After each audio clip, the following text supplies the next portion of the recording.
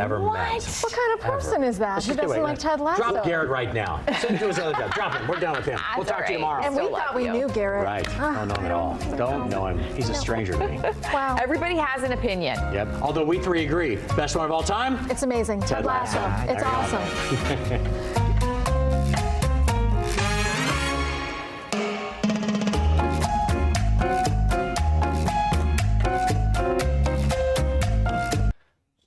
Yeah, so he.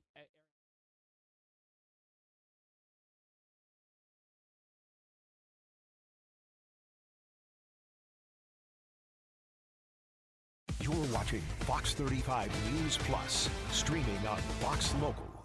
Well, good morning to you. Welcome into Fox 35 News Plus. Garrett Weimer here, and thanks for joining us on this Wednesday morning, live on Fox Local, YouTube, and on Facebook.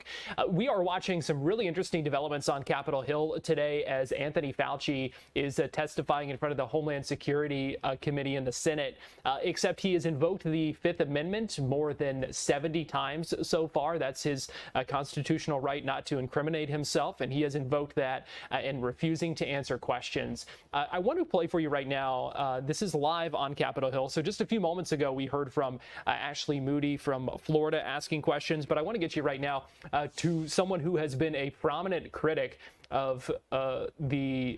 Fauci, and that is Senator Rand Paul from Kentucky. So he is now talking to him and asking some questions, and so we're going to listen in live here. I will play for you Moody's remarks coming up shortly, but I want to make sure we hear some of this because, again, Rand Paul is someone who has been criticizing Dr. Fauci for years now. He's been one of the most outspoken critics, and he is chairing this committee hearing at the moment. So we're going to go ahead and listen in here as this continues live right now on Capitol Hill, and then we'll have more coverage on this coming up in a little bit, and we'll make sure you hear from Florida's senators who have already had the chance to ask some questions of Dr. Fauci as well.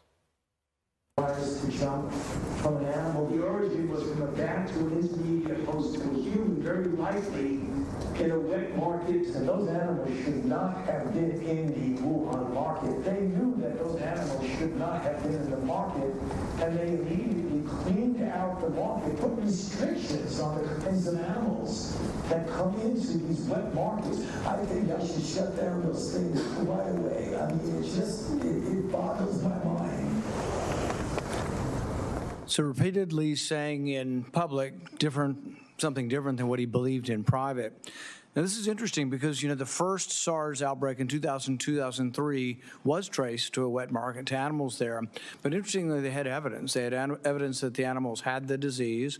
They also had evidence that the handlers had a disproportionately high number of antibodies to the disease. So there was evidence, and the evidence was presented. So when this came out, the same thing happened again. They did look at the wet market. They looked at the wet market and tested, I think, 80,000 animals and didn't find any animals that had COVID-19. When they did find COVID-19 and trace samples there, they found that the DNA or the RNA was consistent with human spread. This was known not later on, didn't take years to develop, was known in January of 2020. And so Dr. Fauci says privately he knows it didn't come from the wet market, but as you saw, those were over a multi-year period. One of the other discussions I've had with Dr. Fauci over the years about natural immunity. So most infections, you get a degree of immunity, not perfect, some fairly perfect. Smallpox, you just don't get again. George Washington knew this. He had his wife get vaccinated, but he didn't because he'd already had smallpox. But there's one particular story that a man came up to me who'd lost his wife to COVID. He said, we all got it. We all got sick. And my wife ended up getting sick enough to go to the hospital. But we'd recovered 2 weeks. She was still alive. 2 to 3 weeks later, we'd all recovered, and they wouldn't let us be with her. And to this day, it's one of the saddest things. And it just, I think all of us should think about this. They were not allowed to visit their mom. He wasn't allowed to visit his wife in the hospital. But based on this misunderstanding of natural immunity, that for some reason, 2 weeks later, they were a problem. But this was all promulgated by you.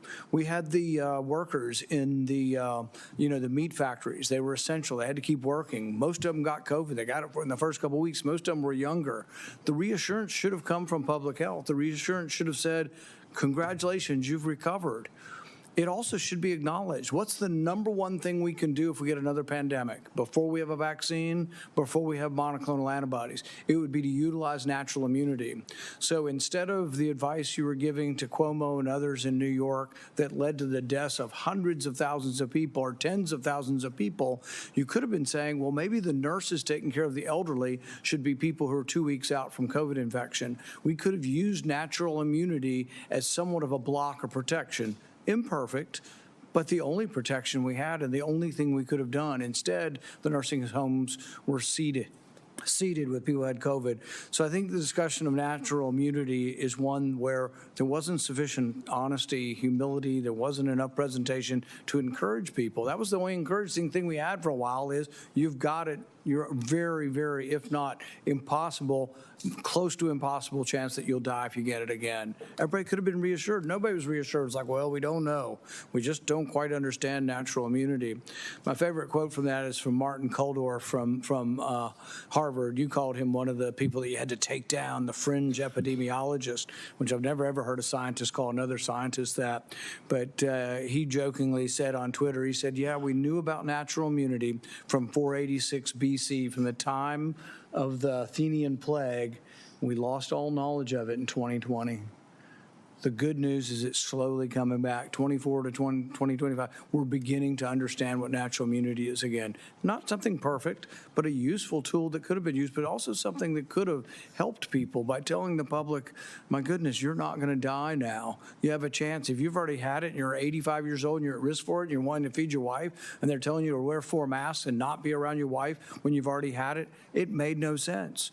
I visited with a man whose mom was 83 and she was dying from COVID. They go to the hospital in Orange County. They won't admit her to the hospital till she's vaccinated because we have a policy that everybody in the hospital must be vaccinated. She's got COVID and they wanted to vaccinate her again.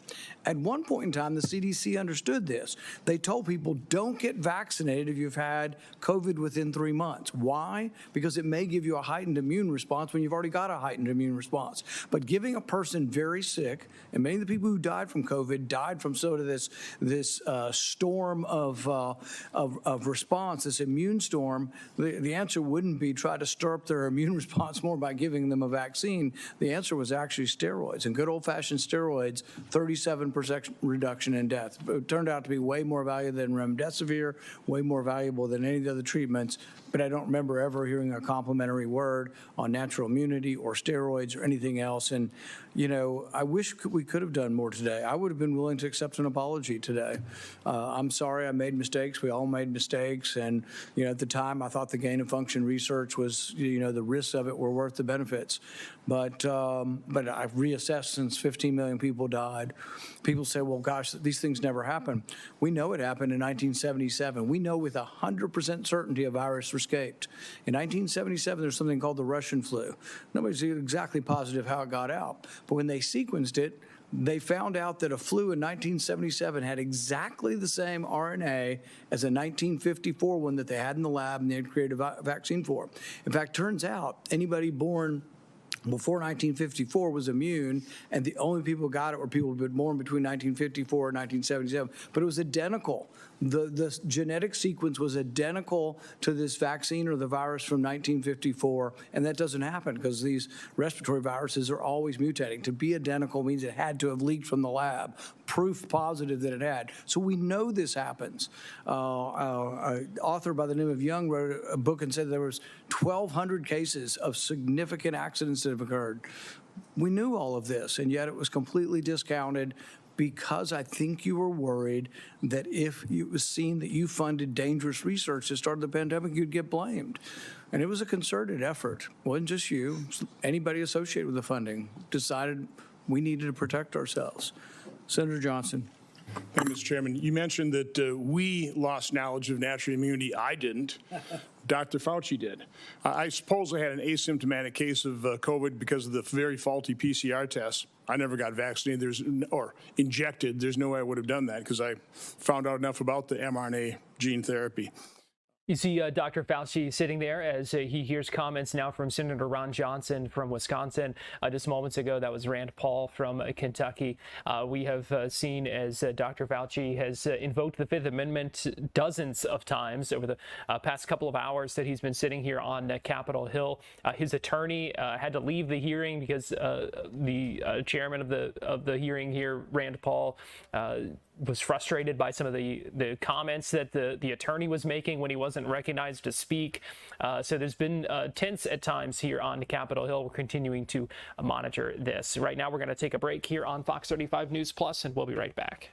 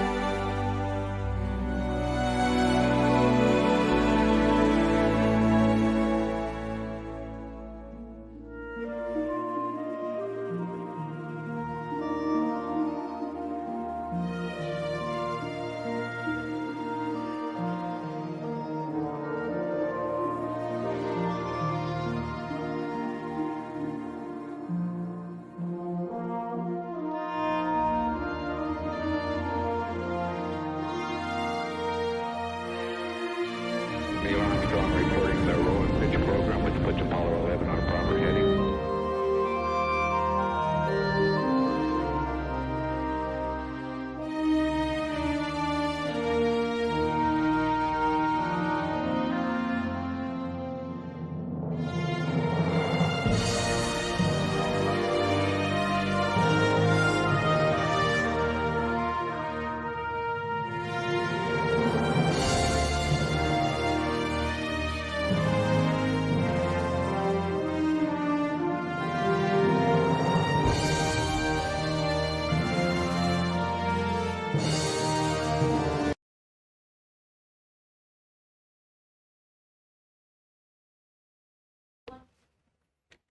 You're watching Fox 35 News Plus, streaming on Fox Local. Welcome back into Fox 35 News Plus. Give you a live look on Capitol Hill. We are continuing to monitor this hearing. I was hoping they still had it on the wide shot just a second ago. You could see Senator Rick Scott still in the hearing room. We may hear some more comments from him at some point. We will keep monitoring this. We will get you back to it coming up in a little bit. I want to let you know a couple of the other things we're watching at this hour as well. I'll give you a live look right now in South Carolina. This is outside the State House where the body of the late Senator Lindsey Graham, you see there his casket draped with an American flag. A funeral procession at the South Carolina State House today. His remains being carried right now by the South Carolina State Guard on that caisson that you see there. And a number of folks out there paying tribute, taking photos as well ahead of another funeral service at the First Baptist Church of Columbia this afternoon. There is also going to be an F-16 flyover from the McEntire Joint National Guard base that may have happened just a few moments ago. All of this happening as folks in Lindsey Graham's home state of South Carolina pay their final respects. So we are monitoring that as well. Let me also give you a live look right now inside a courtroom in Osceola County. We are on a verdict watch in the trial of Anas Mohammed, the man who is charged with first-degree murder in connection with a deadly stabbing of a 16-year-old that happened back in November of 2022. This was a trial that began on Monday with jury selection. Then yesterday we heard testimony from a number of witnesses, investigators. They took us through some of the evidence, had some of the evidence, showed some evidence photos as well, and then closing arguments were delivered this morning, and this case now in the hands of the jury. So we are monitoring this. We will keep an eye out for any questions that the jury may have, or let you know when the jury returns with a verdict. We are watching this case closely. Again, this was the case from November 2022 where 16-year-old Paula Pagan was stabbed outside an apartment while she was leaving for school.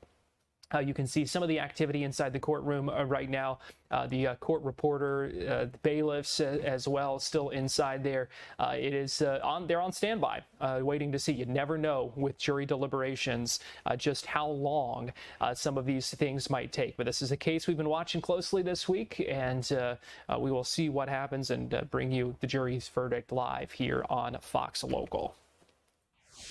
Fox 35 Storm Team meteorologist Jessica Dobson joins me now, and just another hot day here in Central Florida. Yep, I feel like a broken record. There is an end in sight and some changes on the way, which is good. Okay. But we are going to be expecting another sweltering day. It's actually going to be a little drier than even yesterday, too, in terms of our storm chances. So those are going to be really hard pressed to come by today.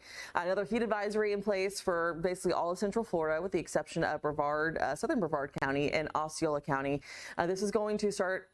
Will continue. It started at 11. Will continue through about 8 p.m. and this is going to be the time frame of when the hottest of the temperatures are going to be happening, taking place. And if you are going to spend a lot of time outside, especially doing anything that's like labor intensive, if you've got to work outside, if you're doing activities, or even kids like playing sports where it can be dangerous for them if they're not staying hydrated, taking the necessary breaks, finding shade, taking breaks in the air conditioning at that. So all these are important reminders today. And just listen to your body. If you start to feel lightheaded, weak, nauseous, be sure to take those breaks and find some water in the air conditioning so that way you can stay safe and healthy. We have an extreme heat warning to the north of us. That will be for, say, Jacksonville to Gainesville, does include Alachua County, to the Big Bend of Florida, all the way to Tallahassee. That's going to be for feels like temperature as high as 110 to 115. So definitely hotter. Some spots were approaching like 117 across the Panhandle yesterday. A little drier up that way, a little more sunshine. We'll have a few more clouds overhead for us here at home, and that is going to help to limit some of our showers, or excuse me, some of the heat and just how hot it gets. But we will still expect highs to make it into the mid 90s today, 94 to be exact in Orlando, and it's going to feel like around 100 as early as, say, about noon. About 102-ish is what we're going to be expecting even by noon. So that just goes to show you it's going to be taking off quick here. We're going to see that range of 105 to 110 all throughout this afternoon. We'll see some clouds roll in. Once the sun starts to set, it'll also help us out quite a bit. We have some showers, some storms way out in the Gulf, and we could see a couple of these trying to sneak inland as the day wears on. Not super optimistic that a lot of these are even going to make it past the turnpike, in all honesty, if they're even going to make it as far inland as Polk County. But still, we could see a couple of these isolated hit and miss downpours over the course of the afternoon. When it rains, it will rain pretty heavily too. It's worth mentioning that, but it's just going to be very few and far between. It looks like mostly areas to the south and west of the turnpike, and Orlando as a whole will see the best chances of rain, but even still, it's very few and far between. Maybe we could see some extend into, say, Brevard County, southern Brevard County, and Osceola County. But other than that, we'll have to wait until the overnight before we have more of these showers and storms moving in from the north, and that could provide us with additional showers and storms, maybe even a couple of strong storms too, that we'll have to watch out for, mainly, say, close to the Flagler County area, northern Marion County, as we get closer towards tonight. There's still a little bit of disagreement and uncertainty with the timing. We could see some of these showers and storms linger into tomorrow morning for the commute. Either we'll see these move out before sunrise, or they could be as late as, say, 10, 11 a.m. It's going to be kind of a toss-up, and that's something we'll hopefully fine-tune throughout the rest of today. But it is going to be a factor in the forecast for tomorrow, because we'll likely see one round earlier in the day and then a secondary round over the course of the late afternoon, early evening. So that's what we're expecting in terms of the rain tomorrow. That's why we have an 80% chance tomorrow. Looks like more so one round on Friday, but still pretty heavy rain at that. And then we'll see that bump down to a 60% chance Saturday and Sunday. Regardless, a lot of rain is going to fall over a short span of time. So if you live in a neighborhood, and I always think about the neighborhood I even grew up in, you know those parts of the streets, those low-lying areas, the ditches, even if you're close to a waterway or water source, if it typically floods on a pretty rainy day, I would say it's a pretty safe bet that it's going to probably flood as we head towards the next couple of days. We'll, minor flooding at that, but we're going to see a lot of rainfall over a short span of time, and that can overwhelm infrastructure. So just be mindful and don't drive through flooded waters. It seems pretty obvious, but you can't tell how deep the water is, and it only takes about 6 inches to sweep your car away. So that's not very much at all, and it's just not worth the risk you pose to your car. That sounds expensive, and 2, it's just not worth the risk you pose to yourself either when it comes to the danger. So let's talk rainfall totals. Speaking of, Central Florida, we'll see a sweet spot probably around 2 to 4 inches. And this is over the next 7 days, by the way. And then west of I-75, probably, and really near the coast, probably closer to 4, 5, 6 inches in some spots. So this is a general idea of what we can expect. Again, this is over a day's time, but we could still see rainfall totals in just one day as high as 2 and 3 inches in some spots. It's just really going to be where these showers and storms line up. Will not be washout scenarios each and every single day. Some spots will see more rain than others. There will be breaks too, so it's not going to be a constant all day rain. So there will be breaks. Wanted to mention that. So that next 7 days, silver lining, relief from the heat, low 90s for highs. We will take it. Thanks to some clouds and some of that rain. The rain will help to cool off, bring us rain-cooled air, but low 90s for highs, which we should be at 92. That's our average high. So we're going to be a lot closer to what's considered to be normal, and we'll take normal around here rather than the mid-90s. It has just been relentless, it feels like. And even today with the shower and storm chances, it might cool things off a little bit for some, but I think a lot of us are still going to be pretty dry, but warm, muggy, just kind of stifling out there. Only in Florida is low 90s considered a cool down. Celebratory. Right, yes. So true. We'll stay that way in the low 90s probably for the next couple of days. I was looking at average high temperatures each month, and when we start to see a little bit of a break, by like September and October, we're still like 89, our average high in September for the month, and then we'll go back down to closer like to the mid 80s by October. So I mean, we're kind of in the dog days right now. I mean, this is kind of where we're getting close to the peak. Yes, this is July and August, notoriously hot days, and we're on the bridge of both of these months. So it makes sense. This is pretty normal for us, but it's pretty yucky out there. Still not ideal. Yep. Right. Fox 35 Storm Team Meteorologist Jessica Dobson, thanks for joining us. Happening right now on Capitol Hill, Senator Rick Scott from Florida having the chance to ask more questions of Dr. Anthony Fauci. Let's go ahead and listen in. Did not influence decisions about which treatments were promoted or restricted. On the advice of counsel, I respectfully decline to answer based upon my rights under the Fifth Amendment to the Constitution. Why doesn't NIAID publicly disclose these payments? On the advice of counsel, I respectfully decline to answer based upon my rights under the Fifth Amendment to the Constitution. Did you partner with Bill Gates on global health initiatives or vaccines? On the advice of counsel, I respectfully decline to answer based upon my rights under the Fifth Amendment to the Constitution. How much did Bill Gates entities provide in funding to NIAID collectively since 2005? On the advice of counsel, I respectfully decline to answer based upon my rights under the Fifth Amendment to the Constitution. To your knowledge, did Bill Gates partner with China on sensitive research? On the advice of counsel, I respectfully decline to answer based upon my rights under the Fifth Amendment to the Constitution. Specifically, dual-use research such as countermeasures or gain of function? On the advice of counsel, I respectfully decline to answer based upon my rights under the Fifth Amendment to the Constitution. Do you know if Bill Gates' entities partnered with U.S. government classified programs? On the advice of counsel, I respectfully decline to answer based upon my rights under the Fifth Amendment to the Constitution. Do you know if Bill Gates maintains an active national security clearance? On the advice of counsel, I respectfully decline to answer based upon my rights under the Fifth Amendment to the Constitution. Did you advocate or request for Bill Gates to receive a security clearance? On the advice of counsel, I respectfully decline to answer based upon my rights under the Fifth Amendment to the Constitution. Do you have any knowledge that NIAID or NIH through HHS sponsored or requested a security clearance for Bill Gates? On the advice of counsel, I respectfully decline to answer based upon my rights under the Fifth Amendment to the Constitution. Around 2010, my understanding is that the government shifted its approach to biodefense countermeasure research. Did NIAID, under your leadership, partner with the Obama White House or any other U.S. government classified entities on sensitive countermeasures research? On the advice of counsel, I respectfully decline to answer based upon my rights under the Fifth Amendment to the Constitution. Did your office take steps to drive biological research investments? On the advice of counsel, I respectfully decline to answer based upon my rights under the Fifth Amendment to the Constitution. What was private industry's take on the type of research in the 2010 timeframe and before? On the advice of counsel, I respectfully decline to answer based upon my rights under the Fifth Amendment to the Constitution. Was it considered too dangerous to conduct and industry was hesitant to take this on and invest in? On the advice of counsel, I respectfully decline to answer based upon my rights under the Fifth Amendment to the Constitution. Why did you take steps to mature the government's approach to biodefense? On the advice of counsel, I respectfully decline to answer based upon my rights under the Fifth Amendment to the Constitution. Were there any specific lines of effort or actions you felt were needed during this time to improve the research, development, and fielding model? On the advice of counsel, I respectfully decline to answer based upon my rights under the Fifth Amendment to the Constitution. How was dual use and gain of function incorporated or accounted for in maturing biodefense countermeasures?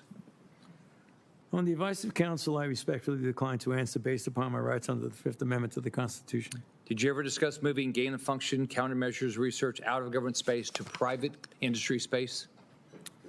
On the advice of counsel, I respectfully decline to answer based upon my rights under the Fifth Amendment to the Constitution.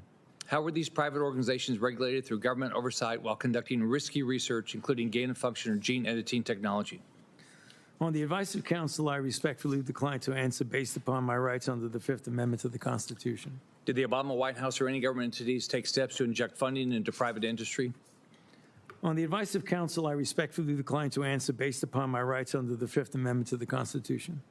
How do you ensure that our national security and public health is protected when private organizations work with foreign countries of concern and have the no government oversight, such as the Eco Health Alliance research grant you funded in a CCP military lab? On the advice of counsel, I respectfully decline to answer based upon my rights under the Fifth Amendment to the Constitution. Given the culture of the pay to play at NIAID, did you or anyone acting on your behalf make any payment or enter any arrangement in any way or fashion to secure influence the broad pardon you received from President Biden? On the advice of counsel, I respectfully decline to answer based upon my rights under the Fifth Amendment to the Constitution. Thank you, Mr. Chairman. I'd like to ask unanimous consent to enter into the record a letter from the Department of Energy that confirms during Anthony Fauci's tenure that Bill Gates was given Q security clearance from 2014 to 2021. Without objection, that will be entered into the record. I'd also ask unanimous consent to enter into the record the contents of the folder of authorities provided to Dr. Fauci, including the pardon.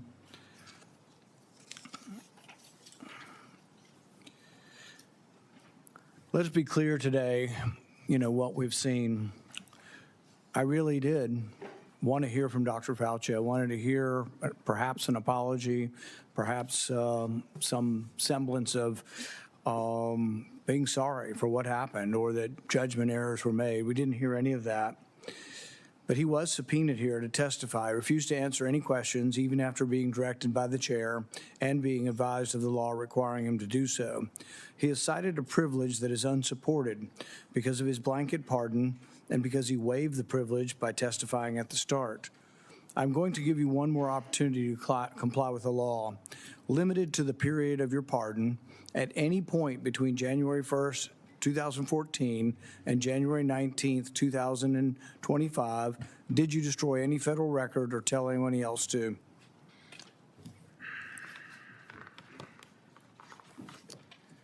Under the advice of counsel, I respectfully decline to answer based upon my rights under the Fifth Amendment to the Constitution. Given that you have a unlimited presidential pardon, what is your specific objection that you are making? On the advice of counsel, I respectfully decline to answer based upon my rights under the Fifth Amendment to the Constitution. My question was limited to the period of your pardon only. I find your objection unsupported and direct you to answer the question. On the advice of counsel, I respectfully decline to answer based upon my rights under the Fifth Amendment to the Constitution. Because you refused to answer, citing a privilege that is unsupported because of your pardon, and after being denied to do so, this committee has scheduled a vote next week on a resolution certifying your contempt. I think we have another question or two from Senator Langford. Mr. Chairman, really this is a question for you, and it's a question to try to figure out how do we get a good answer on this, because clearly Dr. Fauci's attorneys are saying that he has a Fifth Amendment right.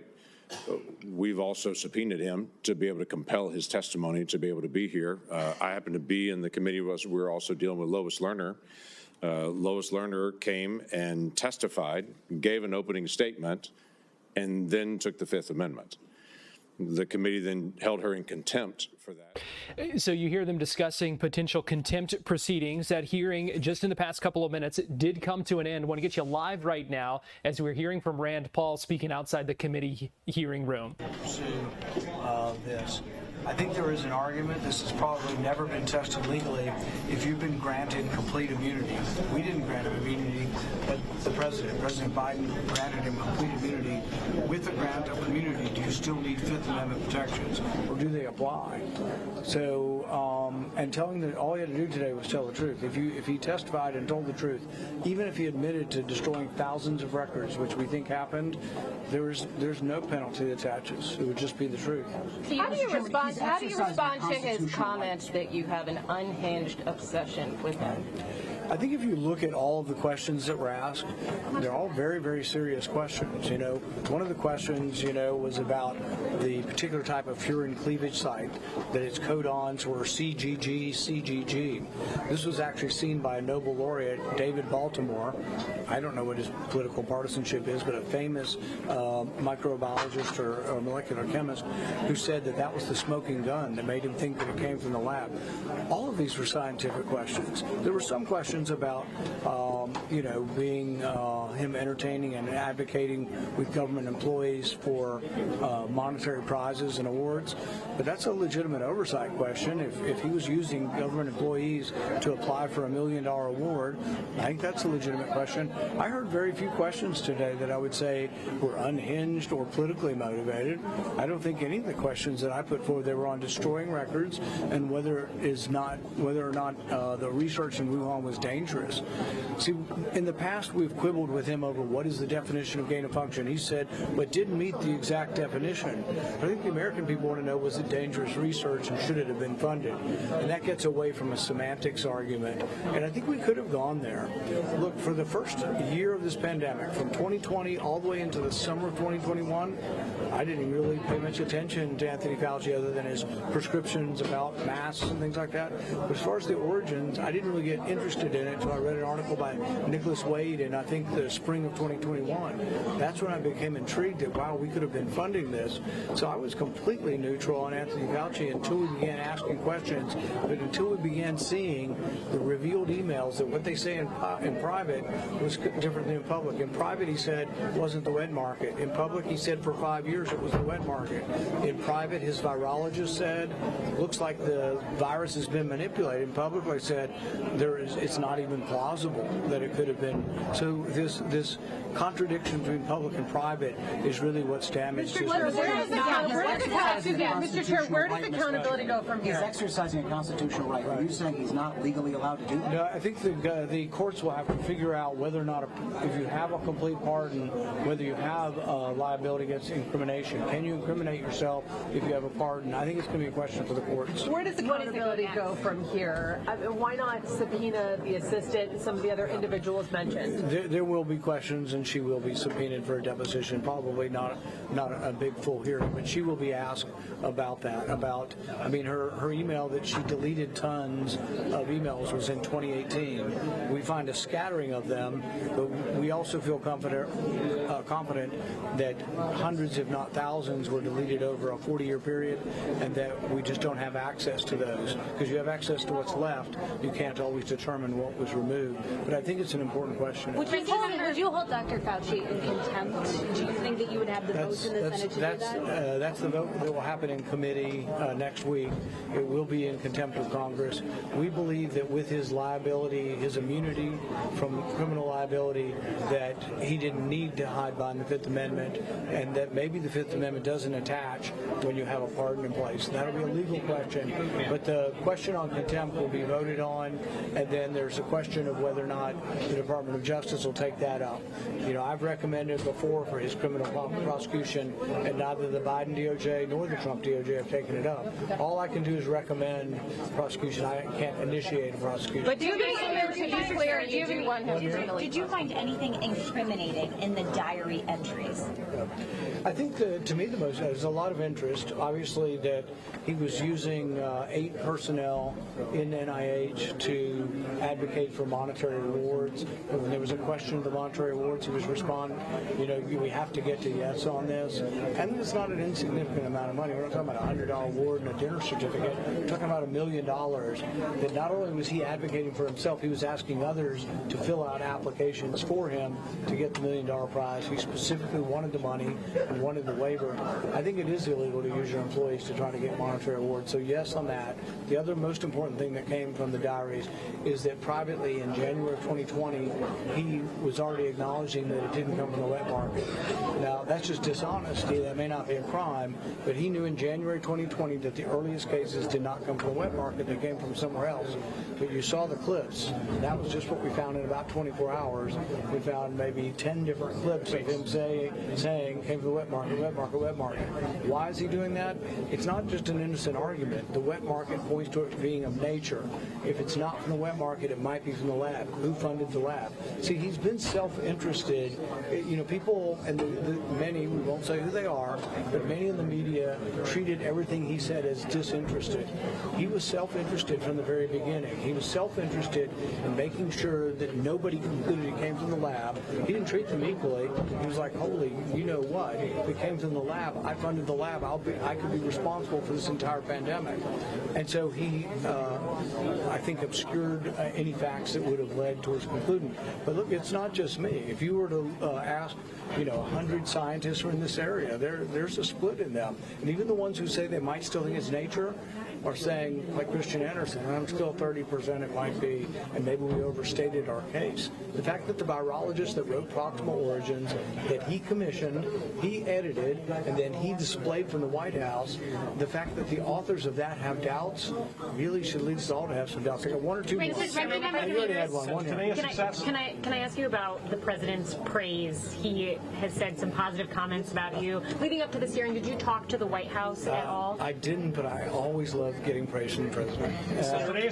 One more here. Senator, if there is so much there, and you have referred him to the DOJ, to the Trump DOJ, why have they not taken anything up against him, especially since they have taken it up against one of his colleagues? Right. Well, I think the case against David Morenz is pretty significant. I think when Senator Scott pointed out that he threw his friend under the bus, David Morenz has eaten at the house. He's broken bread with Fauci. They were friends for 20 years. His chief assistant for 20 years. What did Fauci say about him in the investigating the house? Hardly knew him. Worked in another building. Didn't come to our policy meeting. He downplayed the association because the things that Morenz was caught saying were so clearly illegal and unsavory. But here's my question. I wonder what David Morenz today, under indictment, has to say about Anthony Fauci. So I think there is the potential that David Morenz has information that would be very interesting to all of us. But as far as who gets to determine things, it's like your question on the pardon.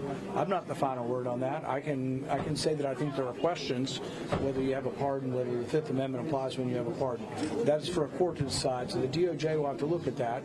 And I'm not here to condemn the DOJ. They have to make legal decisions.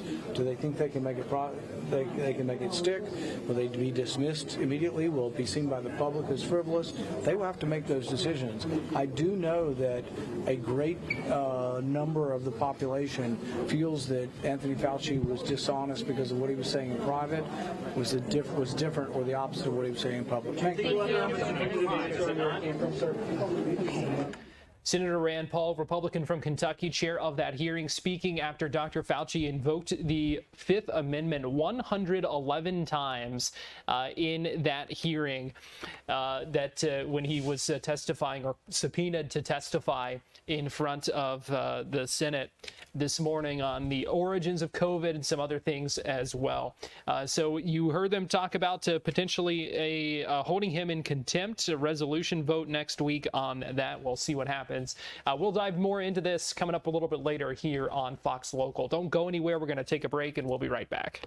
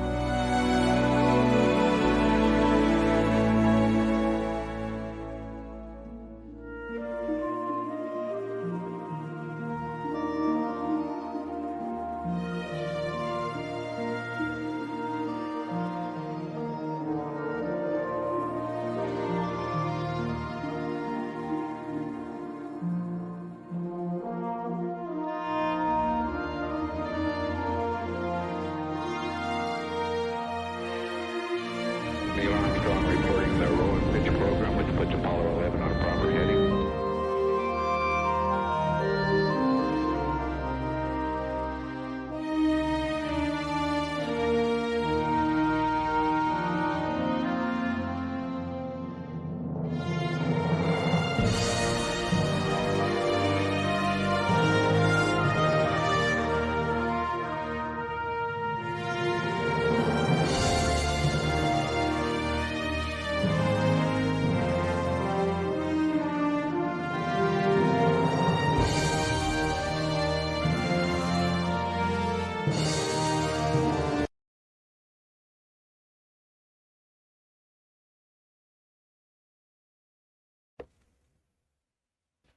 You're watching Fox 35 News Plus, streaming on Fox Local.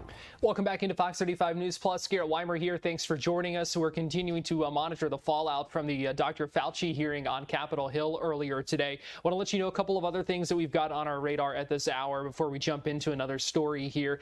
We are still on verdict watch in this trial out of Osceola County for a deadly stabbing back in 2022. So we will let you know if we hear from the jury with a question or even the verdict coming up at any time now. You just never know. They've been deliberating maybe close to an hour now or so. I'll get a more specific time for you here shortly, but we'll be watching for that and see when they might come back with a verdict. We also heard just a little bit ago from Congresswoman Kathy Castor, who was speaking in the Bay Area today alongside one of the state Democratic leaders, Fentrice Driscoll, state representative from Tampa, criticizing some policies of Governor DeSantis as school gets ready to start back. But we want to talk about some of this interesting debate that's going on here in Florida and across the country, really, as license plate reading cameras are really coming under the microscope right now. This comes amid a week where some of our local law enforcement agencies here in Florida have credited those LPRs, license plate readers, with helping them solve some cases and track down some suspects, including this case out of Daytona Beach where a homicide suspect went on the run and then was spotted, or his car was spotted on some of those LPRs before that crash in Titusville. We had an update for you on that case yesterday. So joining us live now to help us make sense of all of this and give us some important context here as well. We are pleased to be joined by former Sheriff's Detective and investigator Jamie Copenhaver, joining us live now via Zoom. Jamie, always good talking with you, and thanks for joining us today. Good to be here with you, Garrett. Thank you. So I'm curious what you make of this debate. We have, candidates for governor here in Florida saying they would ban these flock cameras, and we use Flock. That is one of the main kind of brands, but they are certainly not the only brand of these license plate reading cameras. But we have, a candidate for governor saying they would ban them, they would get rid of them. This is a debate we are seeing right now across the country. Folks in some places seen, holding up things to block these cameras. It's a big debate on social media. But this is a tool that's been around now for several years that law enforcement has been using in a number of different cases. it's not new. It has been around for years, like you just said. Here's the question. Do you want one of these cameras setting outside of your home or outside of your pool in the backyard, monitoring your coming and going and your kids and yada, yada, yada? Garrett, I got it. I understand the opposition. My takeaway on that is, Homeland Security should be our top priority. We just saw the flock system utilized just 2 days ago that ended in capturing an unalived. He ran into a pond and died, but that took a bad guy, a murder suspect off the street that had a murder warrant. So I understand both sides of the argument, and it's a hot button issue. It is a hot button issue. Now, can you talk to us about how these work, how law enforcement uses these license plate reading cameras and kind of what they might have access to and what they wouldn't have access to combat some of or at least address some of the questions that people have about these things? Well, I mean, it's an AI data collection apparatus that literally, if you're driving down Main Street and there's a flock camera that's posted there at Main and First, you go through that flock camera, it's going to identify your tag, it's going to read the tag number, it's going to immediately identify the registered owner, the make of the car, et cetera, et cetera. But I'm going to go a step further. Once they have that data collected, then it's going to do the homework to say, okay, so does Joe or Susan have any outstanding warrants? It's going to go and do a wanted person check on the registered owner. And let me go a step further, Garrett. It's going to start tying in your family members through associations. So essentially what they're doing is building a dossier on each piece of information they're collecting to store that in a data storage center for uses unknown. We just don't know the exact reason for collecting all the data, but that's what's being collected on us every single day when we pass by these systems. Are you surprised by the pushback to this, or did you think this was maybe just waiting kind of for the right moment to kind of bubble up and really come to a head here? I heard this from Chancellor Wynn last night on the 11 p.m. show, and he summed it up very well. Going back to the body-worn cameras by police, when those came out, we were like, everyone's hair was on fire. I don't want to be on the recording. The cops saying, well, I'm not sure if I want to be recorded. But that, we sort of got over that, and now body cameras on our police officers are an everyday thing. So I think anytime a new piece of technology is introduced to the public, everyone has concerns. But I'm going to go back, Garrett. I have to defend the folks that are anti-flock and these systems that are reading your tags and whatever they're doing. Where do we draw the line between Homeland Security protection and the invasion of our rights, perhaps, or our privacy at the very least? And that's the thing here, Jamie, that I think that is the tension, the balancing act between in our society nowadays, the balancing those different rights, and it is a tough question to answer, and it's one of those things that different people feel differently about. Yeah, I mean, here's the deal. If it's just like anything else, Garrett, if God forbid you become a victim and that case or that crime was solved by the use of one of these tag reader systems, such as Flock, you're going to be very encouraged that that Flock camera was there to help resolve or solve that case. So I've got that part. But, here's the question I've had with my law enforcement folks that are still current active. They're concerned here with the amount of data being collected on all of the U.S. citizens. And I tried to pose the argument, if you were a victim and the Flock system solved that crime, and here was the standard reply: do our privacy rights trump security in solving these crimes, or is it the opposite way? I'm going to suggest to you, if you can solve a murder case or some type of high-profile case, I'm all about Flock. And Garrett, in closing, not to be long-winded, I think if it's used properly and so much data isn't being collected and we don't know where the data is going, I think it would certainly tamper down some of the fears and concerns that people have on the Flock system.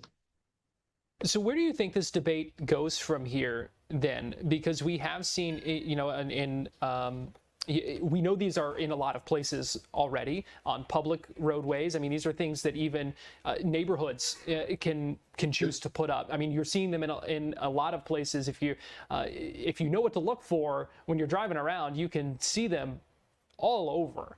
There's no doubt about that. It's something that's certainly widespread. So where do you think this debate goes from here, especially here in Florida, where they are part of it, where this is a state that, many, express support for law enforcement, but there does seem to be kind of a bubbling undercurrent that they don't necessarily, some don't necessarily like the data that's being collected here. So where do you think things go from here? I think it may end up on the ballot box. I think the voters may end up choosing, do we want the flock system kind of engrossing our privacy? Here's an interesting thing on that in terms of the system. They have a website, Garrett, I think it's dflock.org, that you literally can go into and put your destination and where you're leaving from, and it's going to show you how many of these systems are on that route. So it's amazing. But where it goes, I think it may end up in the voter ballot box. I think what I would like to know personally is where the funding, Garrett, is coming from to purchase all this data collection equipment. Are we robbing funds from our first responders and spending it on this type of apparatus rather than hiring more cops? So, I don't know where the funding's coming from, but I would certainly like to know to give the voters an opportunity to decide, hey, is this where we want our tax dollars being spent?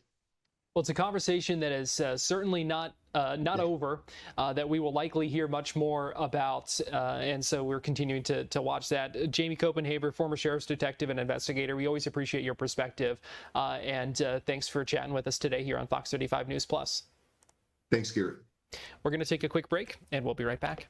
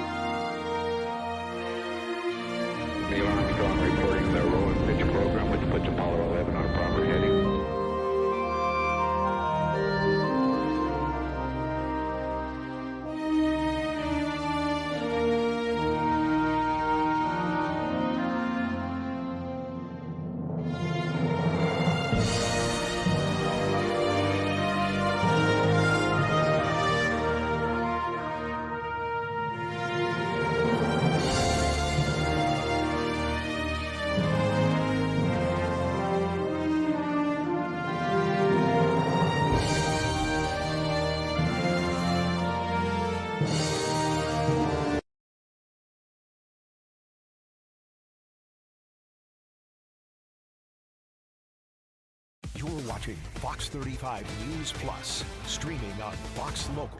Welcome back into Fox 35 News Plus. Garrett Weimer here, and thanks for joining us on this Monday.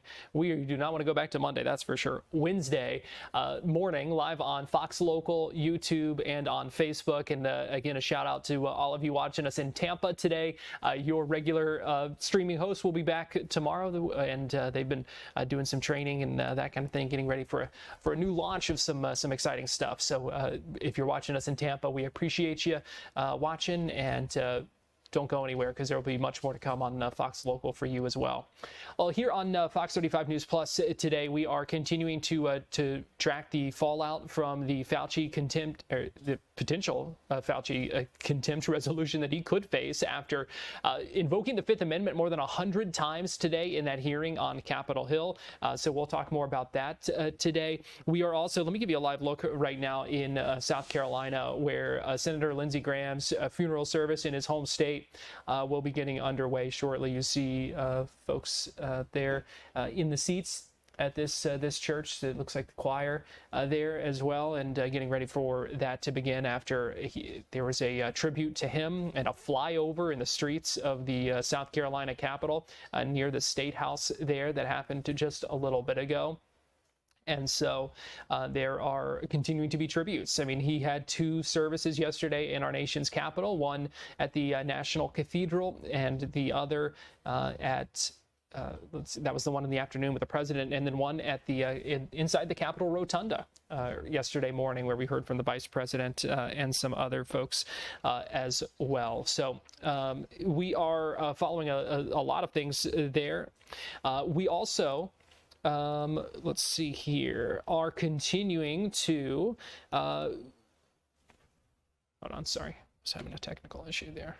All right, we are back. We are still on verdict watch right now in the Anas Mohammed trial in Osceola County. This is the suspect who has been on trial for the past couple of days in Osceola County, charged in connection with a stabbing from 2022, the stabbing of a 16-year-old. We had closing statements, closing arguments earlier today. And in fact, if you're watching us here on Fox Local Orlando, we'll get to that in just a few minutes, because I want to play that for you as you hear just a little bit of those closing arguments. This has been a fairly quick trial. There was not a whole lot that happened, not a ton of witnesses. We played the opening statements for you. I guess that was yesterday, and it was 5 minutes combined, essentially. So pretty brief. This is something that has moved very quickly. And we heard and we saw some of the evidence in court yesterday. So you never know what the jury might make of what they see or what they hear. But we are continuing to monitor what's going on there, and we'll bring you any sort of updates. At this point, it's just a matter of time. Again, you never know when a jury might return from their deliberations. They could have a question, they could have a verdict at some point, but I've got a live image now. I can show you again inside that courtroom where everyone is on verdict watch, including the workers of the court there, just waiting to see what happens next. So we are monitoring that as we head into the afternoon as well. So a lot of things going on. We are 1 hour down, essentially, at this point, where we still have several more hours of live streaming coverage to go over the next little bit here on Fox Local Orlando. And again, we appreciate you joining us if you've been joining us the past couple of days on Fox Local Tampa as well. So we're getting ready to take one more break here on this 11 o'clock hour. Then we'll come back at noon if you're watching us in Orlando. If you're watching us in Tampa, you'll have your Fox 13 news at noon. So we will you will have that live starting at the noon hour. But again, if you're joining us here in Orlando, we've got much more to come of our live streaming news coverage. We're going to get into those closing arguments. We're going to hear from Congresswoman Kathy Castor and some of her criticisms of Governor DeSantis and his policies at a news conference just a little bit ago. We also heard from Governor DeSantis speaking to the Sheriff's Association down in South Florida over the past couple of days. A lot of state leaders have been speaking to that group. So that and a whole lot more coming over the next little bit. So don't go anywhere here on Fox Local. We are going to take a break. But before we do so, let me give you a live look at Daytona Beach right now from our Hard Rock Hotel camera.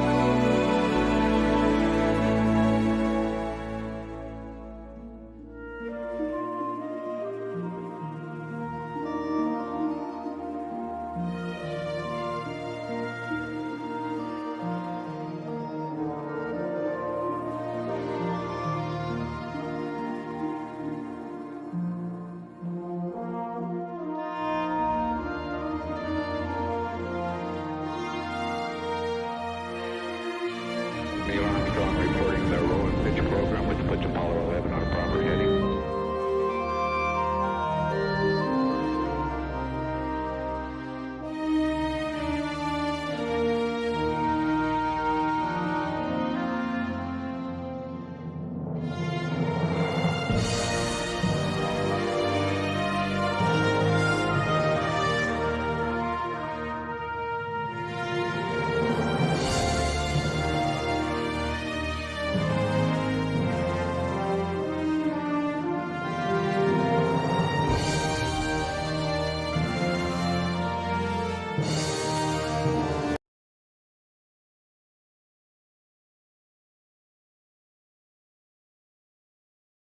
You're watching Fox 35 News Plus, streaming on Fox Local.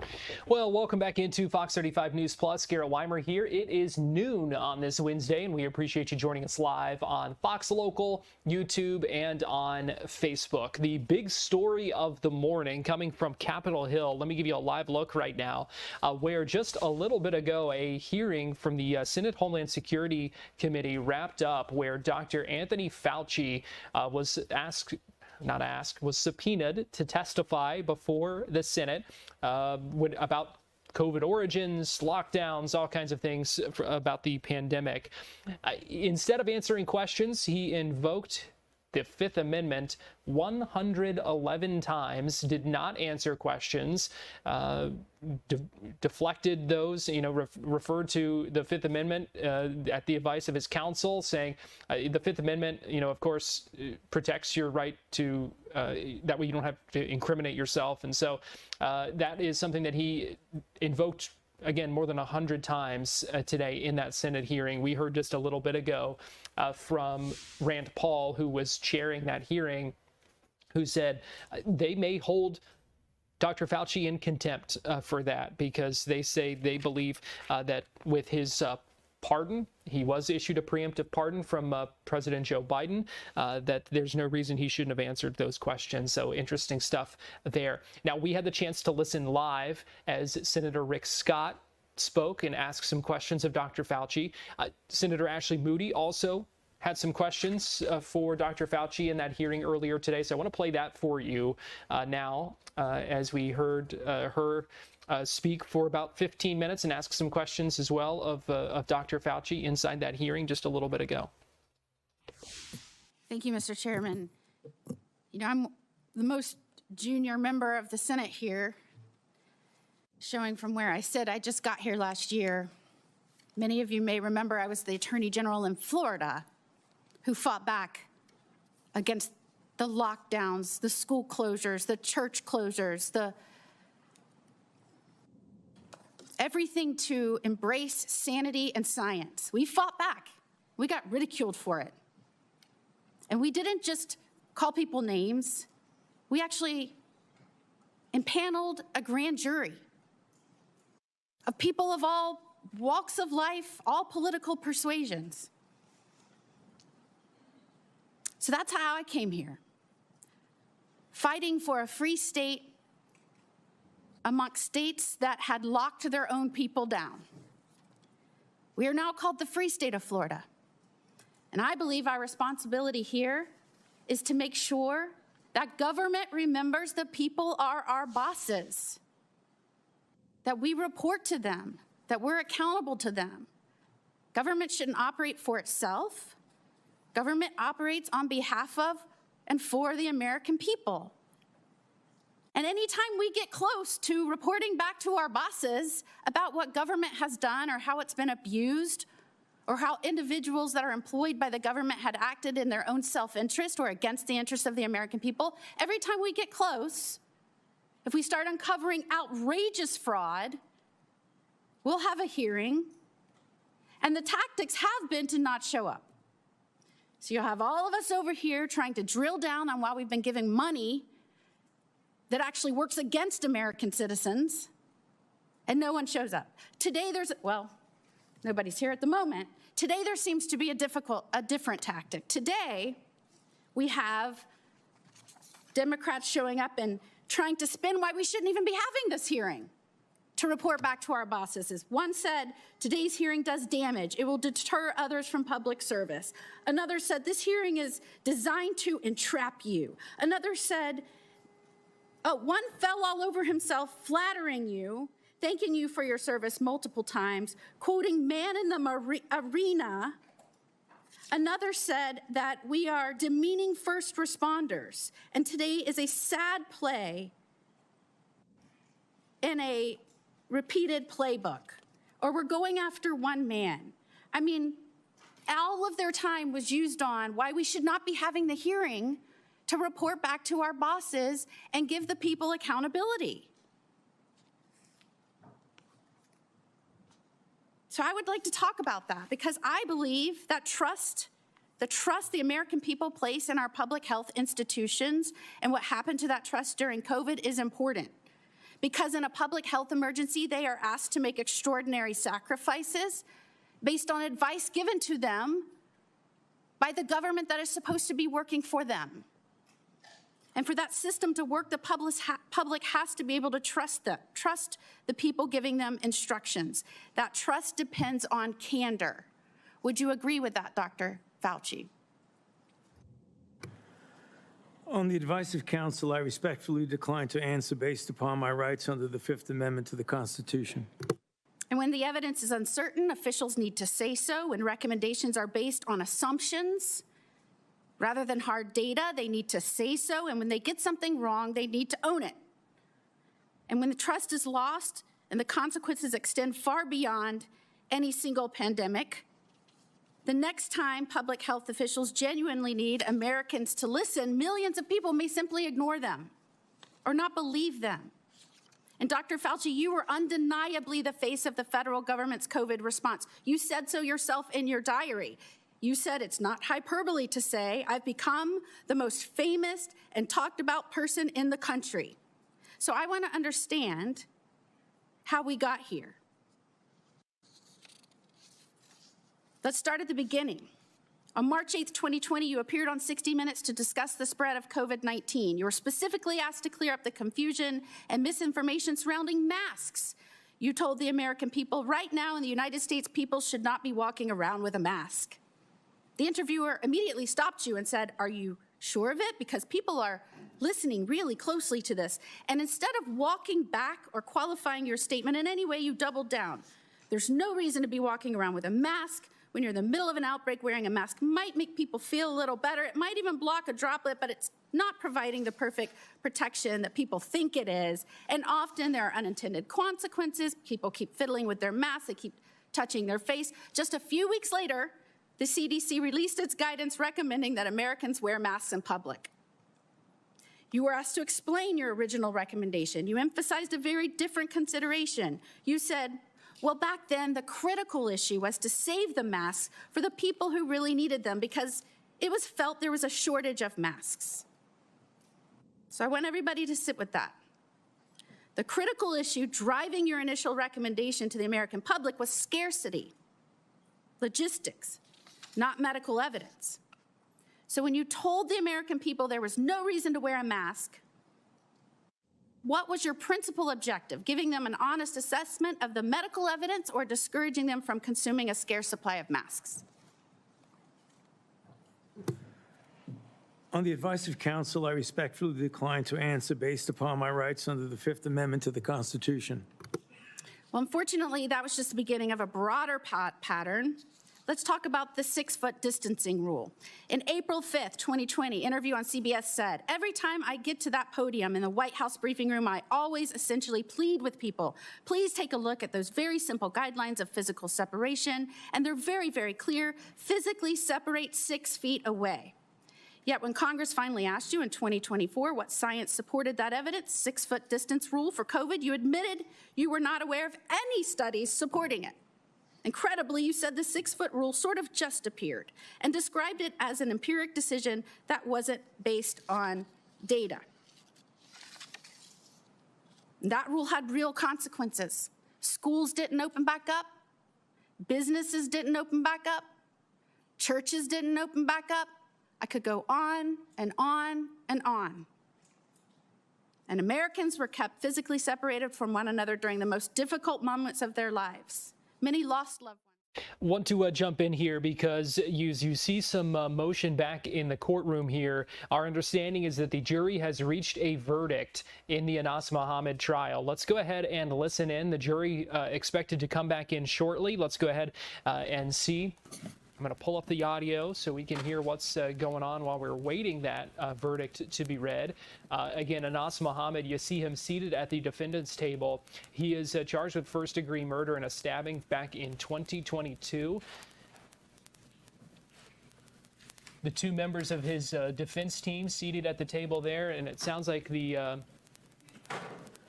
some shuffling in the courtroom there.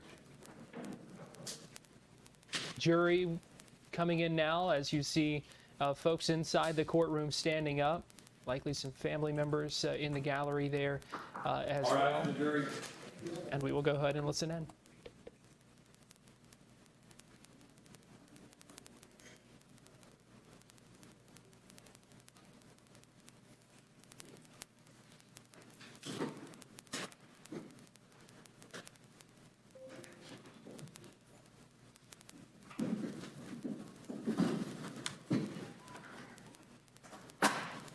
All right, for the record, everyone can be seated.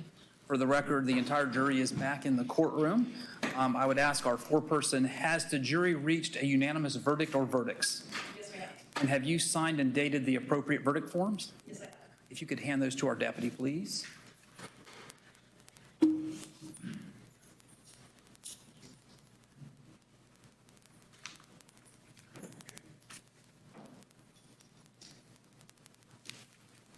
Right, the verdict forms appear to be in proper order.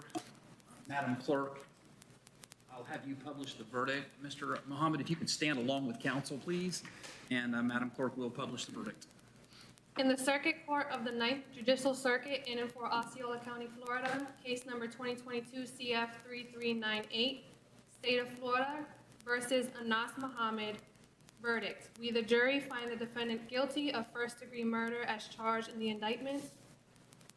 Special verdict as to count 1. We, the jury, find that the defendant did, during the course of the commission of the crime, personally carry, display, use, threaten to use, attempt to use a weapon. So say we all, dated at Kissimmee, Osceola County, Florida, on this 29th day of July, 2026, signed the foreperson.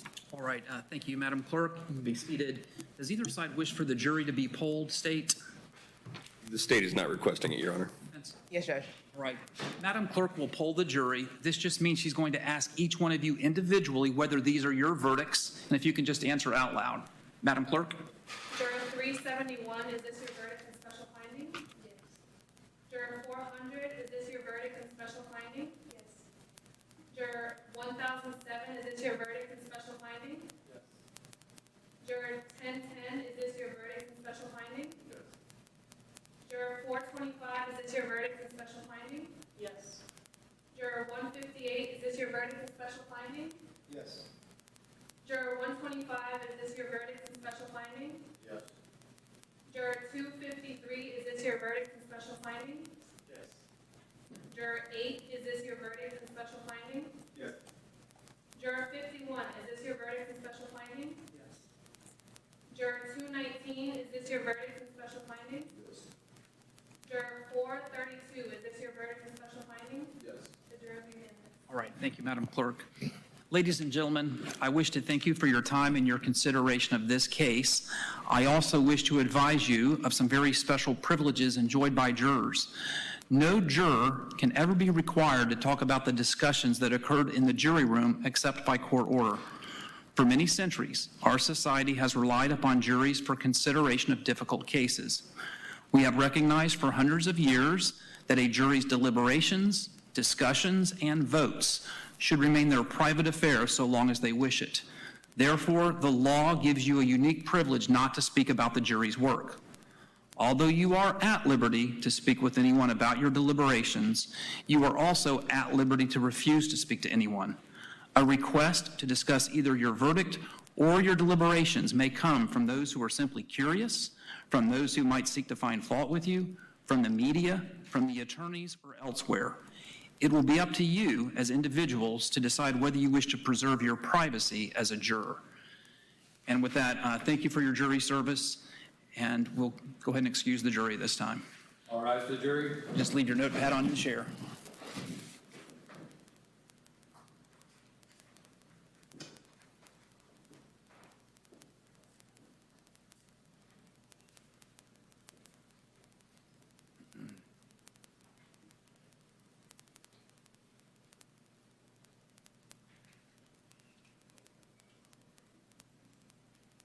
All right, everyone can be seated.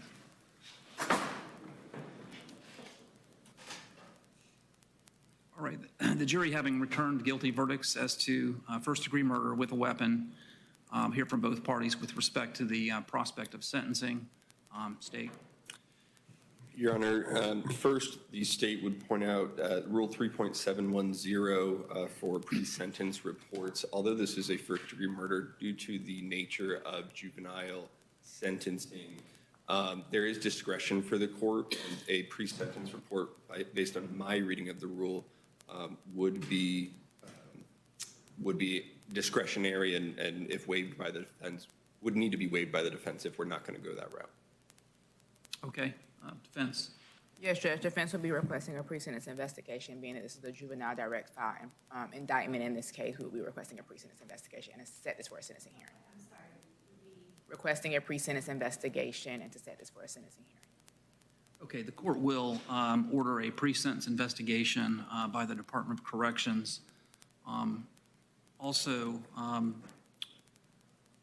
under Florida Statute 921.1401, given the age of the defendant at the time of the offense,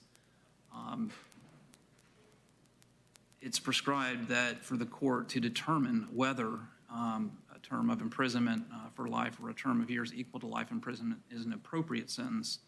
The court would be mandated to consider prescribed statutory factors as well as the defendant's youth and attendant circumstances. And so that will ultimately, those issues under statute 921.1401 will be considered at the time of sentencing. I'm ordering that the Department of Corrections conduct the pre-sentence investigation and that they also seek input from the Department of Juvenile Justice. I'm going to set sentencing out until late September to afford ample time for the preparation of that investigation. I'm looking at the Friday, is it the 25th? I will be 24th. out. You're I'll out? be out. Yes, Judge. Okay, I was going to set it for September 24th, which is a Friday. When do you get back, Ms. Smith? I come back that Monday, ideally, so let's say the 29th to be safe. Okay, let's set it for the following Friday. Actually, I might be in training. As I was saying, I might be in training. I'm going to be out the following Friday. So let's set it 2 weeks after that September Friday. Okay, so sentencing will be on October the 9th at 1:30 p.m. And that should afford ample time to get the pre-sentence investigation finished. And also parties can at that time address the factors that are included within 921.1401 as well. Anything else? The defendant will remain in custody pending sentencing. Anything else from the state?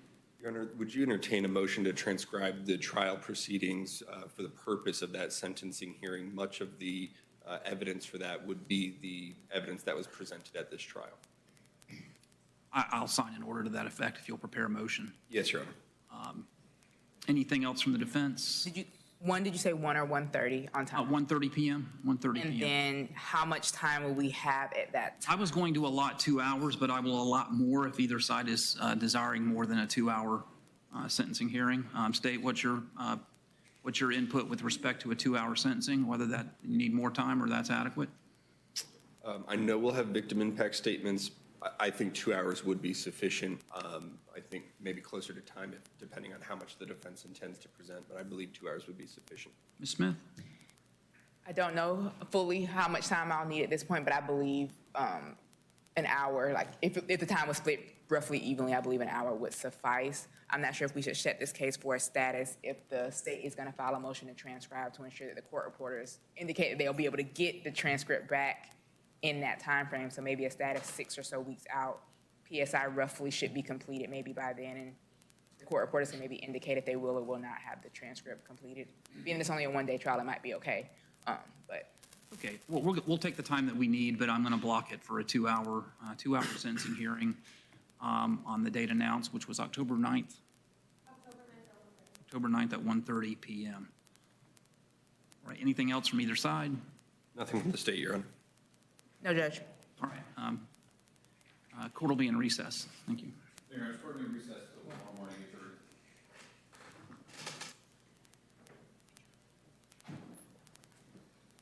8:30. Anas Muhammad there being led out of the courtroom.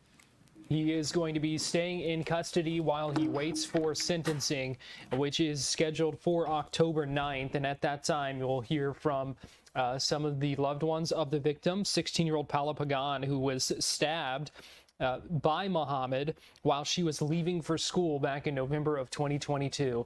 Muhammad just convicted of first-degree murder. He was 17 at the time he committed that crime. Now could potentially spend the rest of his life behind bars. We are going to take a break here on Fox 35 News Plus, and we'll be right back.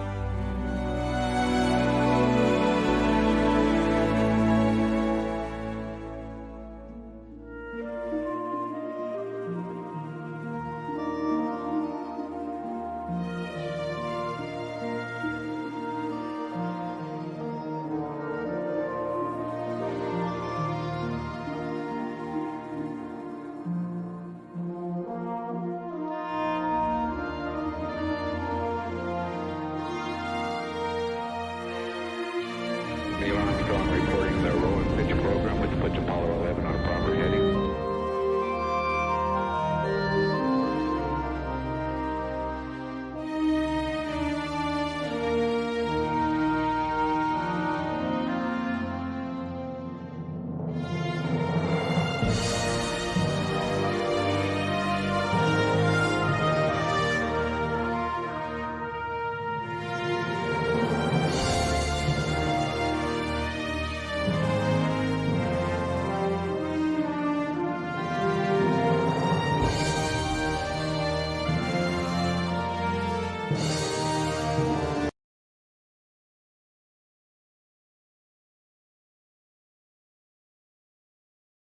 You're watching Fox 35 News Plus, streaming on Fox Local. Welcome back into Fox 35 News Plus. Garrett Weimer here, and thanks for joining us on this Wednesday afternoon.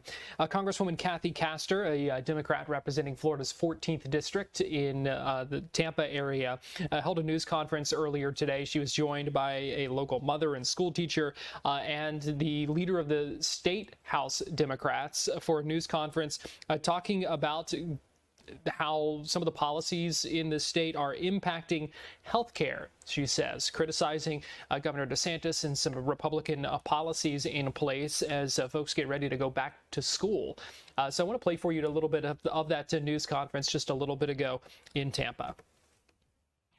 It's a win for children. It's a win for our economy. Unfortunately, Governor DeSantis took it upon his own to defy that new federal law. He was the only governor in the entire country who opposed ensuring children got continuous care for a year. The only state. In fact, he wasted money by challenging this new federal law in federal court. So he's wasting money on attorneys and litigation, money that would be better spent on providing health coverage for children.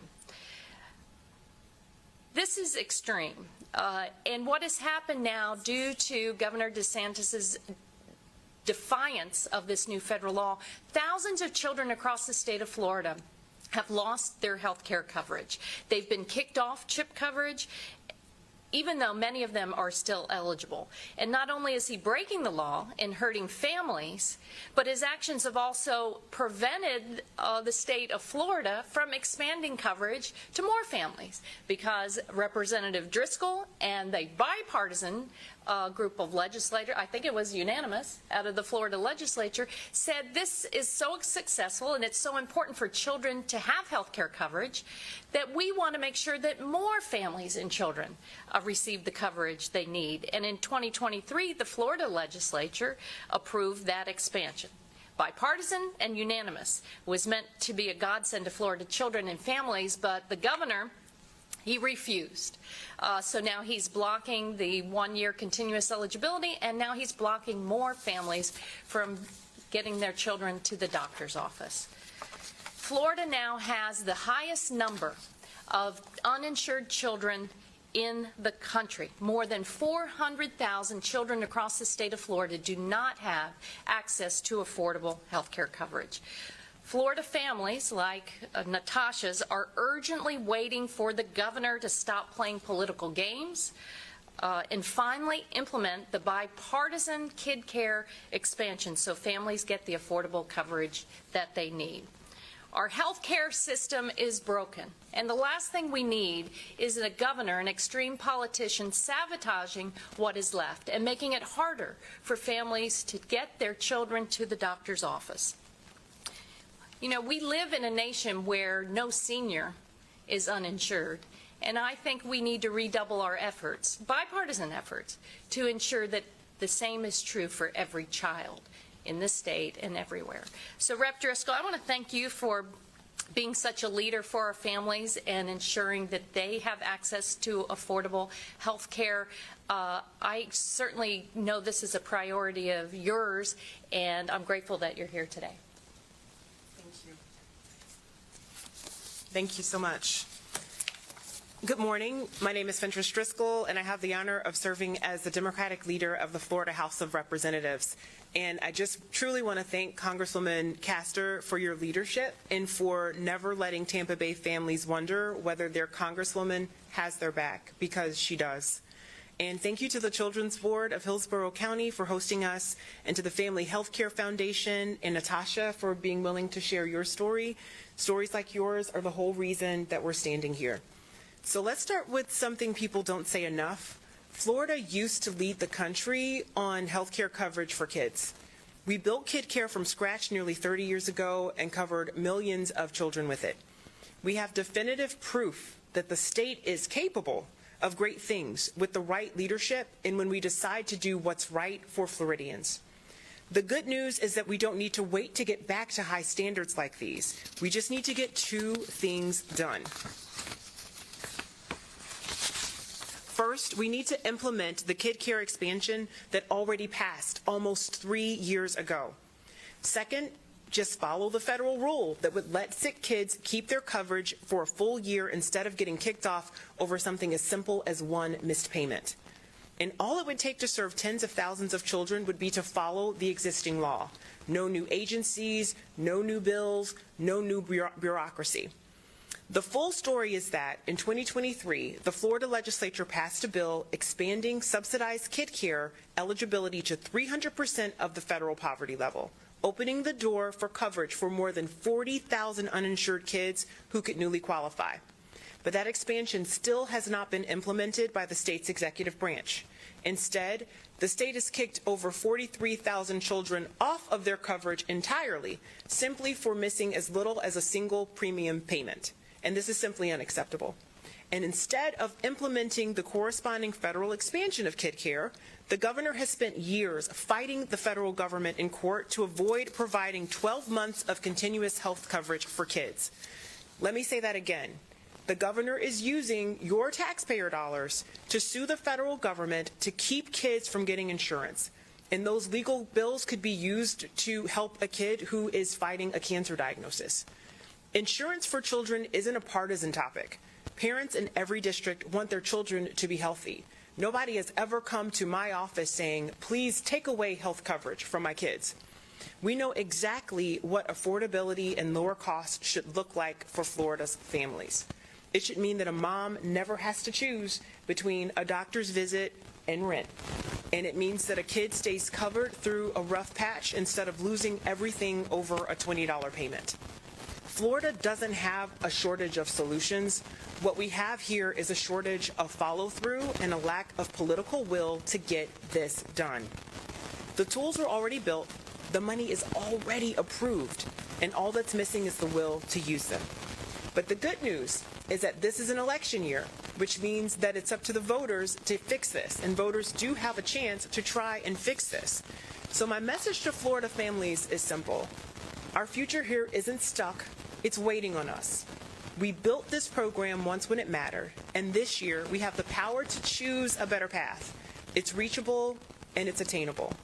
We can finish the job now and get back to the work of securing every Floridian's freedom to be healthy, prosperous, and safe. Thank you. And with that, I think we would love to hear from A couple of Florida Democrats criticizing the governor and some of the policies in place right now. We're going to take a break here on Fox 35 News Plus, and we'll be right back.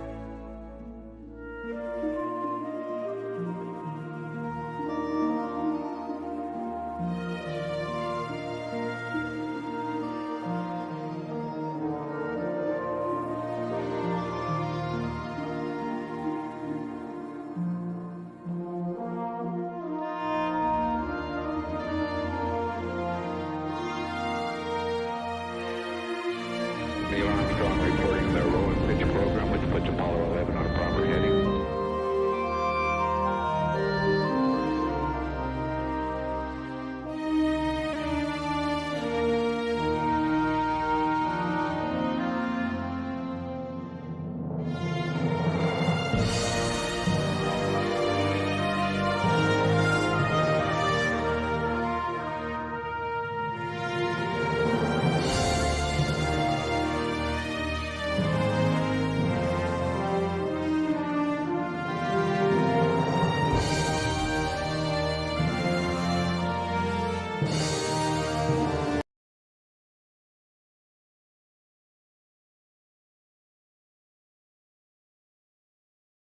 You're watching Fox 35 News Plus, streaming on Fox Local. Welcome back into Fox 35 News Plus. Give you a live look right now at the U.S. Capitol building in Washington, D.C. It was just a little bit ago on Capitol Hill that Dr. Anthony Fauci invoked the Fifth Amendment 111 times during a couple of hours of a hearing in front of a Senate committee looking into the origins of COVID, the nation's response to COVID, a lot of questions that went unanswered today in that Senate committee hearing.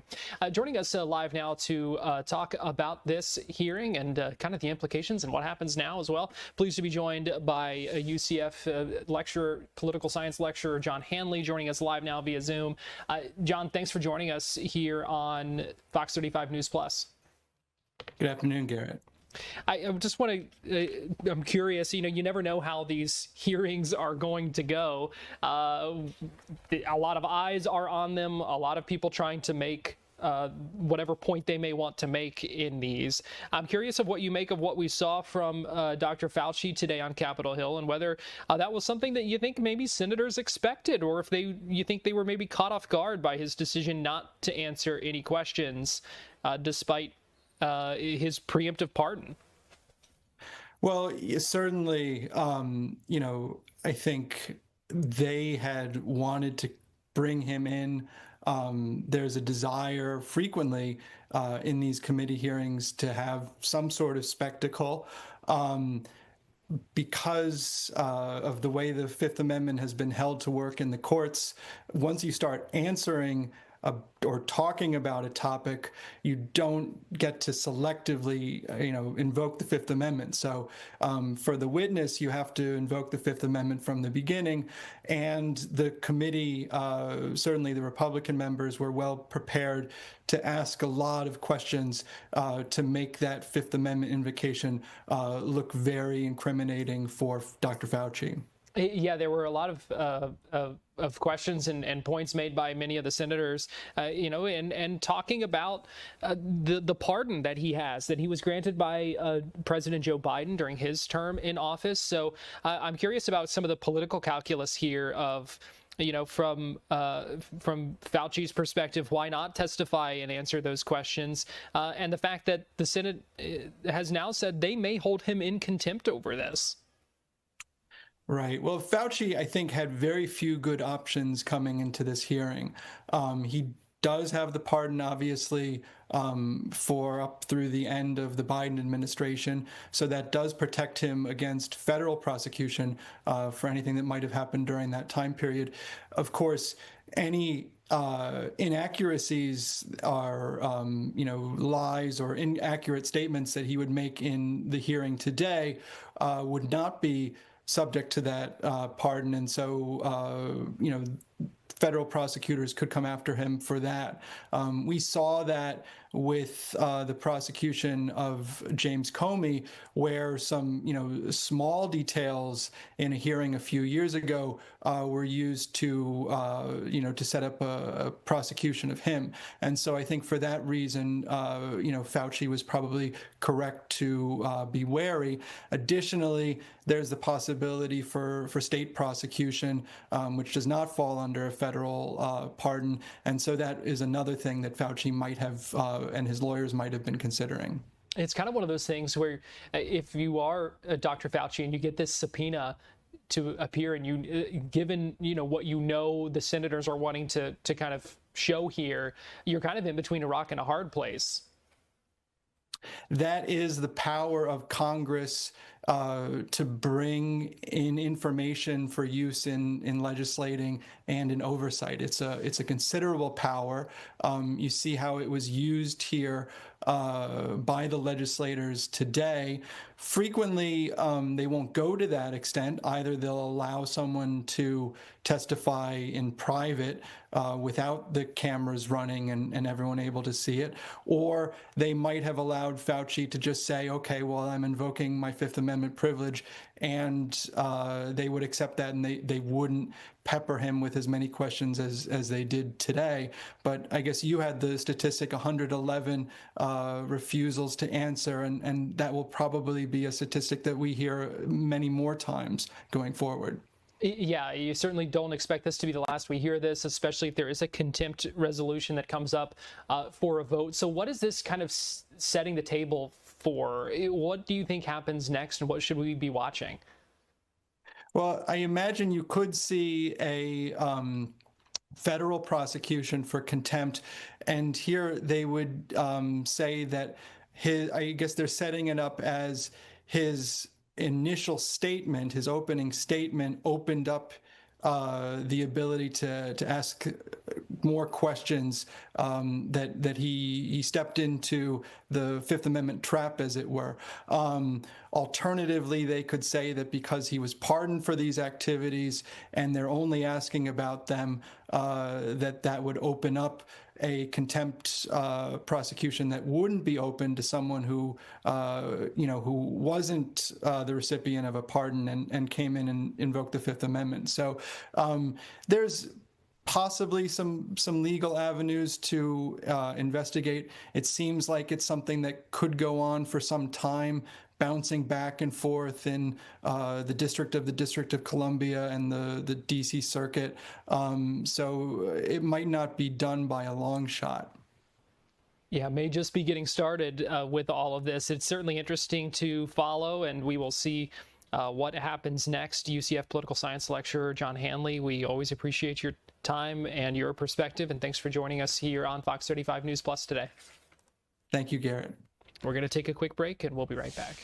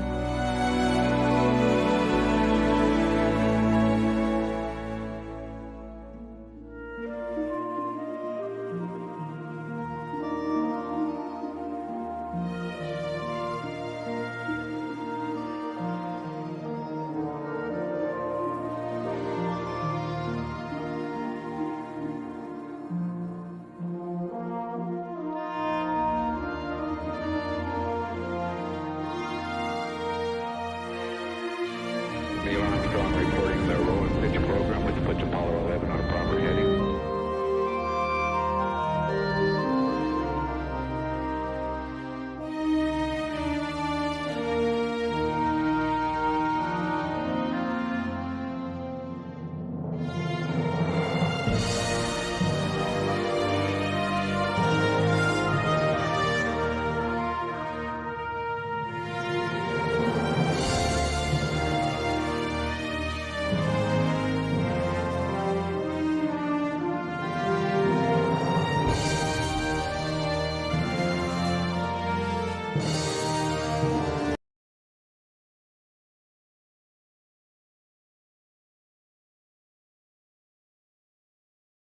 You're watching Fox 35 News Plus, streaming on Fox Local.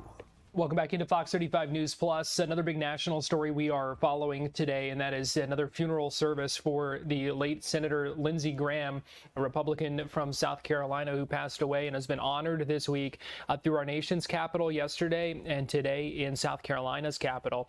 This is Senator Tim Scott, a fellow Republican from South Carolina, who is speaking right now, eulogizing his colleague. And let's go ahead and listen in for a few minutes. Even if it was uncomfortable for him. I did not realize, however, that Lindsey gave lots of advice to kids. This was a new revelation for me.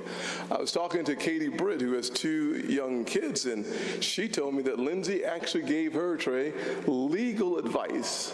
The head of the Judiciary Committee giving legal advice to a pretty good attorney in her own right. I had to write this down because I just didn't believe it. I said, well, what did he say? Well, the legal advice he gave to her 2 kids is simply this. All the kids in the room, listen to most of it. Don't sell drugs on school property, because the enhanced sentencing guidelines is not worth the risk. That's good advice, but wow, right? Second advice he gave, not legal advice, was simply this. Kids, never do for yourself what someone else will do for you. Third piece of advice, he said, get away with as much as you can for as long as you can. And then one of my personal favorites, I practiced this while I was in school myself. He said, don't work too hard, just pull your friends down. That's really good advice. Having failed a couple subjects in high school, Spanish and English, I learned how to do that firsthand. But the advice I most appreciate from Lindsay, he never spoke to me. He lived it. First piece of advice, and I hope that it helps you too. Number one, get really comfortable being yourself. Get really comfortable being yourself. But in order to get comfortable being yourself, he would say, through his actions and not his words, you've got to know yourself. Know why God created you. Jeremiah 1:5 reminds us that God made Jeremiah a prophet before he was even in his mother's womb. Sometimes to be yourself and comfortable in your own skin, you've got to walk alone. God doesn't want carbon copies. Lindsay was an original. I would challenge each of us to honor Lindsey Graham by living as originals. God's imprint on each of us, unique and specific. It reminds me of Romans 12:2, to know the acceptable and perfect will of God. Second lesson that he demonstrated, I actually like when, if you're not a pastor, the kind of sermon I like to hear is the one that I can only hear with my eyes and feel in my heart. Second one was simply this: learn to stand up for those who can't stand for themselves. Over 60 million Americans will never have their little feet on the soils of our country. Lindsey Graham always fought for life. He was 100% pro-life when it was convenient and when it was not. And he never apologized for it. If you want to have a conversation about the special needs kids, or if you want to have a conversation about the poor, Lindsey Graham always, according to Proverbs 31:8, stand up for those who can't stand for themselves. Lindsey embodied the spirit of that verse, and he did it every single day in a way that you didn't have to hear it because you could see it all the time. And finally, Romans 10:9 and 10. You see, I am going to miss Lindsay. But when I get to heaven, it will feel like for just seconds. Because I know eternity is real. And Romans 10:9 and 10 reminds me that if we confess with our hearts and believe, if we confess with our mouth and believe in our hearts that Christ was raised from the dead, you shall be saved. And if you're saved, you get the benefit of spending eternity with the ones you love the most, like Lindsey Graham. And I will tell you, having watched the sermon every day, and I will concede sometimes the sermon would come in colorful language, not found in 2 Timothy 1:7, or maybe 3 Timothy, which there is no 3 Timothy, but it's colorful language sometimes. But Lindsey was always authentically himself. He always found time to fight for the underdog.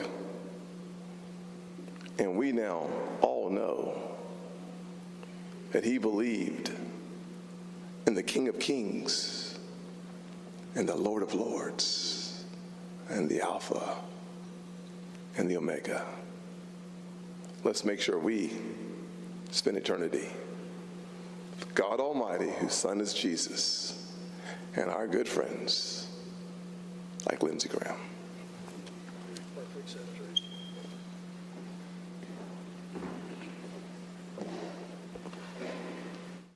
heartfelt words there from Tim Scott. You're now seeing Trey Gowdy, who formerly served in Congress as well, now a Fox News personality as well. So let's go ahead and listen in for a few more minutes here. In a beautiful 4-hour church service.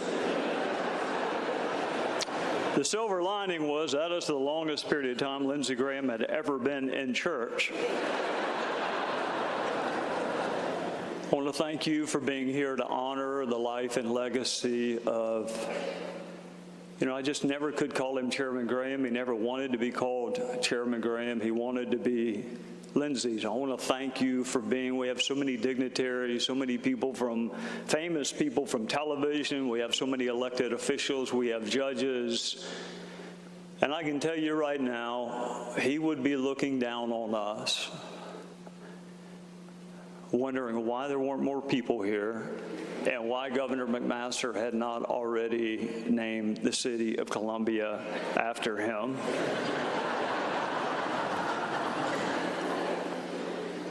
Both Governor McMaster and Senator Scott put their finger on it. The reason Lindsey resonated with us is because he was us. This undersized kid who was not born with a silver spoon in his mouth, but he was born with a plastic fork in his mouth in central South Carolina. But with wit and determination and hard work, your fellow citizens will trust you to represent them. That is the story of America. It is the story of South Carolina, that we punch above our weight. This kid from central South Carolina, Darlene, whose parents y'all buried far too early, rose to be mourned by world leaders, friends with presidents, chosen by his people. This lawyer from a small upstate law firm would be responsible for picking Supreme Court justices. Lindsey Graham is a metaphor for us, for the country, for our state. Our friendship began the way all really beautiful, powerful friendships began. He endorsed my opponent when I ran for Congress the first time. I'm not kidding. I wish I was. A lot of politicians, they joke. They say, I'll do whatever helps you more. I'll endorse you or I'll endorse your opponent. Lindsey wasn't joking. He endorsed my opponent. After we narrowly eked out a victory and my wife is picking the confetti out of my pomade on election night, the very first phone call I got was from Lindsey Graham. He said, I will be the best friend that you have in Washington, D.C. And I'll be doggone then Congressman Scott if he was not. He helped us with committee assignments. He helped us navigate the waters of Washington. He never looked at us and saw a competitor. He looked at us and saw a fellow South Carolinian that needed some help. The things that man did for me that no one else could have done. He introduced me to a guy named Bono. He pronounced it Bono. He couldn't tell you a single song U2 had ever recorded or written, but he knew that I was a fan of U2, and I wanted to meet Bono. 5 different times I got to be in the room with a guy named Paul Hewson, also known as Bono, because Lindsey Graham thought enough to think about a lowly House member and invite him over to the Senate. And you know what they were talking about? It certainly wasn't about music, and it wasn't about the earrings that Bono had. They were talking about children in Africa who needed drugs, they needed medicine, and they needed food. Sometimes in this world that we find ourselves in, 99 is a failing grade. Not with Lindsey Graham. If he could find one thing that he agreed with you on, that's what he put his energies in. And with Bono, it was children in Africa. And I got to tell you this, and my colleagues will back me up, how many different times did that man say, look, this is a tough vote. I'm going to vote yes.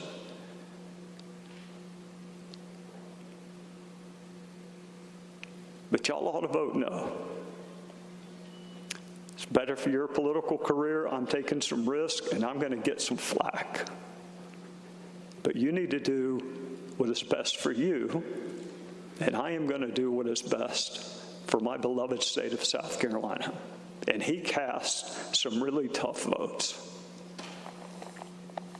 I never met a less pretentious person in my life than Lindsey Graham. It wasn't the trappings of office that he cared about, it was the work.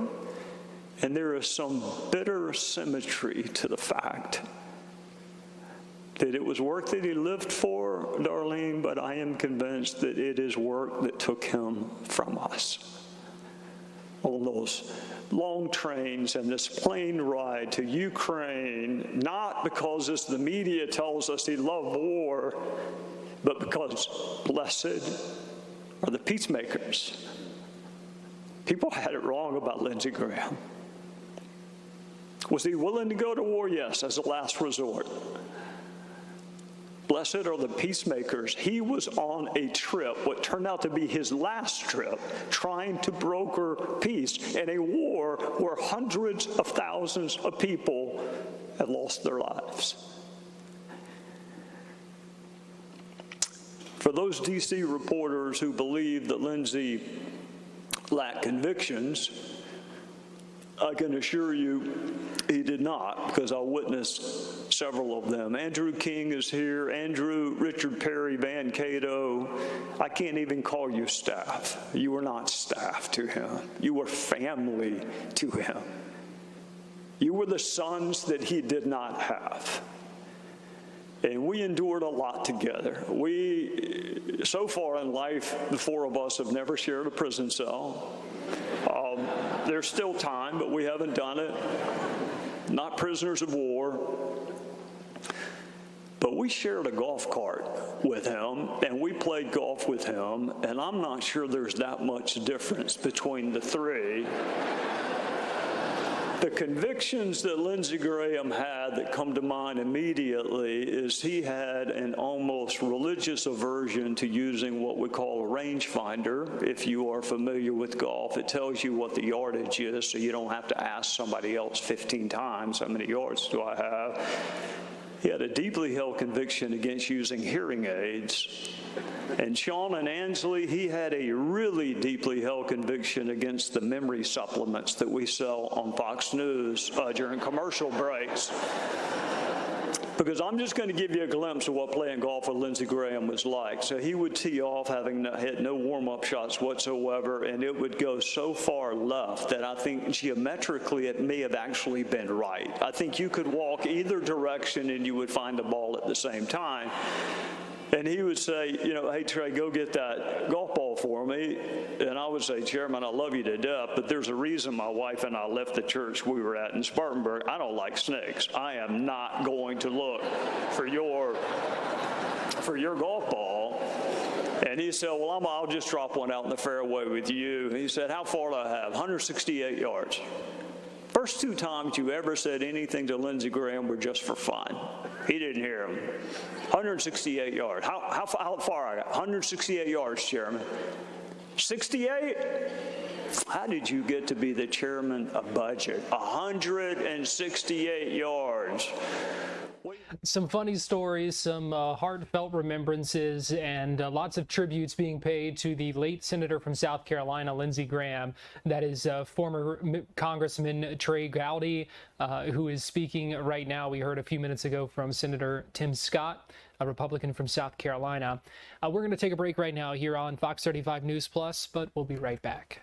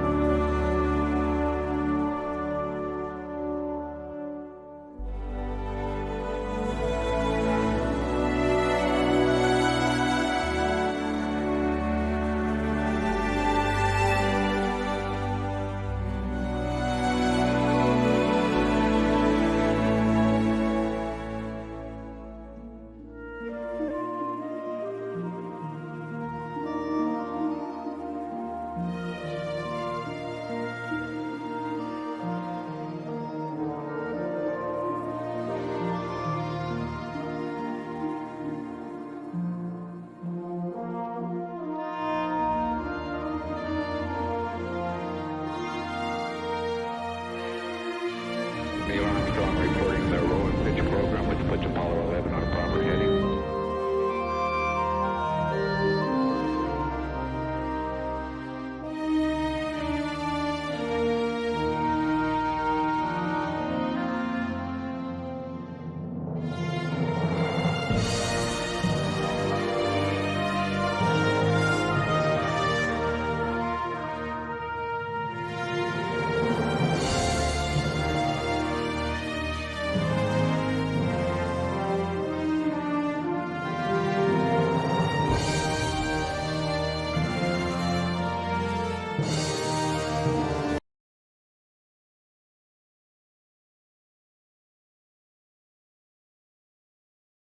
You're watching Fox 35 News Plus, streaming on Fox Local. Welcome back into Fox 35 News Plus, 1 o'clock on this Wednesday. Thanks for joining us live on Fox Local, YouTube, and on Facebook. I'm Garrett Weimer. We appreciate you joining us today. A lot happening on Capitol Hill and some big national stories that we've been following today. We also had the breaking news, in case you missed it, in Osceola County, where Anas Muhammad in the past hour was convicted of murder in connection with the 2022 stabbing of a 16-year-old girl. The jury deliberated only for a little over an hour themselves, hour and 20 minutes or so, that they were back in the jury room before they came out and read that, delivered that guilty verdict. He could face life in prison. He is just over 20 years old. He was 17 years old at the time that he stabbed that 16-year-old. And so he will be sentenced in October. Meanwhile, this week, the Florida Sheriff's Association has been meeting down in Doral at the Trump National Golf Club there.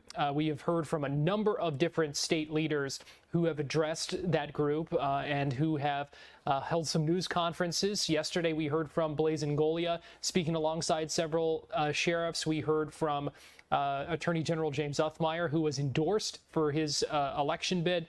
He was endorsed, and we heard from him and several other sheriffs as well yesterday. Many of them have been speaking, addressing the convention at this that event that was going on the past few days. Ashley Moody, we heard from her earlier this week as well. Well, last night, Governor DeSantis had the chance to speak in front of that group. I want to play for you now his remarks. Again, this was last night in Doral, addressing the Florida Sheriff's Association annual summer convention. Well, thanks, Ben. It was great working with Ben over the last 2 years. He did a great job, very much public-spirited, really tried to do the right thing and tried to serve the public as best he could. And not everyone you deal with in this business is like that. So thank you for being a good partner and looking out for the people of Florida. Dennis, congratulations on your term. You did a great job. We've enjoyed working with you for many, many years. And I know the people of Seminole County really appreciate you. And congratulations, Billy, on stepping up. So Billy just gave me these golf balls. And, you know, we do over the years, we do golf balls too. America's Governor, Ron DeSantis, golf ball, this, that, which is fine. And I think a lot of people like it.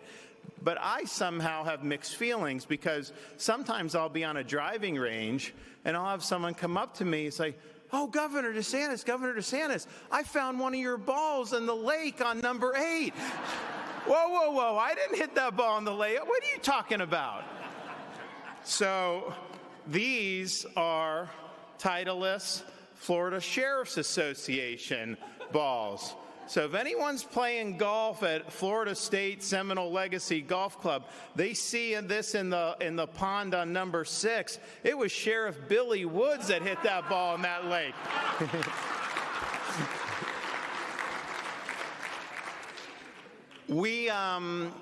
It's interesting. We had some news over the last couple days that's kind of a little bit of a blast from the past, and it was the disclosure of the diaries of Dr.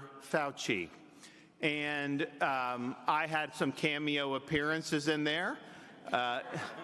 He had some not so nice things to say about me, but you know, honestly, given his track record, I wear that criticism as a badge of honor, because he wanted to shut down society. He wanted to lock kids out of school. He wanted people's businesses to collapse.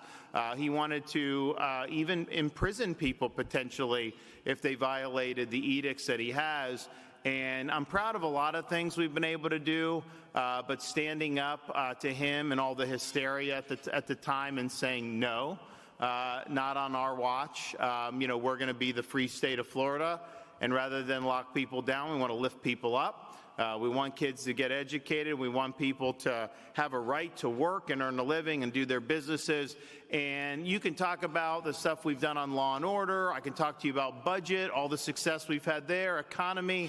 I don't think none of that happens had we let this state descend into some type of Faucian dystopia where people's freedoms were curtailed and their livelihoods were destroyed. So I'm proud of what we did there. I'm proud to have stood up to people like that. But here's the thing. That was a hysteria. And there's often times when you're in a leadership position, you have to deal with these hysterias. Now, that was the most unbelievable media, academic, whoever hysteria that I've ever seen. And crossing that was perilous politically. I got hit hard for doing it, but I knew that was the right thing to do. But you see it also in law enforcement. You'll see things that happen, and the media will try to make it into something that it's not. And then they'll try to create a lot of negative feelings about law enforcement. And you'll have a lot of politicians, quite frankly, they want to go with the flow. They want to kowtow to that media. They want to get attention, and they're willing to do that on the backs of law enforcement. I've never done that. I didn't do that. And the reason I didn't do it is because it's the wrong thing to do.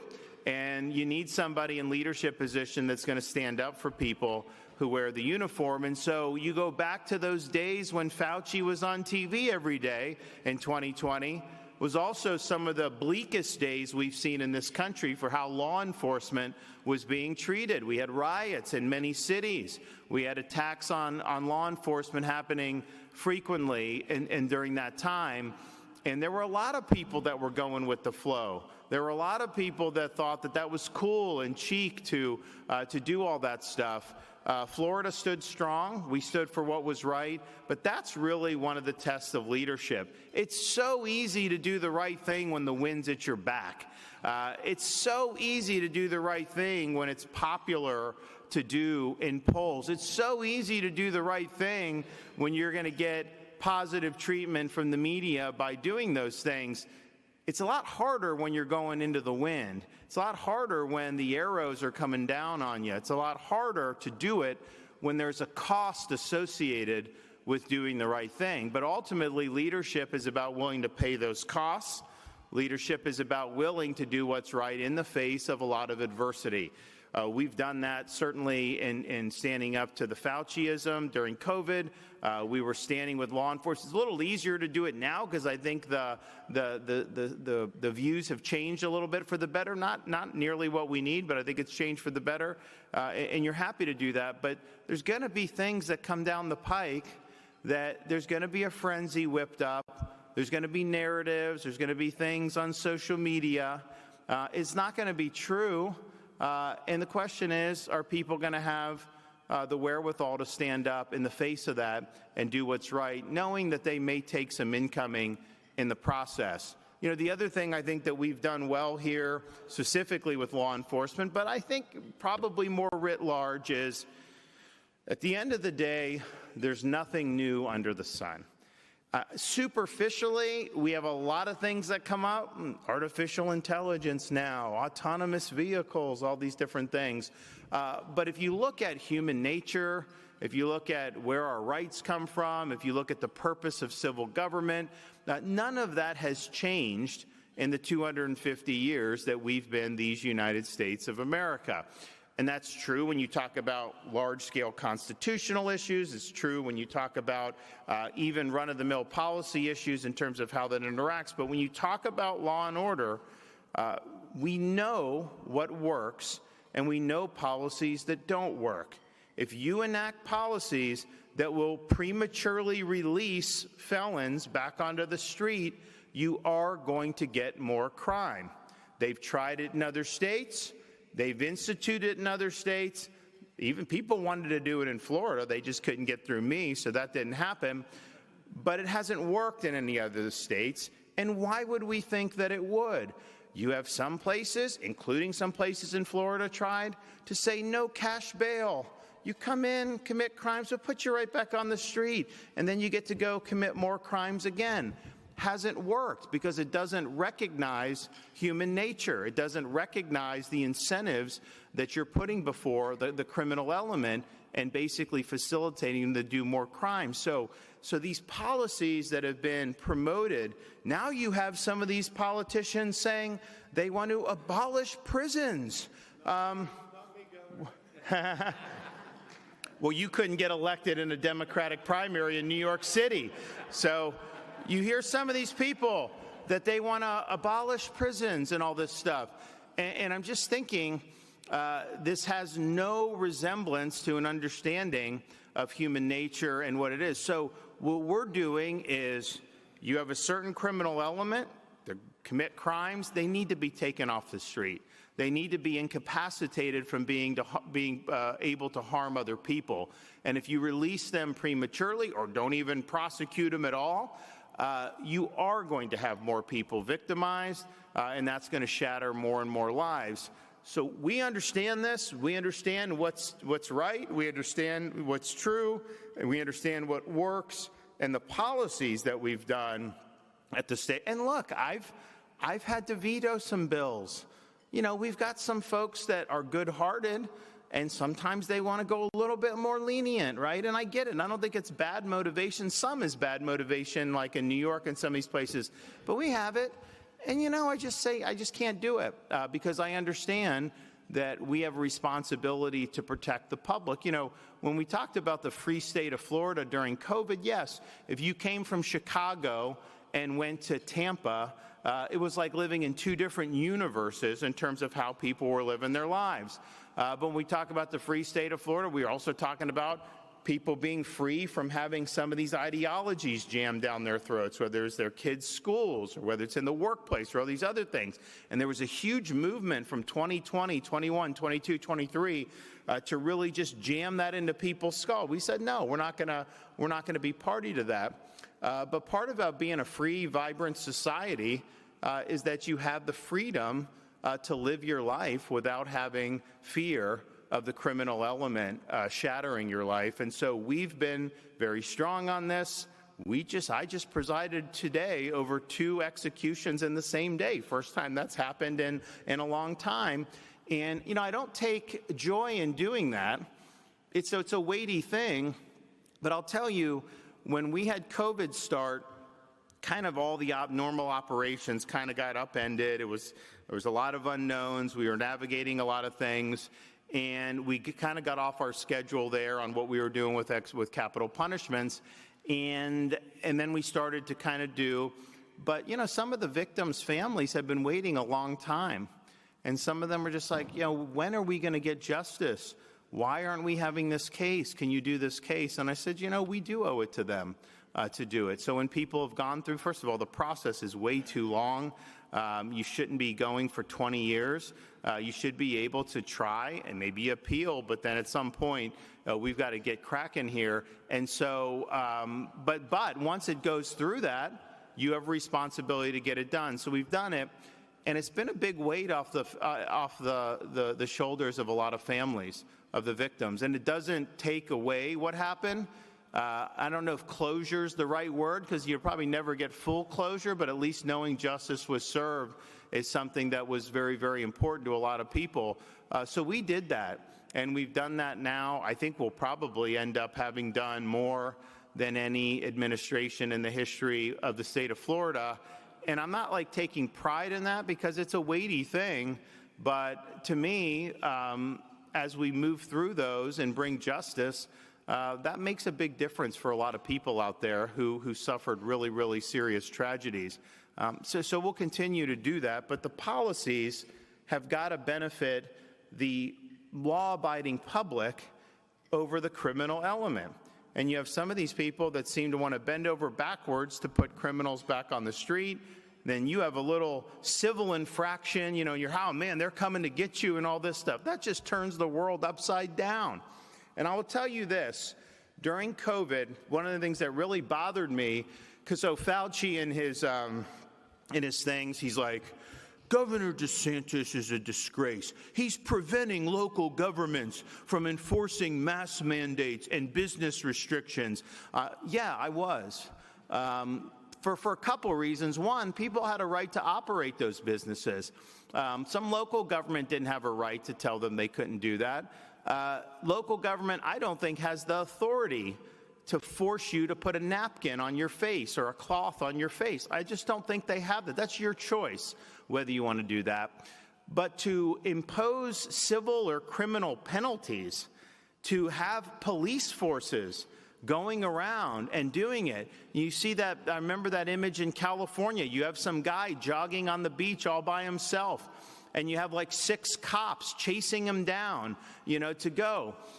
It's ridiculous that was happening, but I'll tell you, that was not good for law enforcement to be put in those situations, because you're talking about people who probably are generally in favor of law enforcement, who probably respect what people in this room do every day, but then if they're having someone in uniform go and issue them a citation because they didn't have a mask on when they're walking their dog outside, or like some of these other people suffered business penalties for their businesses because they didn't do this or that, well, then that takes legitimate law enforcement and it perverts it into things that it was never intended to do. So when we block that took a huge burden off law enforcement.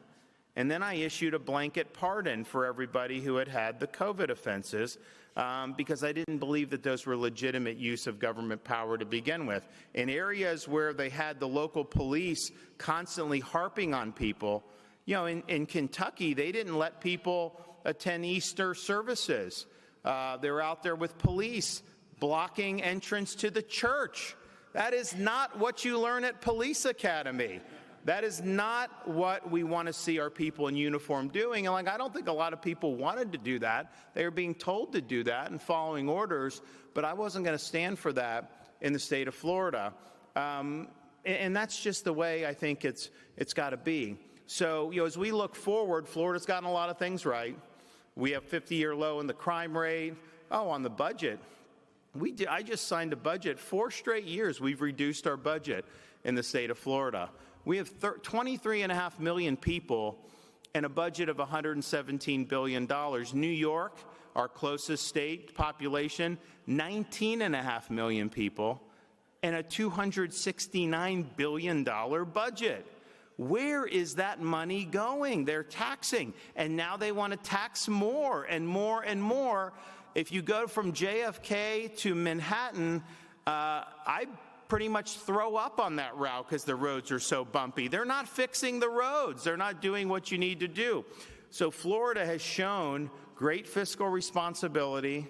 When I became governor, we had about $1 trillion economy. Now our economy is $1.85 trillion economy. It's like a 70–80% increase in just 7.5 years. And during my tenure as governor, we've had more income move into Florida than has ever moved into a state over a similar period of time in the history of these United States. Adjusted for inflation, you name it, and it isn't even close.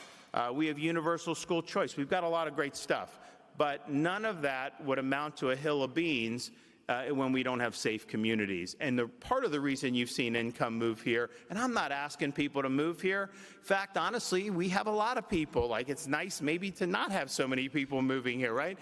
So I'm not out there saying, come to Florida. Some people are always saying, come to Florida.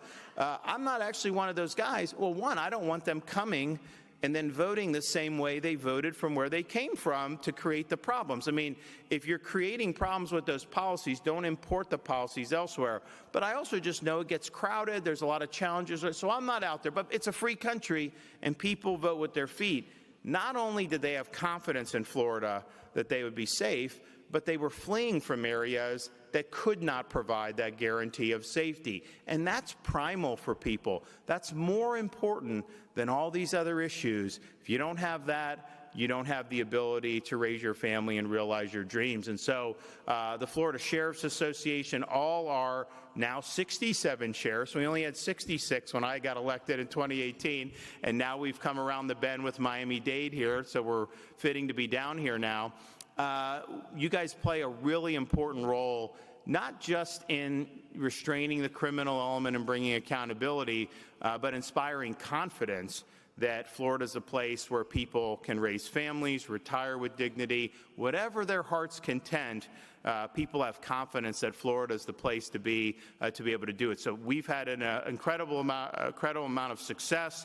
We've enjoyed working with pretty much everyone in this room at one time or another.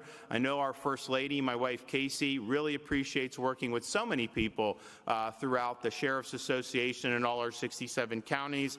You guys have helped not just in holding the bad guys accountable, but also trying to lift people up and do it in ways that have not only been innovative, but very, very successful. So thank you for what you've done. Thank you for the great relationship we've built between my administration and our 67 county sheriffs. And I'll tell you this, there's no state in this country where law enforcement does a better job than in the state of Florida. And there's no state in this country that law enforcement professionals in the other 49 states would like to go to more than the free state of Florida. Thank you for making that a reality. God bless you guys. Thanks so much.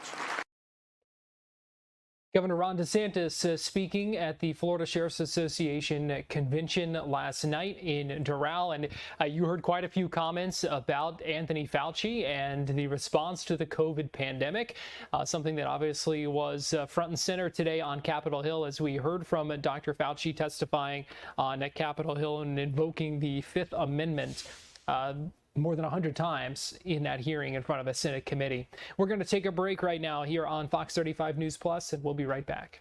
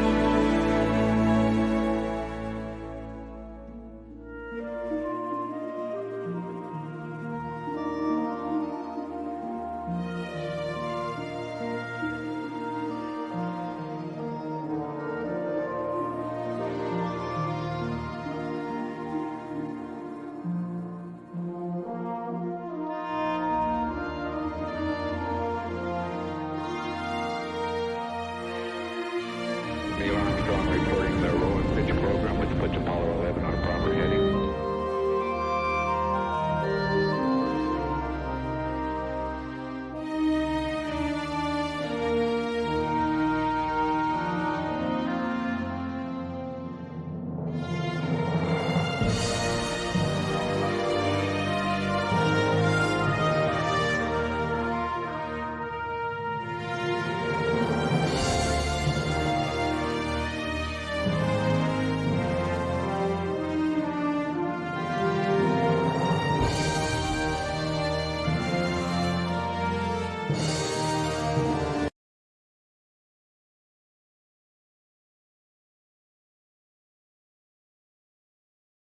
You're watching Fox 35 News Plus, streaming on Fox Local. Welcome back into Fox 35 News Plus. Garrett Weimer here, and thanks for joining us. We were just hearing from Governor Ron DeSantis, who was speaking his remarks last night to a group of Florida sheriffs in South Florida. Now, I want to talk about the race to replace Governor DeSantis. We know we're just a couple of weeks away, a few weeks away now from the primary election day, August 18th, coming up quick. Been a lot of build up to that. We know there are still a lot of questions to be answered, especially on the Republican side, but Byron Donalds remains the front runner, far and away. It seems from all polling from most polling that we have seen. Obviously, there are campaign commission polls that show some different things, but all of the polling you have to take with a grain of salt. But all indications are that Byron Donalds remains the front runner in that race, but we'll see what happens 3 weeks from today. One of the big issues that has come up in campaign after campaign in that race is data centers and the role that these artificial intelligence data centers play, and what people think of that. There are a number of different localities all across the state of Florida here that are looking at moratoriums to make sure these data centers can't move into their cities or their counties. And it's something that some candidates have come out saying they're not going to allow data centers. They take a strong stance against them. It's just been a big issue when it comes to the upcoming election, and some different stances on how candidates are feeling about this and how voters like you may be feeling about this as well. So Fox 35 associate producer Johnny Jackson had the chance to speak with Dr. Larry Walker, a UCF associate professor, about this topic and the role that AI and data centers could be playing in Florida's elections this fall.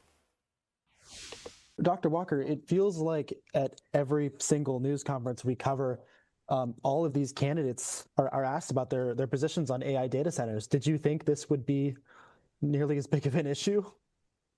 You know, I'm really not surprised, actually. You know, it's just not this. Obviously, this is an election cycle. So every topic, there's always some topic that, you know, people are certainly focused on is in terms of what's happening in their communities. And this is an example of, you know, usually sometimes issues impact urban, rural, suburban communities.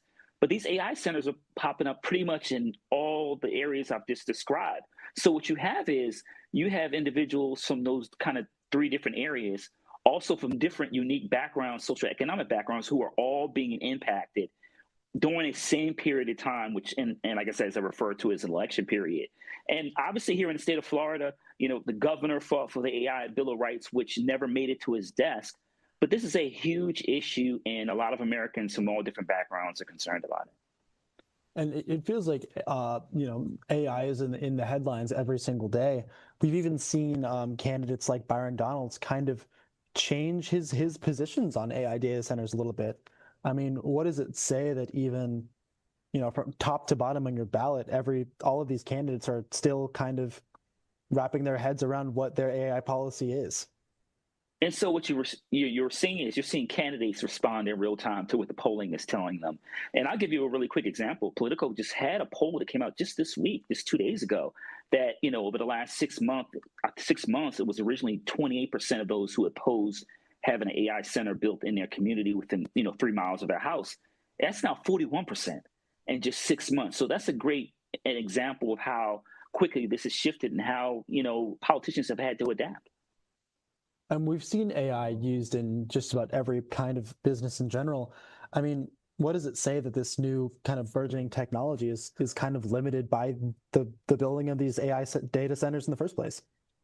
Yeah, it is, because, you know, obviously, besides I talked about the demographics, you know, as this particular issue relating to AI centers, there's also issues relating to electricity, water consumption, and also, as you know, Americans care about is jobs. You know, a lot of times you see some of the conversation of the last couple of years as this, you know, AI usage has increased and these centers are being built, this idea that there are going to be jobs in these communities. And then now you're seeing in some of these same communities, not only some people dealing with, you know, noise throughout the day, but also maybe not as many jobs being created, not even some construction jobs they expected. And, you know, I feel like as far as my own personal experience, you see kind of the issue of the week, I guess, pop up in people's Instagram stories.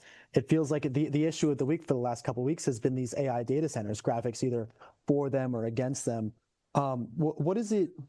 How do candidates care if they see a lot of these graphics pop up on social media? Like, what's the response like to that?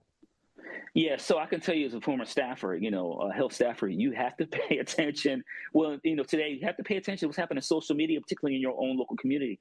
And as a saying, all politics is local. And so if you want to get reelected, particularly, like I said, once again, we're in a midterm election cycle.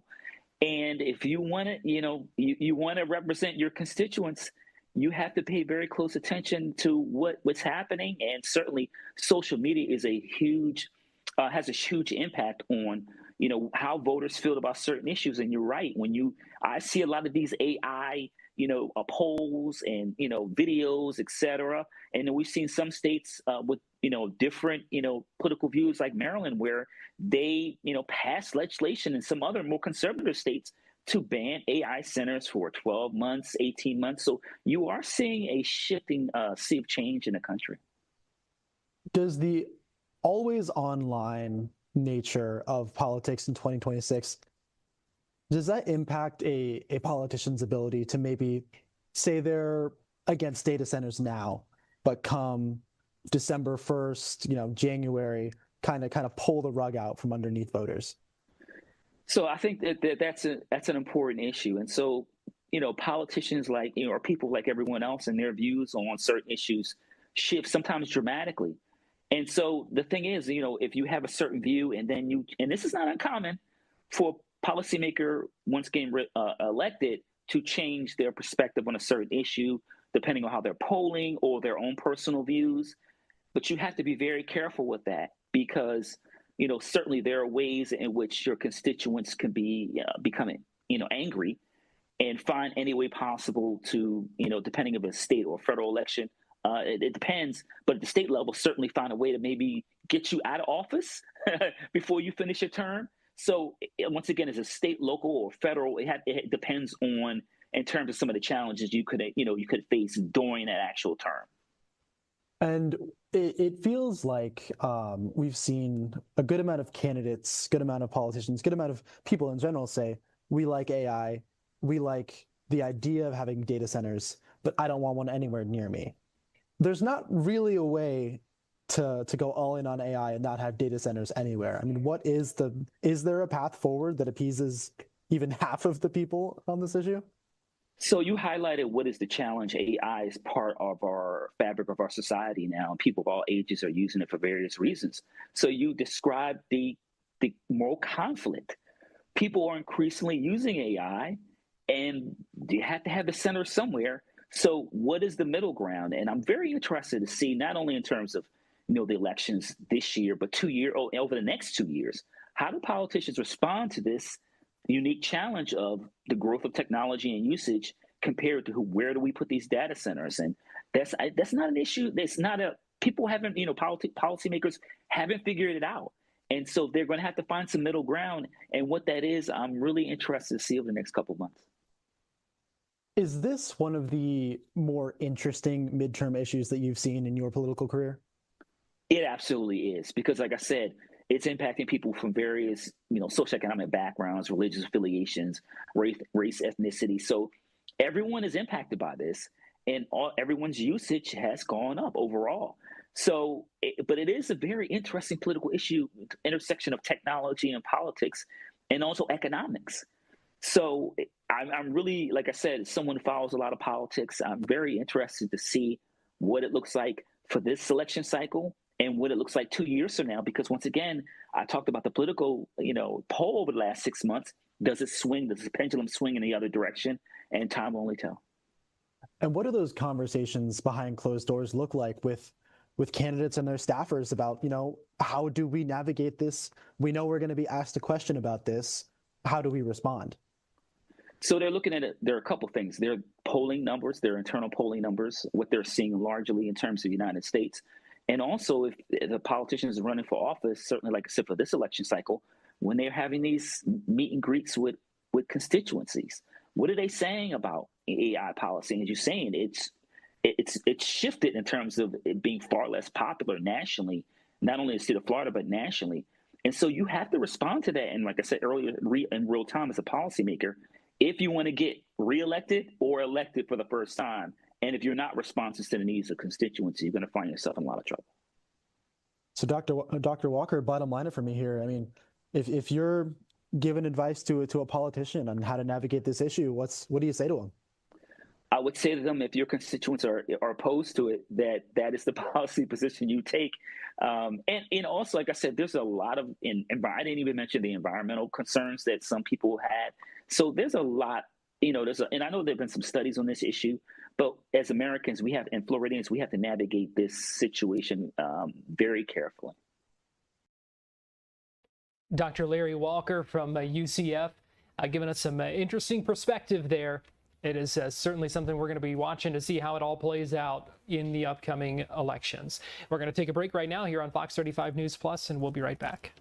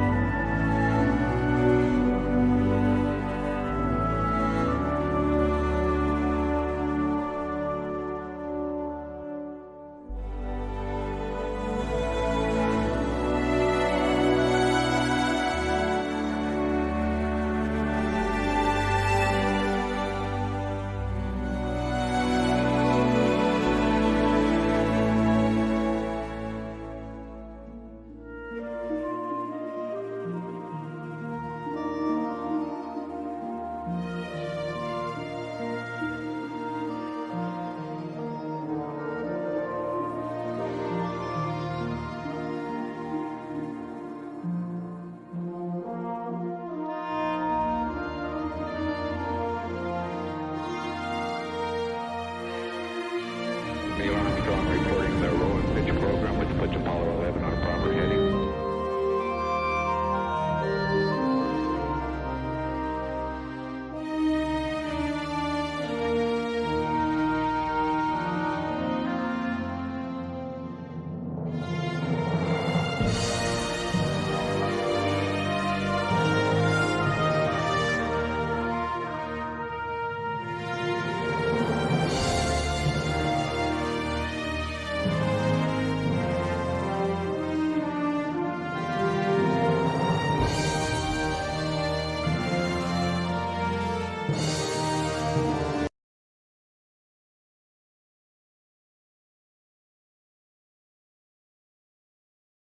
You're watching Fox 35 News Plus, streaming on Fox Local. Welcome back into Fox 35 News Plus. Garrett Weimer here, and thanks for joining us on this Wednesday afternoon live on Fox Local, YouTube, and on Facebook.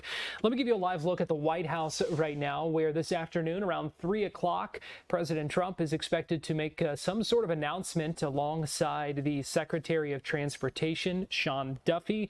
We'll be live streaming that for you when it begins. I know timing of that could be a little fluid. We'll have that for you on YouTube, if not here on Fox Local, so we'll be standing by for that coming up in about 90 minutes or so. So we're watching for that. Let me also give you a live look right now at the Dow Jones. You see down 1.5 right now, or 1.5%, 700 points at the moment.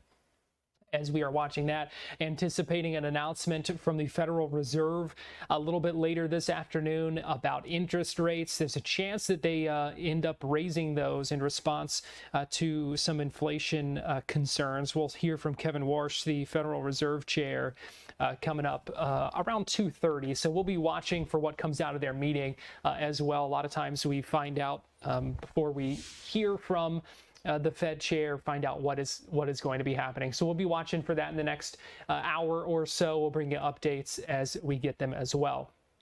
Also in Washington, D.C. today, the Department of Health and Human Services announcing a new behavioral health initiative.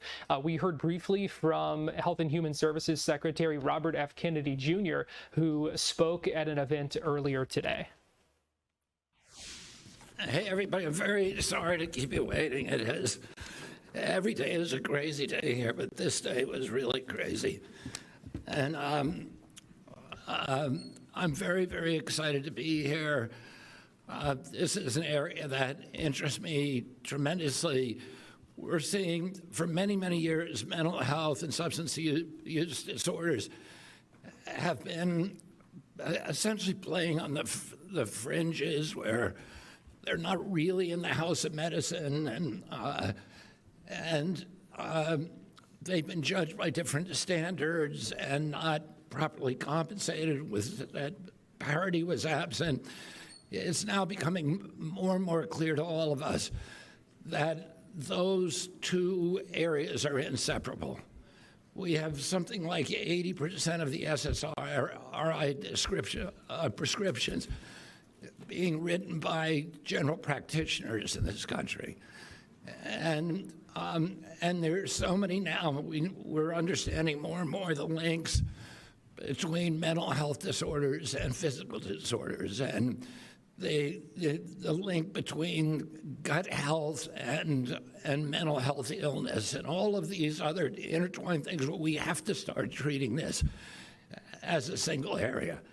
And it's our position that we'd like to fight as hard as that we can to make sure that those kind of treatments that have been traditionally for mental health are treated with parity in our system, but at the same time, the people who are administering those kind of treatments have to step up their game, because we all have to, we need standards where we can measure success.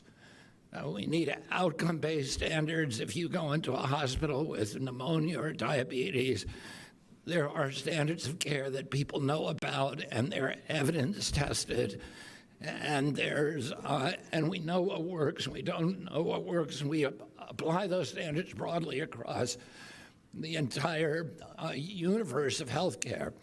But we don't have that in mental health, and we don't have that in substance use disorders. We have a lot of silos, and there's no real place where there's a meeting of the minds on what works and what doesn't work. And we want to devote resources to making sure that we can develop those, but we need help from your entire community. And part of the pledge that we're asking everybody to take today is a pledge to step up that game so that we're all playing by standards that are measurable, that are outcome-oriented, and that the public will trust and the taxpayer will trust when it comes time to reimburse these. Well, I want to thank you all for being here. Thank you for your commitment to this. And am I introducing somebody? No, we're gonna do a picture next time. Okay, now we're going to do a picture. I'm really grateful to be here. Thank you. It was RFK Jr., the Health and Human Services Secretary, speaking earlier today.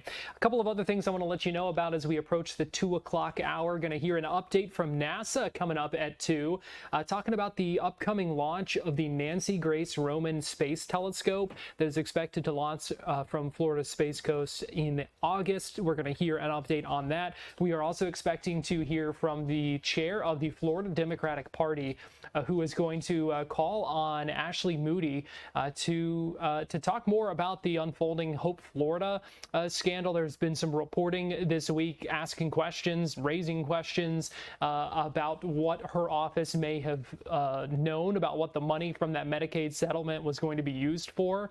So we're going to hear from the Florida Democratic Party and Chair Nikki Fried coming up in a little bit as well. So a couple of other things that we'll be monitoring in that 2 o'clock hour, and we'll have more coverage on that coming up in a little bit. Right now, we are going to take a break here on Fox 35 News Plus. Let me give you a live look at Daytona Beach from our Hard Rock camera, though. Things looking pretty calm in the Atlantic right now. The heat, though, you're going to want to be in that water, or at least have some sort of way to cool off, because it is another hot one out there. We'll check in with Fox 35 Storm Team meteorologist Noah Berggren coming up in the next half hour or so as well. Right now, we're going to take a break here on Fox 35 News Plus, and we'll be right back.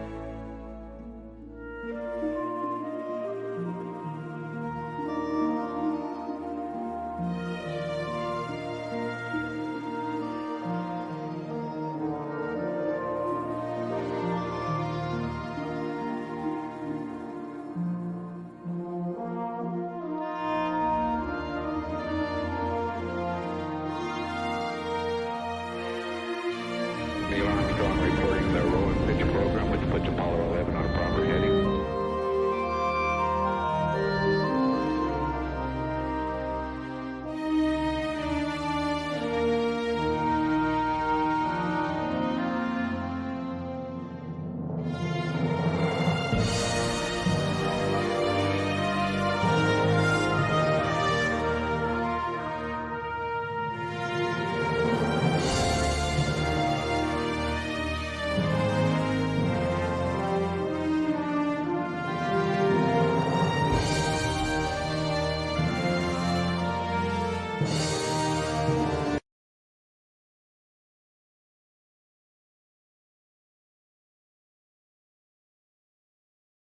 You're watching Fox 35 News Plus, streaming on Fox Local. Welcome back into Fox 35 News Plus. Garrett Weimer here. First day of training camp for the Tampa Bay Buccaneers. We heard earlier today from head coach Todd Bowles speaking to reporters about what's going on and some questions that are lingering right now, especially when it comes to a couple of players, including Baker Mayfield. Tristan works out there today. What's his status? He tweaked something in the running test, Vita as well, so we left him inside getting treatment. For how long they might be sidelined? Right now, I'm not sure. I'll know more today. I would hope it's not long, but we'll see. Hamstring or? Well, Tristan's hamstring, yes. Vita was preparing for running practice today? He ran yesterday. He did good in the test, and he tweaked something as well, so he's day-to-day as well. So just to clarify, so for Vita not practicing, strictly injury-related for him? Well, he tweaked something yesterday, yes. I haven't been told otherwise. There were reports that Vita wants to be traded. What's your reaction to that? Comes up every year. That usually takes care of itself. Our job is to get the guys ready to play for camp. Vita's here. We're getting him ready. He's engaged in the meetings. He understands everything. He helps all the guys out, so we're getting ready to play the season with him.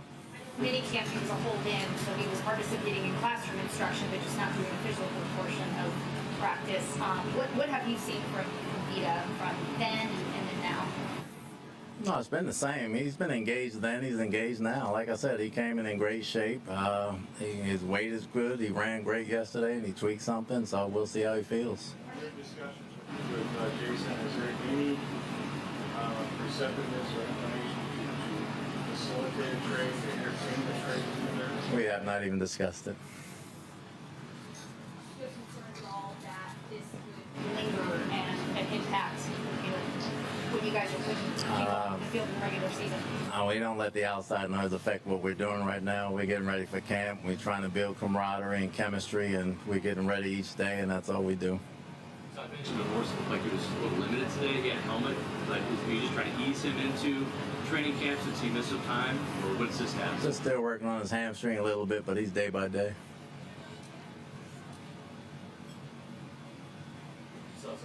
With an interception, and he's going to struggle to catch the ball a little bit. Is that a good sign for him to start off camp that way? Caught his first one, and it was a good day for him. What's your message to this team, Todd, coming off a disappointing season?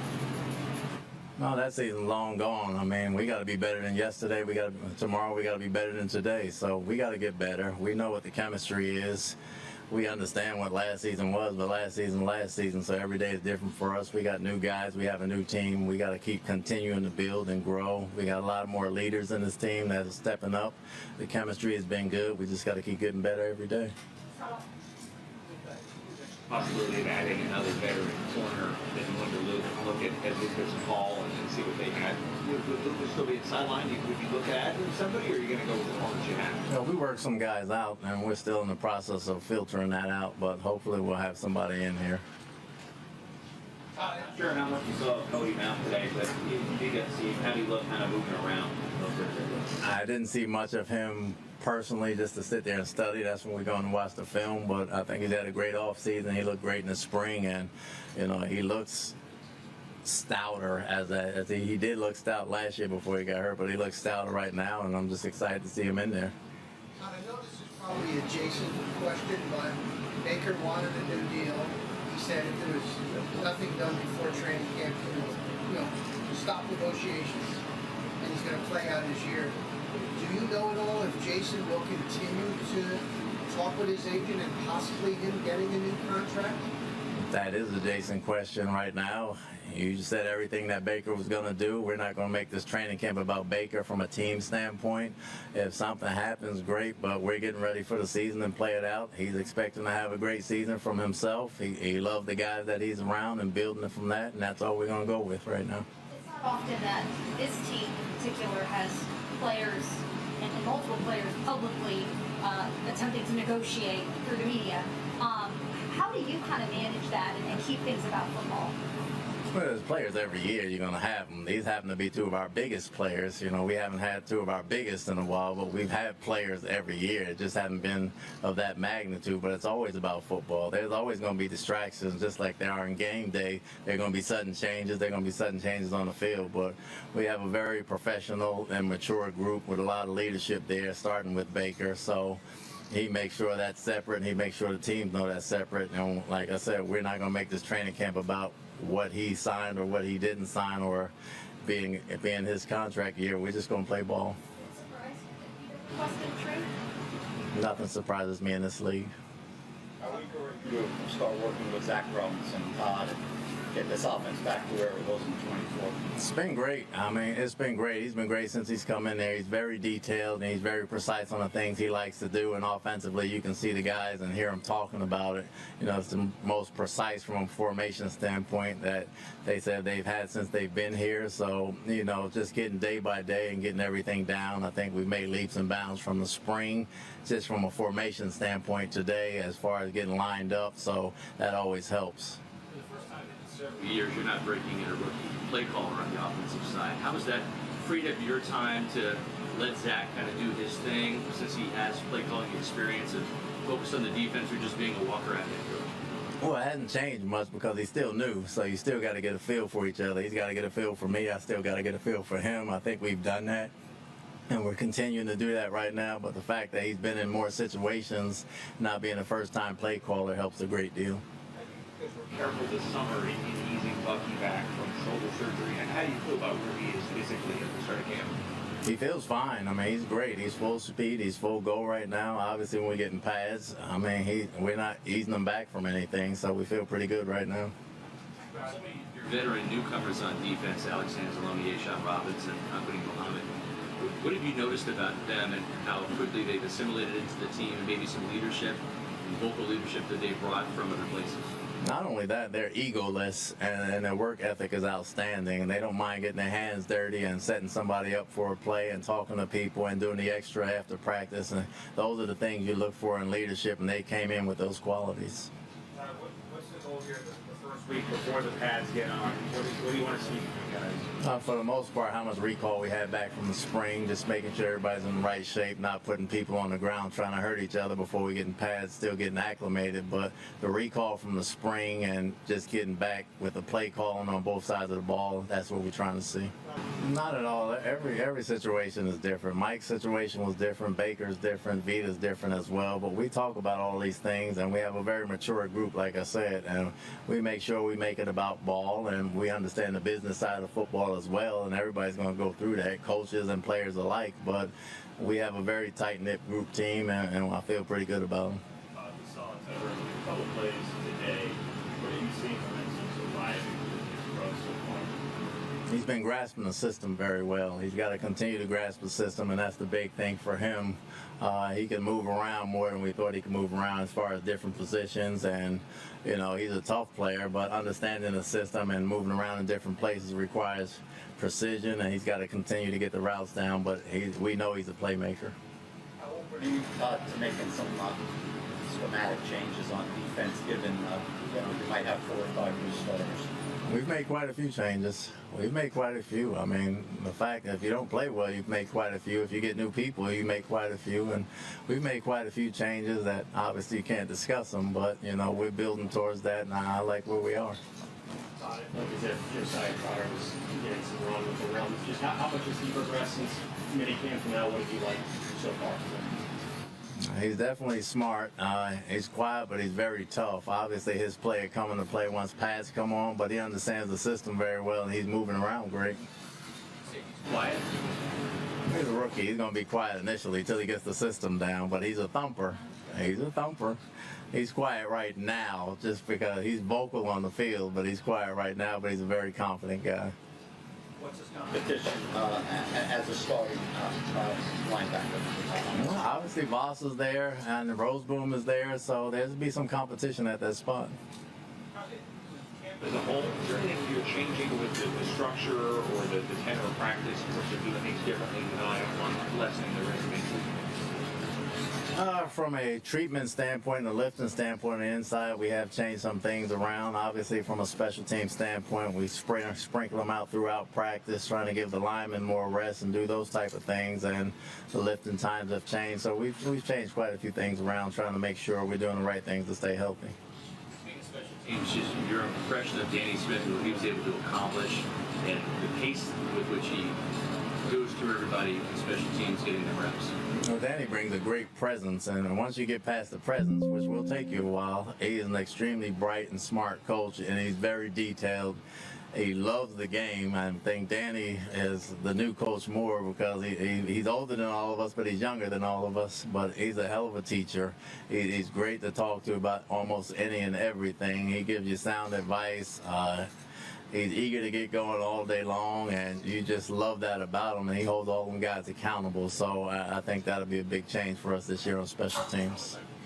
To increase the chewing gum allowance. I'm sorry, say that again? How much have you had to increase the chewing gum allowance for the team just for Danny? You ain't chewing too much around Danny, so I haven't had to increase it that much. What's your confidence level with Browning as a backup on a short-term basis to go in and play a couple of games and keep this team afloat? Well, the system's new for him, too. Obviously, I've seen what he did in Cincinnati, and we brought him in here. He's a veteran presence, so he knows where to go with the football. As we get in pads and everything, we get to see him more, then that'll detail itself. But I know he's played in games and started, and he can throw the ball, and he's not going to panic when he's in there. How do you move it, Dave? You had said in the offseason, he almost doesn't look like he's looking. He still doesn't, from an understanding, a mental standpoint, more or less. His work ethic is outstanding, and he's continued that day one. He's not practicing right now, but it seems like you guys are really deep at nose tackle. The guys that could play, there were Deshaun and Nacho and Jason Jones, Elijah Simmons, Devontae Capehart. Is that how you look at it as well? We've had more than we've had in the past. I think we're bigger like we were in the early days when we got here, so we got a little more depth there from a size standpoint. That was Todd Bowles speaking earlier today. First day of training camp for the Tampa Bay Buccaneers. We are getting ready to take a break here on Fox 35 News Plus, but don't go anywhere because we've got much more live streaming news coverage to come. We will welcome in our TV audience at the top of the hour for Florida Live, and we will talk about a number of things. Going to check in with a couple of our local reporters. We'll have a check of the forecast for you and a couple of live events that we are tracking as well. So we will set all of that up on the other side of this break coming up in just 2 minutes. So keep it right here on Fox Local.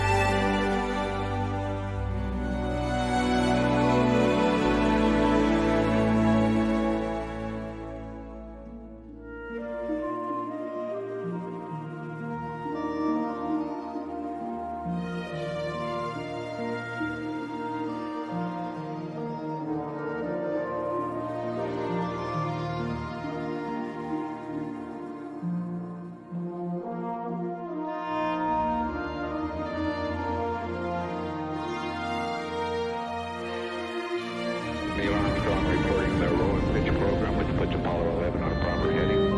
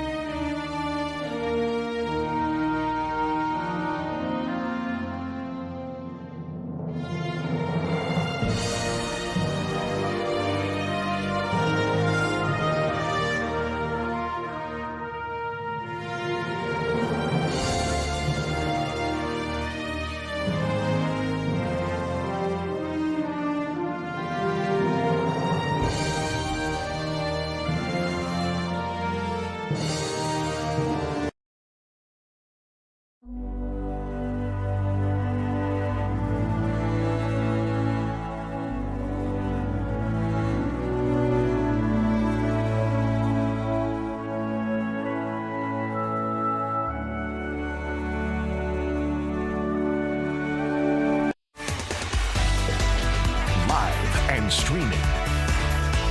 This is Florida Live. Well, good afternoon to you. Welcome into Florida Live. Garrett Weimer here, and thanks for joining us on this Wednesday afternoon. It is 2 o'clock now. We appreciate you joining us on Fox Local and on Fox 35, and several things we are monitoring this hour. Some on the national scale, some a little bit more local. So I'm going to just kind of walk you through where things stand right now. Let me give you a live look at the White House, where coming up in about an hour, we're expected to hear from President Trump. He is going to be making some sort of announcement with the Secretary of Transportation, Sean Duffy. We're also keeping a close eye on the markets this afternoon because we're anticipating a decision any minute now from the breaking news here. The Fed decides to leave interest rates unchanged. This coming from their meeting that just wrapped up. We're expecting to hear from the new Fed chair at the bottom of the hour, talking a little bit more about the decision. There was some thought that they could end up raising the interest rate a quarter point because of inflation concerns, but at this time deciding to leave interest rates unchanged. So we'll have more on that coming up in just a little bit. Throughout the day, we've also been monitoring this. Senator Lindsey Graham, Republican from South Carolina, who has been final respects being paid in the state capital of South Carolina, his home state. So we've been watching that and got to listen in to some of the tributes being paid to him. We're also standing by for a NASA news conference where they're going to be talking about the launch of a new space telescope from Florida Space Coast coming up in just a few weeks. And Florida Democrats going to be holding a news conference asking for some transparency from Ashley Moody, Florida's senator, one of Florida's senators and a former attorney general. And they have questions for her about her office and what they may have known about money from a Medicaid settlement that was sent to Hope Florida Foundation and then diverted to a couple of political action committees. We've talked before about that controversy. So we'll be standing by for that as well. But we start today by checking in with Fox 35 investigative reporter Marie Edinger, who joins us live now via Zoom from Marion County, where, Marie, you've been working to get some answers about what happened when two kids were left at the wrong bus stop in Ocala. What happened here? I actually just probably 6 or 7 minutes ago finished talking with the parents and with those kids. It's a 7-year-old and a 10-year-old who both go to an elementary school in Ocala. This was their first day there, was yesterday. They'd gone to another school in the past, but they moved, so they were rezoned for this school. And this was their first time on this bus. So I talked to them about their day. They said it was good. They made some friends. The older girl, the 10-year-old Aaliyah, she said that she practiced piano and music class. The little boy, he said that he got to draw a beach in art class. So it was a good day. They got on the bus. They said it was a little bit overwhelming, lots of kids, and it was loud. So they were a little bit nervous. And then they were just riding the bus, and they said that the bus driver said, okay, here's your stop, time to get off. And so they got off the bus, and then this is the same narrative that Ocala Police has said as well. So they get off, and then they pretty quickly realize, oops, I don't know where my house is. So they try to get back on the bus once they realized, but it had already driven away. So they were pretty scared, they said. They didn't really know what to do. Again, this is a 7-year-old and a 10-year-old. They don't have cell phones, and they're in an unfamiliar area. So they just kind of start walking around, trying to see if there are any landmarks they recognize in case maybe they're just down the road from their house. And again, they haven't lived here all that long. So eventually they wind up splitting up. So the little boy, the 7-year-old, he said that he just got kind of freaked out and took off. And when I say take off, I mean he ran across State Road 40 near Avenue 36. It is a highway, a busy area where cars are going pretty high speed. And there's a lot of traffic on that road. He ran to the median, got scared there and ran back. And then he said a woman came up to him, drove up to him and offered him water and kind of asked, what are you doing? Ocala police say that woman, she just was a good Samaritan who noticed a little boy running across back and forth over the road in a busy area and thought that is not right. So she stopped to help. And the boy said that his sister was somewhere in the area, that she had not kept up with him when he took off. So they went to find her and did, thankfully, and called police, who called the parents, who were freaking out. They were at the same time looking for their kids because they didn't show up at the bus stop at the time they were supposed to. So the parents were waiting at the bus stop. And when the bus pulled up, they asked the bus driver, "Where are my kids?" And the parents, as they're recounting, said the bus driver just kind of casually told them, "Oh, I dropped them off at the other stop, at another stop." So the parents at this point are freaking out. They talked with somebody near that stop who said that he'd seen them get into a car. So at this point, they think their kids have been kidnapped. It was just a terrifying experience for everyone. The school district does say that they're looking into how this happened. There's a sheet that goes out that the parents and the bus drivers get that have where the kids are supposed to be dropped off and at what time. So they don't know how this miscommunication happened, but the parents feel like labeling it as something as small as a miscommunication is sort of a misnomer. This was their kids' lives on the line. They had young children wandering around in an unfamiliar area, running across busy roads. So they're understandably pretty upset. They're thinking about pulling their kids out of school altogether and just homeschooling them. The kids did stay out of school today. A scary situation, Marie. Glad there was that Good Samaritan who could help them. Glad they ended up okay. Glad everything turned out all right. And certainly don't blame them for being a little shaken up by it, that's for sure. Definitely. They're pretty upset. We were talking about how hard it is to verbalize emotions like that and how you just run into this feeling. And it's why you hear people say all the time, there are no words, because they're angry about it, but they're also just still, they have this lingering fear, and they're sad because their kids were so upset. It's a lot going on. Yeah, Fox 35 investigative reporter Marie Ettinger. We appreciate you joining us here on Florida Live today. Thanks, Garrett. Well, before we go to break here, I actually want to go ahead and get us to this news conference that is going on right now. Just began just a couple of moments ago, hearing from Florida Democratic Party Chair Nikki Fried, who is speaking live right now in this virtual news conference. So let's go ahead and listen in for a few minutes here. Sunshine laws for a reason, and if there's been criminal activity or unethical activity from those that have been charged with the responsibility of protecting and defending this state, the people of this state need to know the answers. Thank you, Claire, for the question. Anyone else?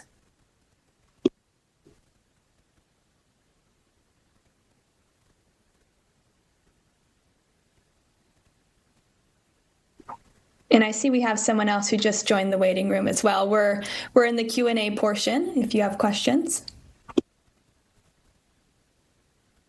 Yeah, Chair Fried, Mitch Perry here. You just did mention Attorney General James Othmeyer.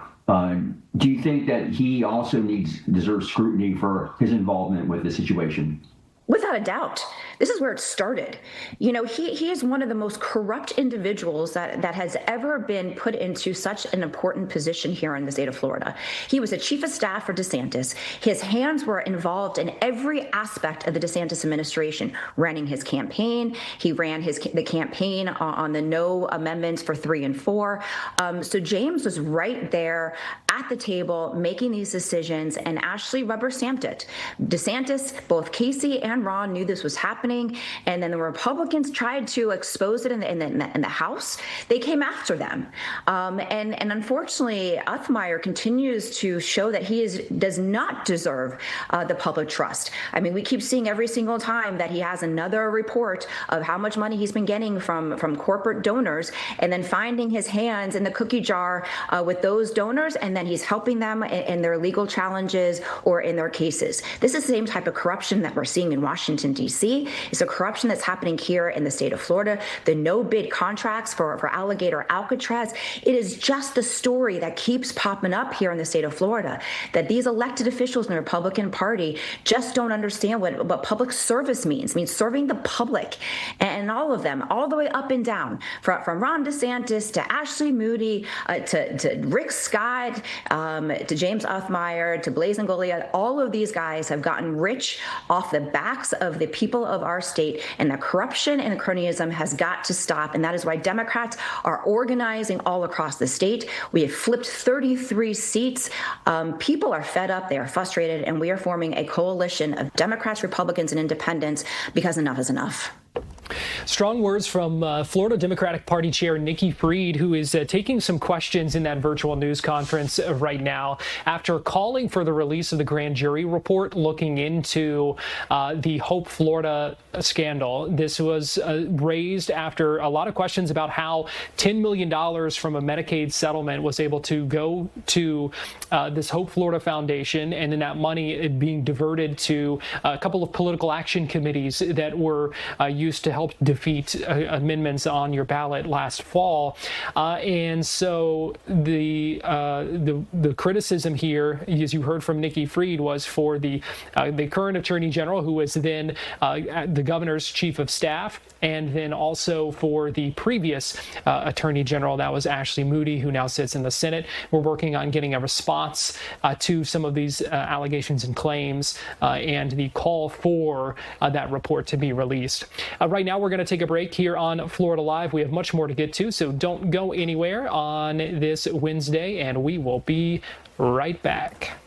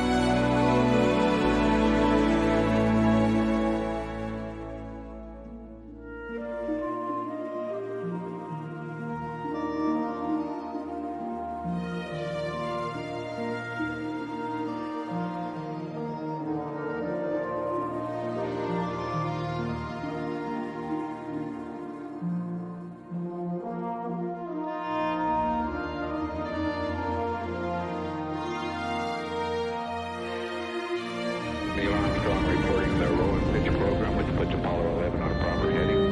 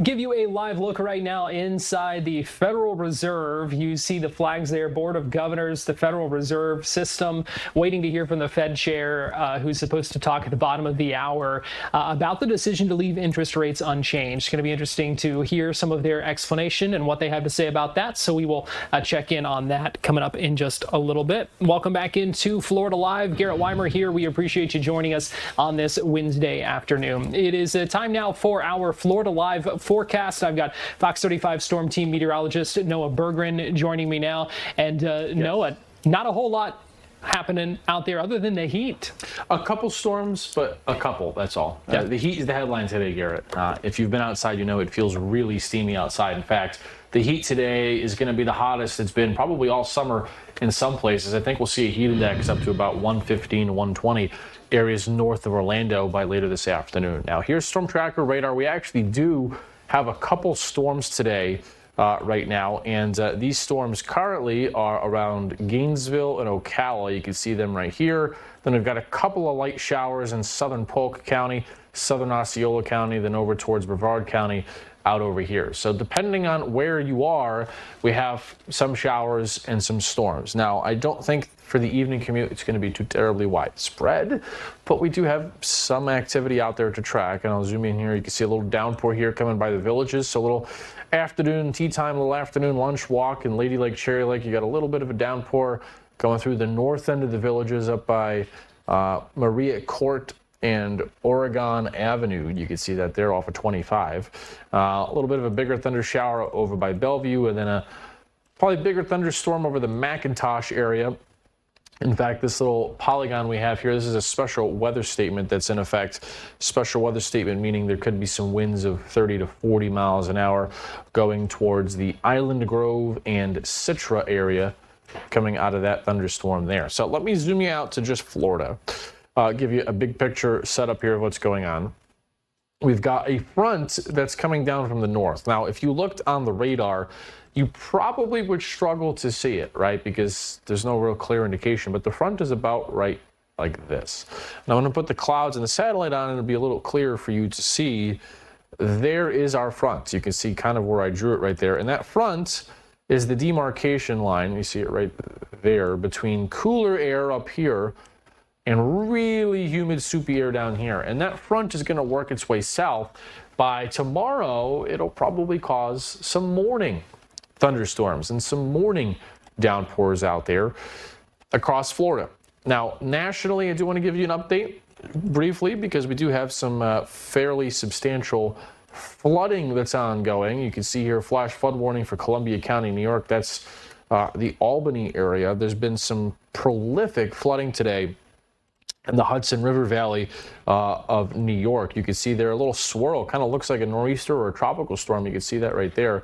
And that's what's attached to this front that's going to come into Florida. There's really strong low pressure up here, and all this cooler air is getting pushed down into South Georgia around that front. And this front will cause some unusual morning thunderstorms for us tomorrow.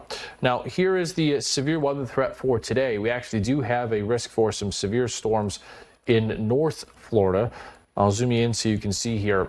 Areas like Ocala, Gainesville, marginal risk for maybe a stronger severe storm. This would be mostly this evening. Now, tomorrow, risk is still up there. Then going into Friday, there's none. But what I also want to show you here is the rain outlook. There's a chance of some excessive rainfall and repeat thunderstorms today in the green area. We'll bring this back to our home view. But here's tomorrow.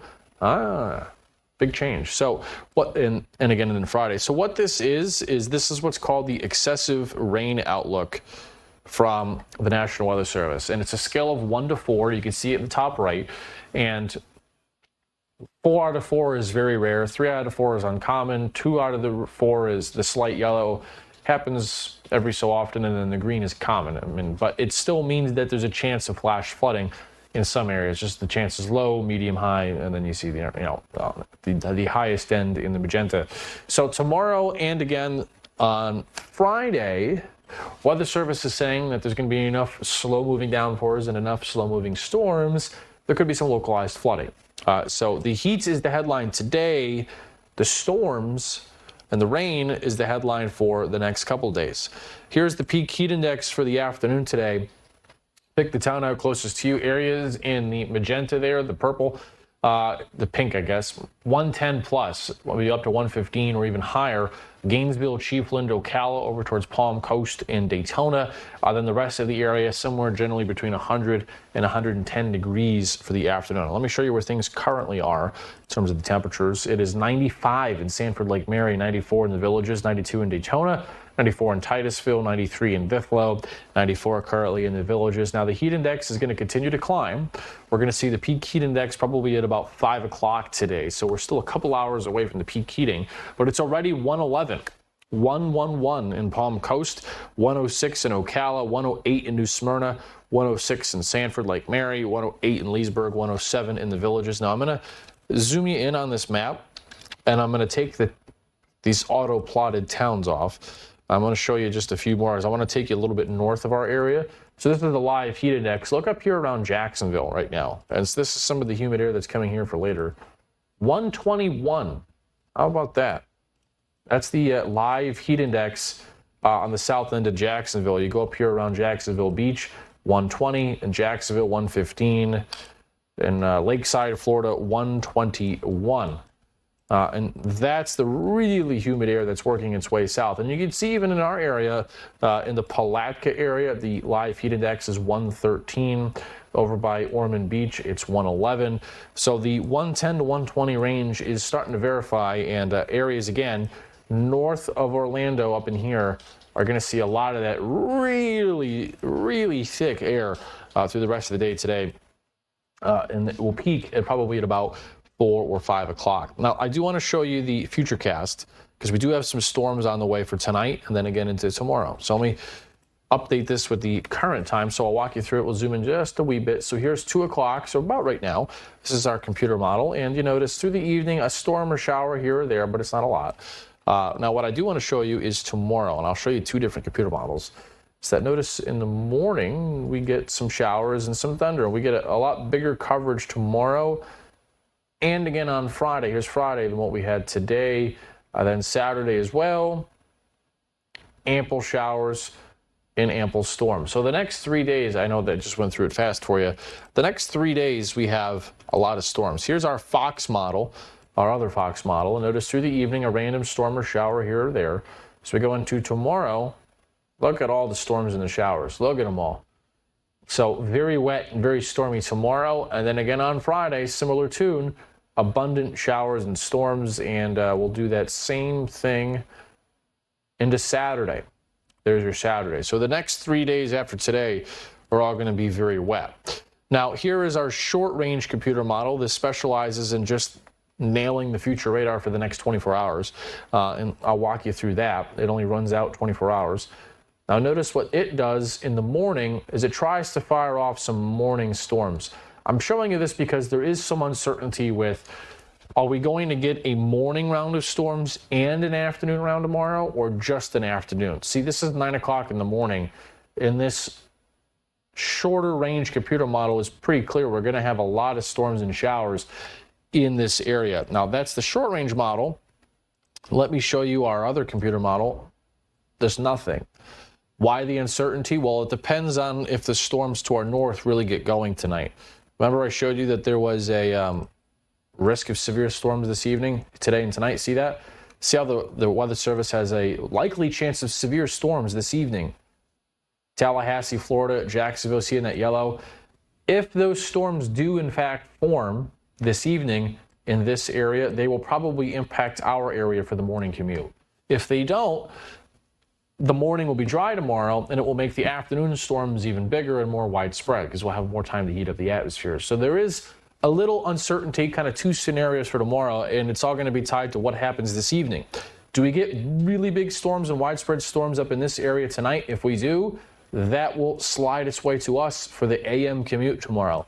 If we don't get storms in that area this evening, the stuff tomorrow is going to be mostly later in the day. So that'll be a little tricky thing we're looking at in the radar trends for the rest of the day out there for today. But yeah, right now, I mean, it is really hot.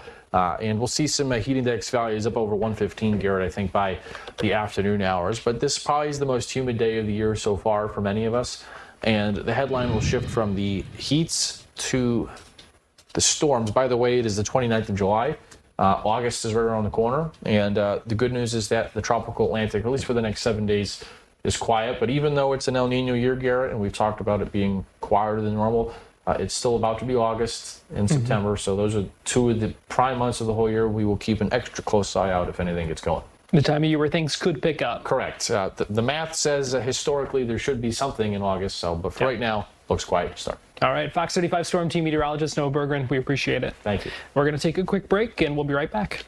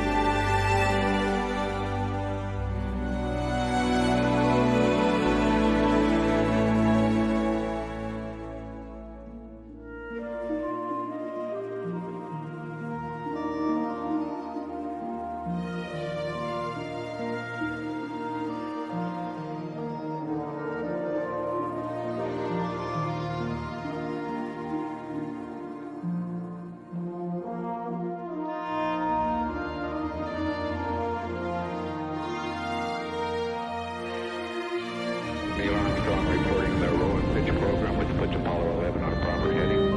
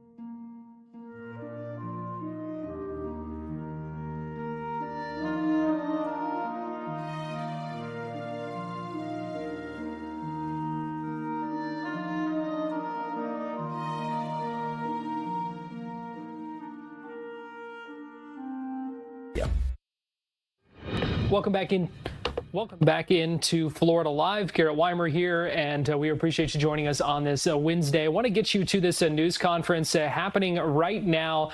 NASA giving us an update on the upcoming launch of the Nancy Grace Roman Space Telescope. It's slated to launch from Florida's Space Coast coming up on August 30th. Going to be launching from Kennedy Space Center there. It's going to be looking for exoplanets, hoping to answer some questions as well about dark energy and astrophysics.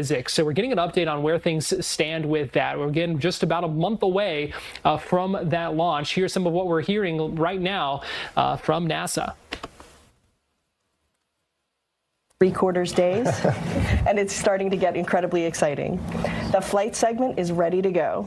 The amazing team that completed the development to be ready to launch 9 months early, as Sean indicated. No surprise, they've stayed right on schedule with the work down at the Kennedy Space Center. The observatory was fueled last week, and we're about to start our joint operations with the SpaceX launch vehicle team to complete the preparations to mate the observatory to the Falcon Heavy rocket. Encapsulation, which is when the observatory is installed into the fairing that will carry us to orbit, that happens in 3 short weeks. The ground segment is also ready to go. In early July, we completed a really successful review of our readiness to begin operations. That's to launch the observatory, commission it, and then start science operations downlinking up to 11 terabits per day, every day. And the science team is ready to go. The whole team is ready to go. We've practiced and tuned up the plans and the procedures and training the staff with 50 mission readiness tests encompassing more than 1,100 hours of operational time using the exact staff who were going to be on console during launch and commissioning across the first 100 days. So the Roman Dream Team continues to do mighty things, and I am delighted to say yet again, Roman is ready for launch. And with that, I will hand it over to Jeremy to talk more about commissioning. Thanks. It's been an incredible journey to get Roman to this point. And like Jackie said, it's been the work of an amazing group of people around the world and the country to make sure that we're ready to go. And I've been very lucky to be part of this team. In just a few days, in 30 days, we're going to be launching Roman, testing it out, opening the deployable aperture cover, looking at the sky, and sending data down to the ground for the first time. But we still have a lot of work to do right after launch. One of the things that you think about, and you probably have in your head when you think of NASA, is a bunch of engineers and scientists sitting in a room staring at a bunch of computer monitors trying to solve the hard problems that space has thrown at them. And we're almost to that point with Roman. Right after launch, lots of us are going to be sitting down in Florida and up here in Maryland and out in California, monitoring our systems and making sure that Roman is operating like we know it can. It's taken a lot to get here.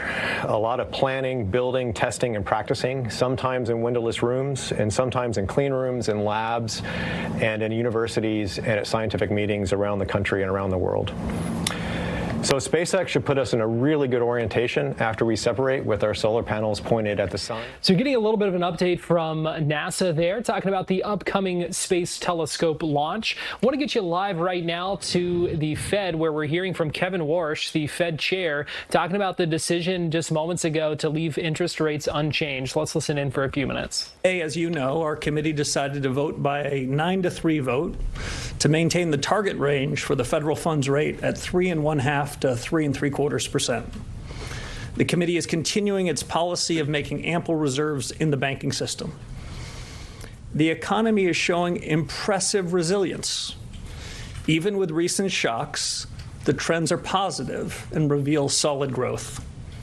Job gains have kept pace with the workforce, and the unemployment rate has changed little.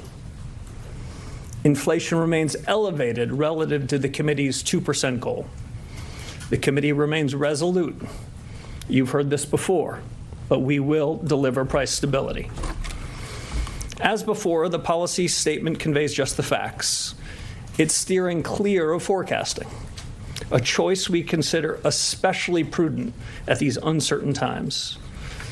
Uncertainty, however, does not mean a lack of clarity. For some households, businesses, and market professionals, 5 years of high inflation have left a mistaken impression that's hard to shake, that the Fed's implicit inflation target was somehow above 2%. Let me reiterate, there is no soft inflation target.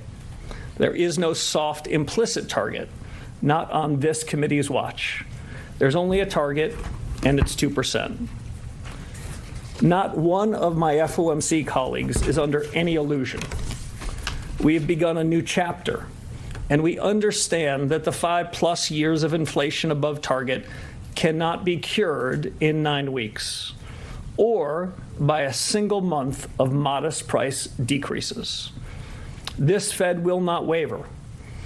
Our credibility rests on performing our duties and delivering on our responsibilities. Americans are right to expect that because our nation's prosperity depends on it. To the regulars here in the press room, today's assessment might sound familiar, yet there was nothing inertial about our discussions, our policy, or our strategy. 2 economic developments are worth highlighting. The first is a very notable change since our last meeting 42 days ago. Nominal and real yields are materially higher across the Treasury curve. In fact, some of the increases in market interest rates between FOMC meetings are among the most significant in the last 2 decades, ranking around the top decile or so. But if the committee didn't change its policy rate, what happened? In the intermeeting period, market attention centered on real data and real economic developments. Prices reacted in real time to incoming information, and the reduction in forward guidance may have been a factor. Market participants are learning to play the ball, not the referee, and market prices will continue to respond in the direction and magnitude they see fit. This is, in my view, a change for the better, and we're just getting started. After all, the central bank need not always and everywhere be the center of attention. I understand the desire for rolling forecasts and commentary from this committee. But for our part, we need to observe market reaction to developments, direct and unfiltered. I want to stress, of course, that decisions by this committee matter a great deal. And where necessary and appropriate, we will not hesitate to act. A second economic development is one that I noted at the congressional oversight hearings this month, but it's worth repeating. The most striking feature of the economy is the strong growth of business investment. The surge in high-tech CapEx has been remarkable, but that does not necessarily make the Fed's role any easier. In the AI-related category of high-tech equipment and software, the most recent data shows four-quarter growth rates of nearly 20%. This is helping to sustain the healthy momentum of manufacturing output. More generally, CapEx is preparing the ground for future growth. Nonetheless, the precise timing and magnitude of effects on the supply side remain hard to predict. FOMC meetings produce policy decisions, but just as important is candid discussion of the big things that matter most. That too is a priority in this new chapter at the Fed. In our meeting, vigorous discussion centered on four questions, which I will enumerate. First, we talked a lot about the implications of the past 5 years of high inflation on the current policy conjuncture. To echo an old phrase, has the past really passed? Second, my colleagues and I considered the economic shocks of recent years, strained supply chains arising from the pandemic, military conflicts, energy supply disruptions, substantial increases in tariff rates, and yes, the surge in AI-related investment. These differ in their sources. Do they also differ in their effects on output and employment? Third, we took up the related question of price increases arising from shocks. The business CapEx boom, for example, is driving up prices of memory and logic chips and associated AI infrastructure. Do these changes indicate a broader inflationary dynamic, or do we just focus on them because they are under the bright streetlight? Finally, we discuss monetary policy tools and strategies for achieving stable prices. If, as the Fed has long held, interest rate policy should be its primary monetary policy instrument, how much accommodation are we getting from the balance sheet? In all of this, our work is advancing at the Fed. We're asking the right questions. And in this consequential time, we know how very much depends on getting the right answers. Fed Chair Kevin Warsh talking to reporters right now, talking about some of the factors that went into the decision to leave interest rates steady right now, getting ready to take some questions. We're going to take a break here on Florida Live, but we'll be right back.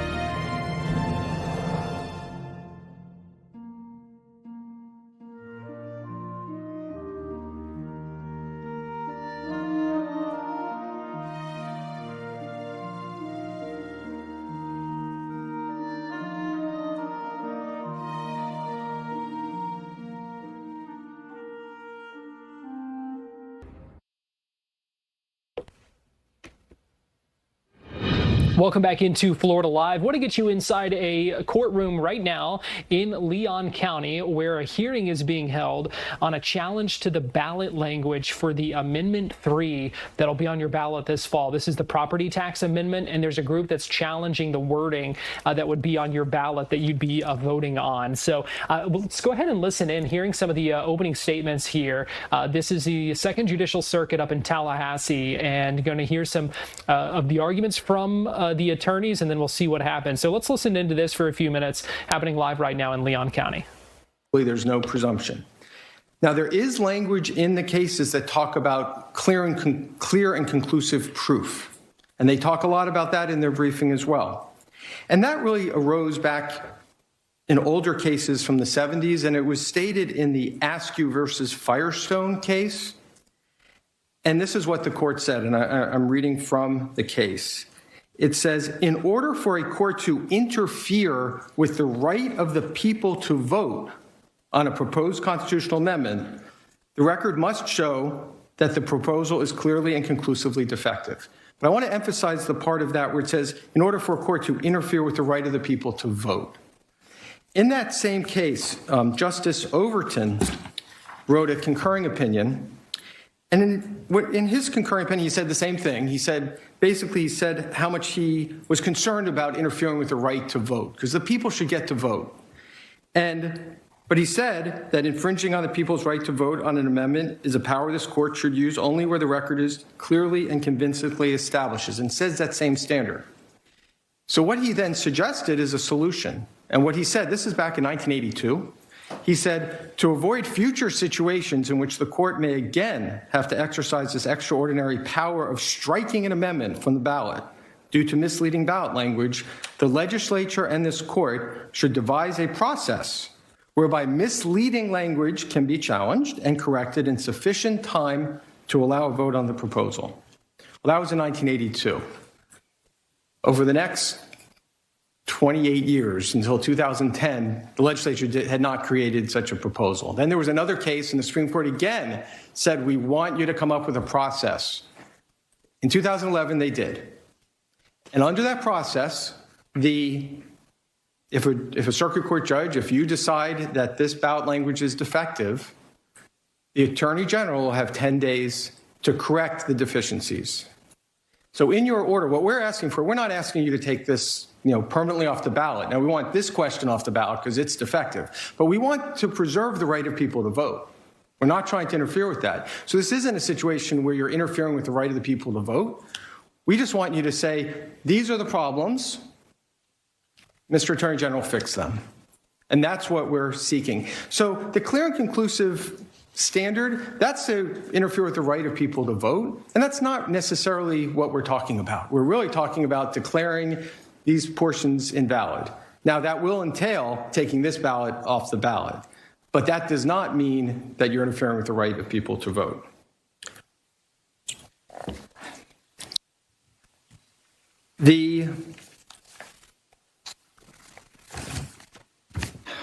If you don't mind, I'm going to go up to the boards and talk from there. Is that okay? Yes, you may. Thank you, Your Honor.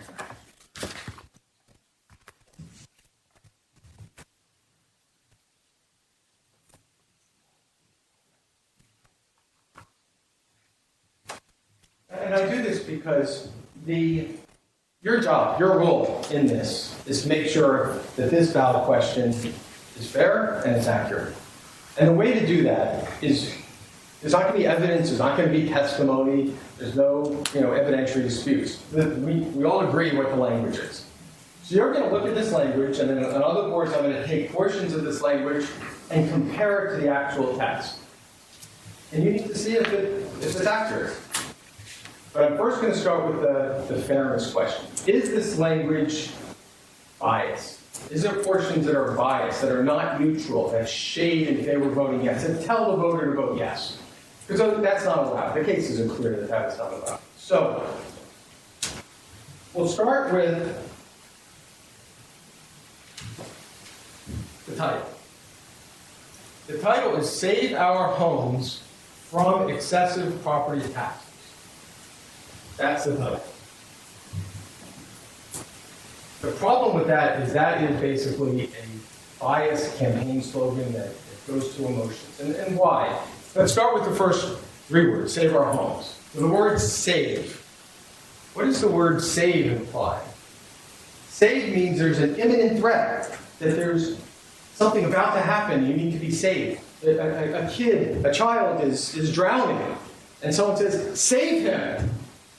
A tornado is coming, save yourself, seek shelter. Save is such an emotional word. It just derives the feeling that you need to have an imminent threat that you have to be saved. May I ask you a question? Yes, absolutely. Didn't the defendants point out previous use of the word save where it was considered acceptable? Absolutely not. The only court that's in Save Our Everglades, the court said Save Our Everglades was not allowed. Then they did point out 2 cases that talked about the word protect. And in those cases, the court said protect is okay because it's not safe. And in those cases, the court specifically said that save is not allowed. So Save Our Everglades said that save is not allowed, as did both of the cases they cited, which said protect is okay, but save is not. Because save is such an emotional word. So our is, the voter goes in and says, save our homes. Our, that's us, that's me, that's you. When you're going to vote, our is us. What could be more personal than that? Homes. Isn't it? They are. That is it, isn't it? Isn't it our homes? Well, yes, it is. It is. But I'm not saying it's not accurate. I'm saying it's biased. So whether or not the our is an accurate word is a different question. But when it says save our homes, does that elicit an emotional feeling? Well, whose homes should it say it is? It shouldn't say anything about save our homes. What it should say is, and I'll get to this in a couple minutes, what it really should say is what other ones have said in the past, which is homestead tax exemption or increasing homestead tax, something like that. This, Save Our Homes, is a political slogan. It's what it's advocacy is what it is. So the word homes is as personal as you can get. I mean, like we mentioned Everglades before. Everglades We're hearing more discussion right now. We're going to continue listening into this for a couple of minutes here. I think it's interesting to hear some of the issues that the attorney for these groups that are challenging this wording have. But I do want to go ahead and pop up for you so you can also see. This is the wording from the bill that was passed that specifically says this is the wording that would be the ballot language that's kind of at issue here that he is pointing out on the graphic specifically from the language of that text. So you can see some of what he is going to be pointing out here. So we'll go ahead and listen back in. Provision.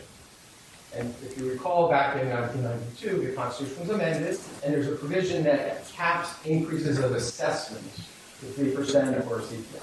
Mm-hmm. That was proposed by a citizens group. The citizens group, guess what their name was? Save Our Homes. Save Our Homes Inc. So the citizens group, an advocacy group, using the word Save Our Homes, proposed to put in the Constitution a provision that would cap increased assessments. And it passed, and it's been in the Constitution since 1992. Now, what was the title? When it went on the ballot, was the title Save Our Homes, or Save Our Homes from something? No. Save Our Homes was not in the title because it wouldn't be allowed, because that is asked for an emotional response. Instead, the title was Homestead Valuation Limitation, a neutral statement, and then the voters voted and they approved it and it went in the Constitution. Now, they say they used Save Our Homes, and Save Our Homes was okay to use because people think when they hear Save Our Homes, they think of that provision. And that's true, the Save Our Homes management, Save Our Homes protection. But what they say in their brief, and they use these words, they say that this proposed amendment preserves the cap. This doesn't preserve the cap. This has nothing to do with Save Our Homes. That cap is in a different portion, a different section. This hearing continuing live right now in Leon County. You're going to go ahead and take another break here on Florida Live, but we'll be right back.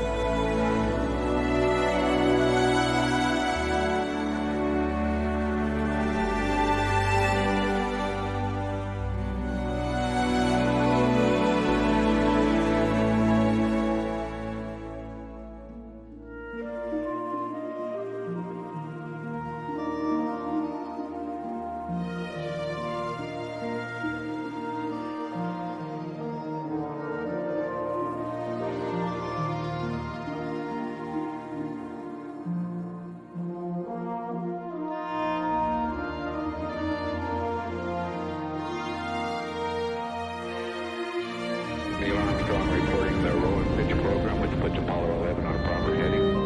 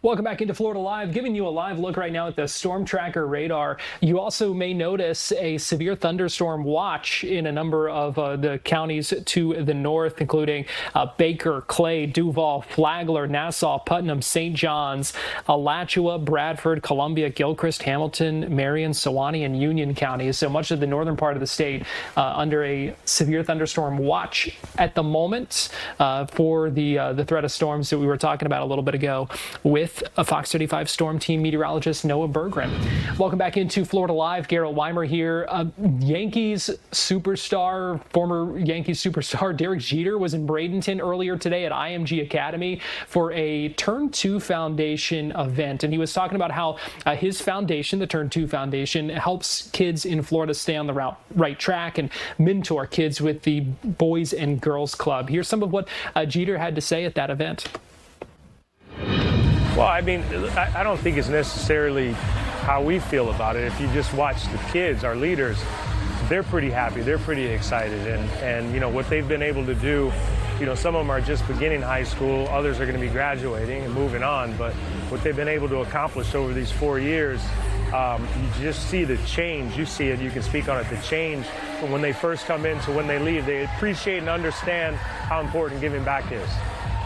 Yeah, I mean, I think he basically explained it very well. It's just nice to see all of them come together and for a common good, and also to have the Boys and Girls Club here as well, so that they can also act as mentors to their peers and bring in other organizations from the local area to do good work together. Yeah, then tell us about the Turn 2 Foundation, just in general, and everything that you guys are doing to try to give back to the community. Yeah, we're celebrating our 30th anniversary this year. It's a foundation I started alongside my dad back in 1996, and I was prevention of drug and alcohol abuse. But I think our signature program obviously is the Jeter's Leaders program. Kids who are not only role models in their schools, but in their communities. And I've always said it, and she can chime in, maybe she thought a little different, but the last thing I was thinking about when I was their age was being a role model in the community. So I'm always in awe and when I get a chance to spend time with them. Same question. Okay. No, I just think that, you know, these kids are absolutely amazing. The foundation has done so much work over the last 30 years, but this is really like the culmination of everything that we ever wanted to stand for, is what's in this room today. And for you, Derek, just how much fun has this been post-playing career to spend some time with kids, with everybody who have looked up to you as one of the greatest baseball players of all time, to now be, you know, giving back? How fun is it that kids maybe that weren't even born now when you started playing with the Yankees that are now still looking up to you? Yeah, that's a nice way of you saying I'm old. I appreciate it, man. I mean, look, we started this, like I said, 30 years ago. And everyone talks about legacy. You want to have a legacy on the field, obviously, but I think it's more important to have a legacy off the field. And you know, this is something that I always wanted. We wanted to continue post-playing career and into the future, because, you know, my kids are young now, and the kids you're seeing here today are, you know, the leaders for the future. No, No, I mean, he said everything. So that's cool hearing from Derek Jeter at that event earlier today. Right now, I want to get you live. I know we are almost out of time here on Florida Live, but I want to get you live to this FWC news conference where they're giving an update on the investigation into the mothballs that were found on St. Pete Beach. So let's go ahead and listen in here for the last couple of minutes on Fox 35, and then we'll continue streaming this on Fox Local. Monroe of St. Petersburg on felony commercial littering charges and misdemeanor attempted take of a state-listed imperiled species by harassment.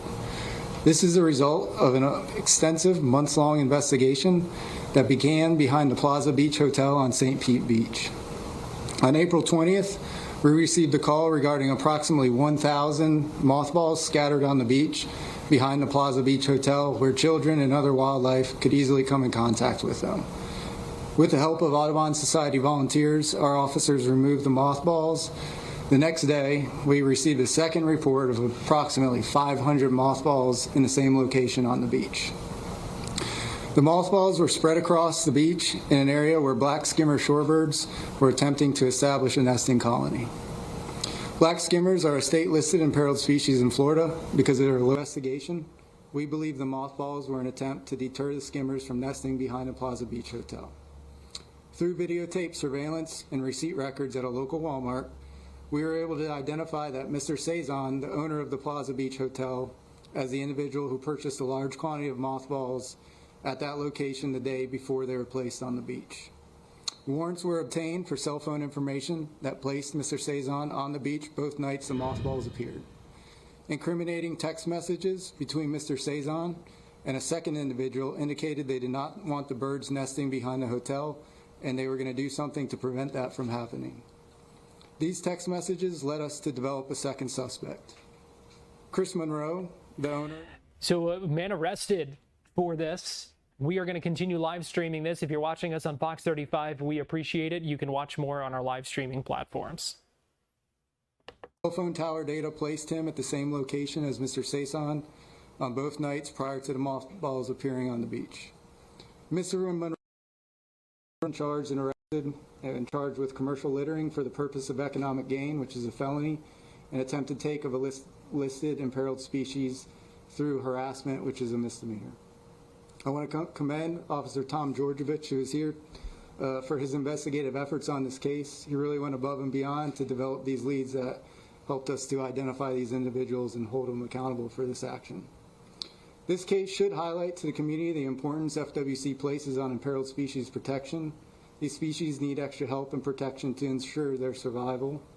When people harass or disturb them, it has a direct negative impact on their ability to successfully nest and bring their population numbers back up. I also want to thank and recognize the Pinellas County State Attorney's Office, who partnered with us on this case. Their support and willingness to prosecute these types of cases is a critical part of our imperiled species protection on the beaches of Pinellas County. With that, I'll turn it over to Captain De La Rosa for a few more details on the investigation. Thanks, Major. And we will open up to questions. I'm sure plenty of you have questions. The main things I want to kind of address is that early on in this case, there was a lot of public outcry, and obviously we heard that. We were working this case in the background and unfortunately couldn't share a lot of that data, but we really appreciated the public's interest in this case, and it was something that's remained ever present to the FWC. This colony is super important. There's only 6,800 or so of these species in the entire state, and several hundred of those nest right here in Pinellas County. So a true Pinellas County, Florida native is nesting in our backyard, and what we found was an individual or multiple individuals that were attempting to deter that propagating behavior, and it was something we took very seriously.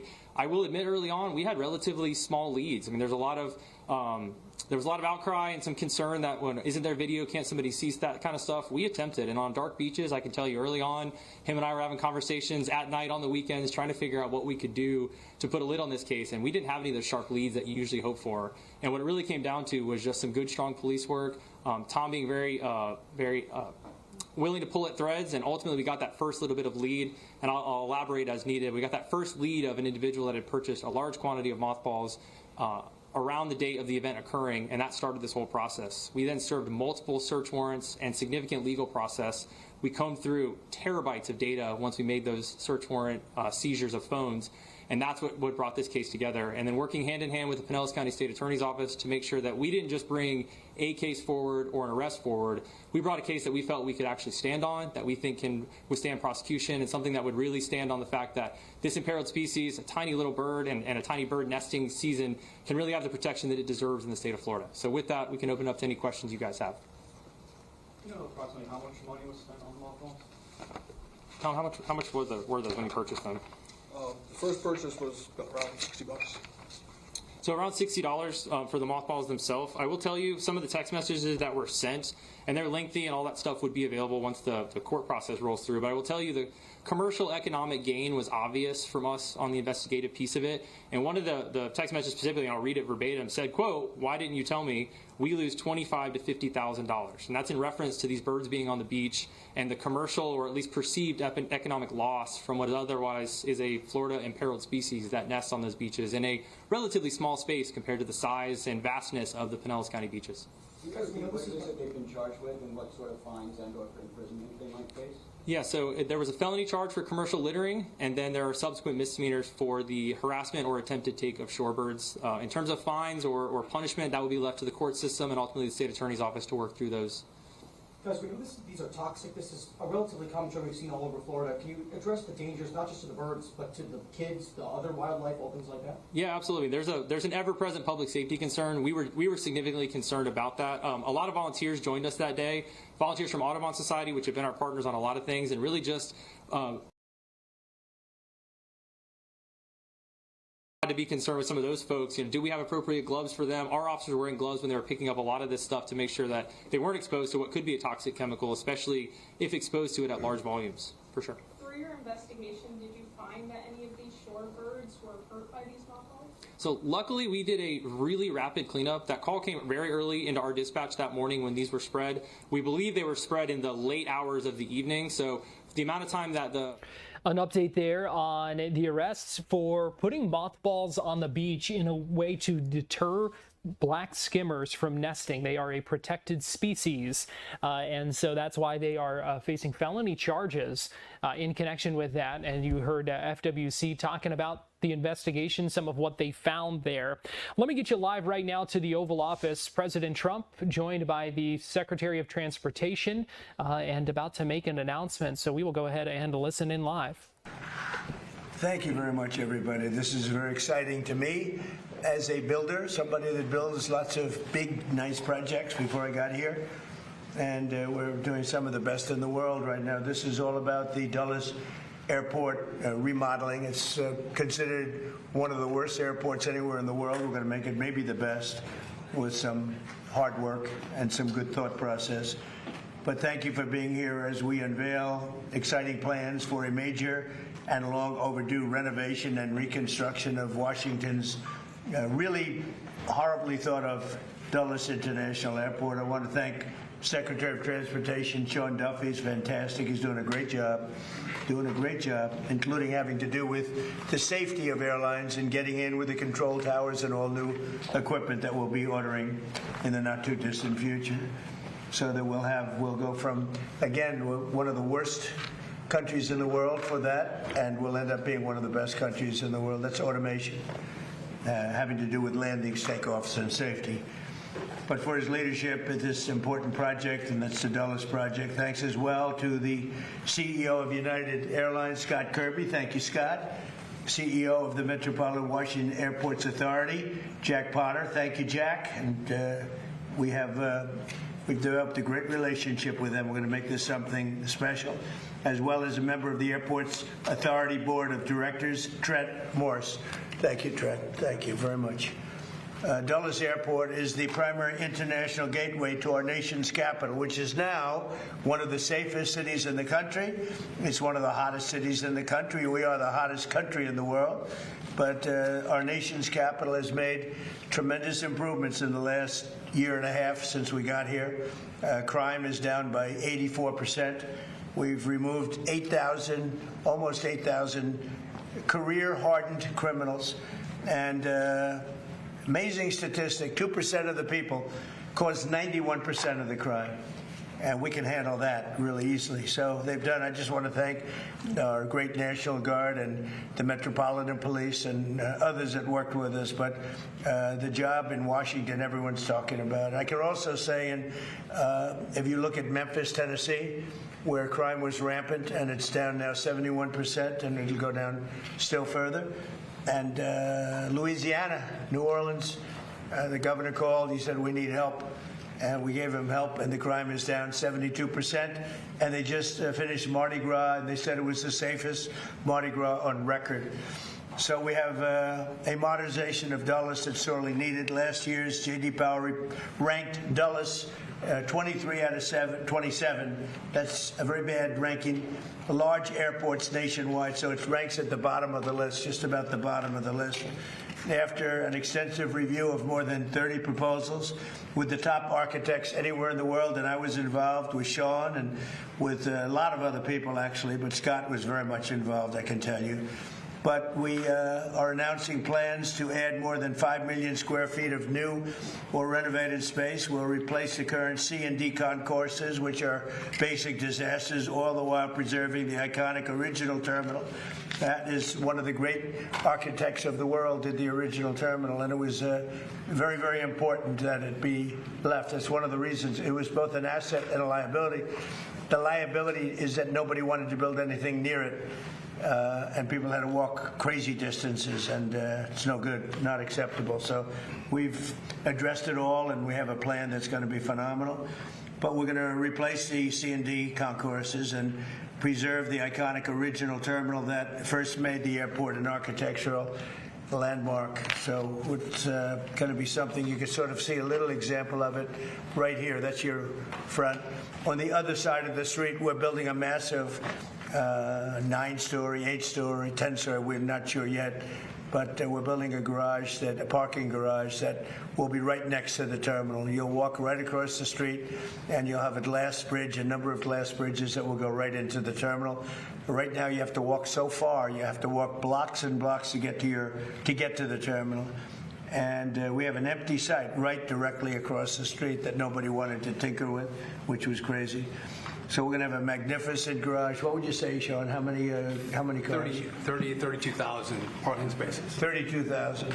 It'll be actually the largest garage in the world. 32,000 is big, mostly above ground. We don't like down. People don't like going down underneath. Mostly above ground. It'll be beautiful.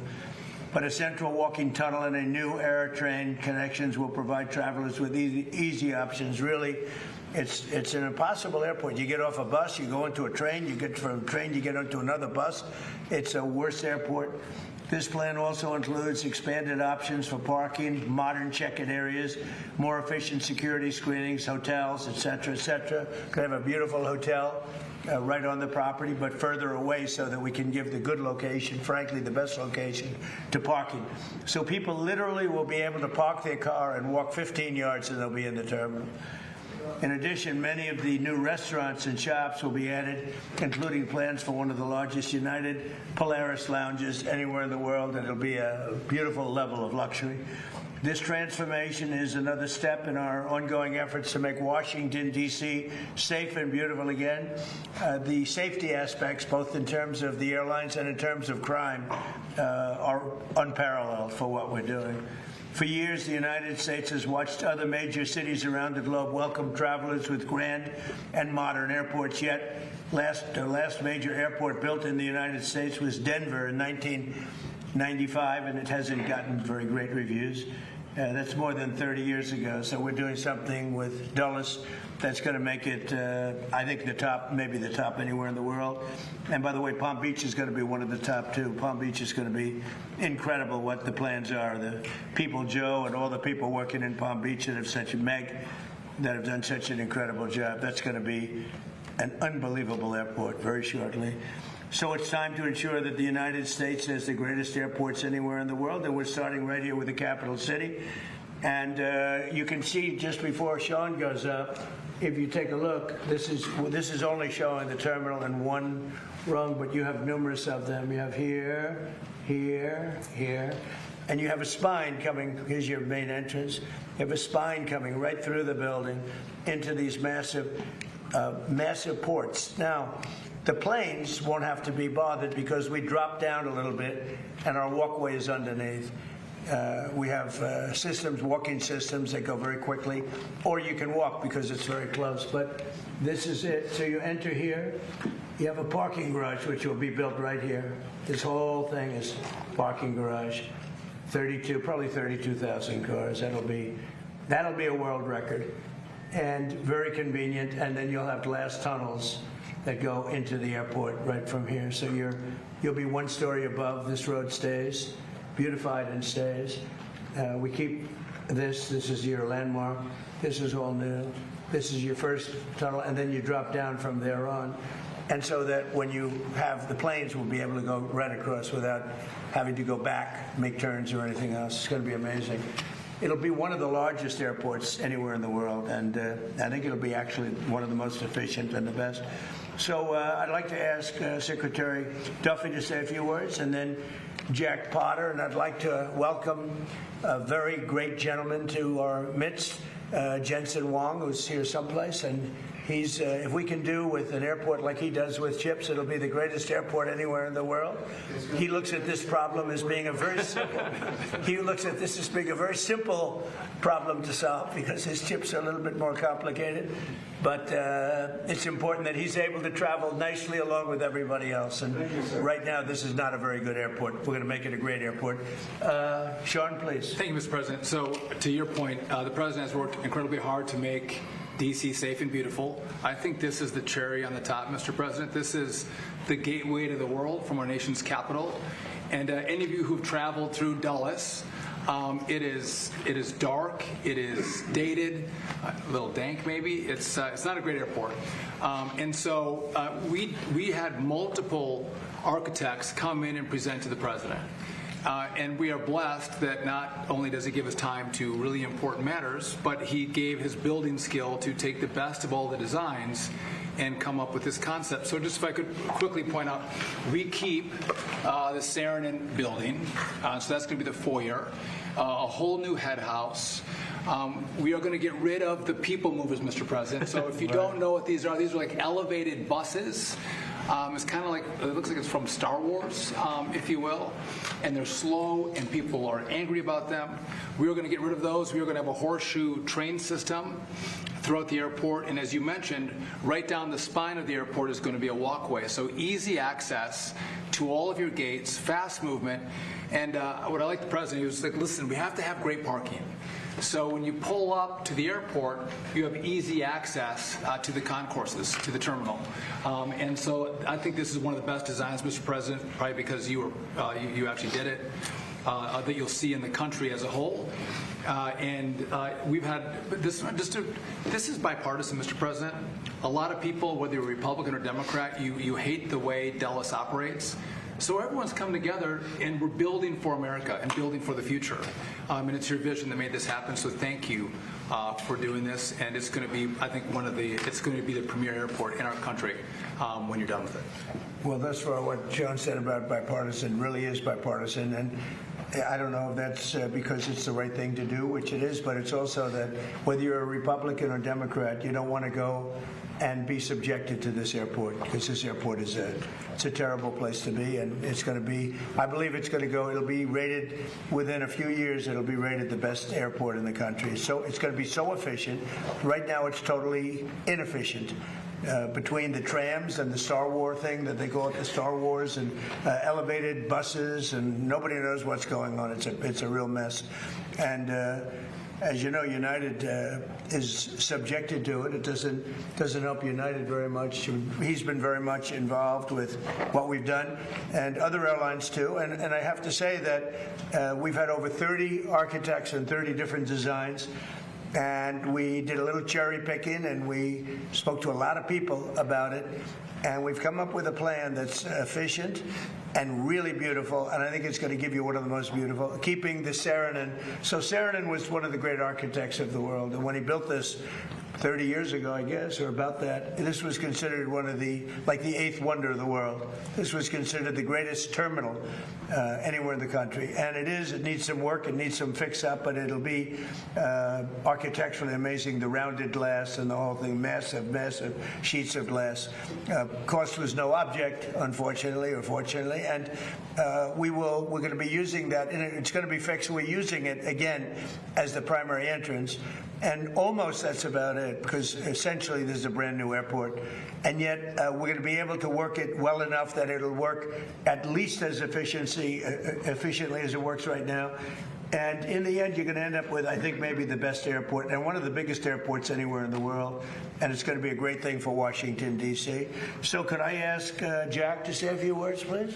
Yes. Jack? Thank you, Mr. President. And thank you for your inspiration here and challenge. You challenged all of us to step into the issues that you just described. We're very proud of the process that we've gone through. We're very happy that United Airlines, the Airports Authority, and the other airlines have agreed to step up and fund this thing. So this is not requiring federal dollars. This is going to be airport-generated dollars, airline contributions, which is phenomenal. It means that we're off to a fast start here. We're engaging with the Saranen family to make sure that they stay intimately involved with this. All the aspects that were just described, I think, will make this a world-class airport. And you challenged us to do this. We're building off of growth, though. I have to tell you, our airport was the fastest-growing airport in 24 and 25 of any large airport in the country. So we're going to continue to build on the momentum that we have, and we're excited about taking on this challenge, and it will be a challenge to construct this. And our goal is to construct it and make sure that the traveling public there'll be minimal impact to them as they transit through our airport. So again, Mr. President, thank you for your inspiration, and we look forward to you to continue to participate in this in the coming years, because we're going to bring designs to you and other things. So we very much look forward to working with you. Thank you very much. Great job, Tim. Scott, would you like to say something? Thank you, Mr. President. Thank you, Mr. Secretary and Jack and everyone. We're really excited to have this project get off the ground. The terminal that's out there today was built 45 years ago and was meant to be temporary. And so I've spent my whole career at United Airlines waiting for this day, and all the people of United Airlines have spent even longer waiting for the day that we could have really the best airport in the world. And this design is one that works great for the airline. The President talked about how it works great on the outside for the airline, but it's going to be a beautiful airport inside for customers. It's something that all of us at United, but really all Americans will be able to be proud of, having an airport when people come into the capital that really represents what the United States of America stands for. So I'm proud of it as a CEO of United, but proud of it as an American as well. That's right. It's going to be a great one. Thank you. In fact, thank you for your help.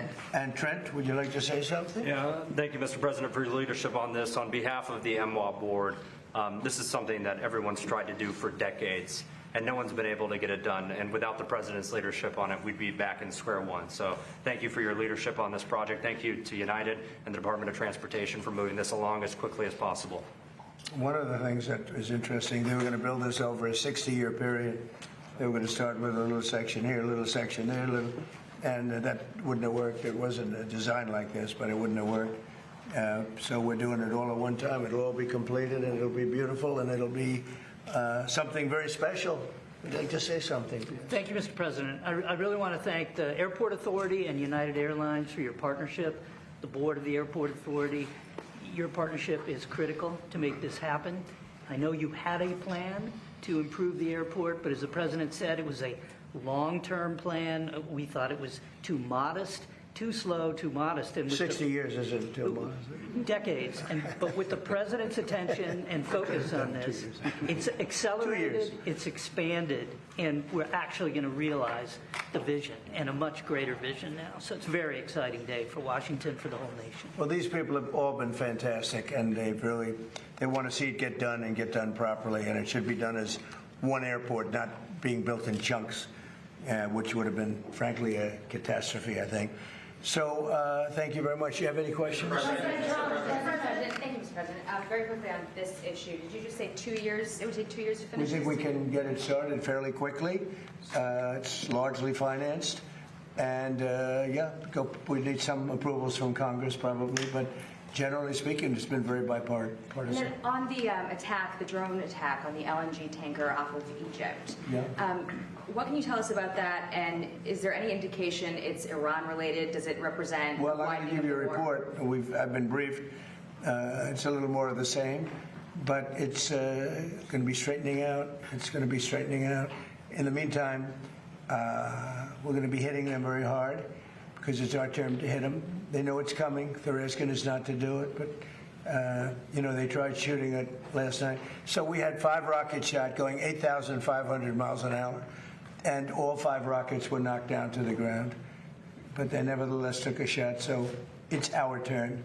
And we'll see if we get there with an agreement at some point, but we're going to hit them very hard. Mr. President, first on this, is this expected to affect any incoming or outgoing flights? No, we think we can do it without a lot of disruption, very little. And then It might even be better. on Leader Thune, what's your reaction to him saying that there's no evident path to success on killing the filibuster or passing the Save America Act? Well, that's too bad for him. I mean, that's too bad for him and too bad for the Republican Party. Do you believe that? He's got the votes. He should get it done.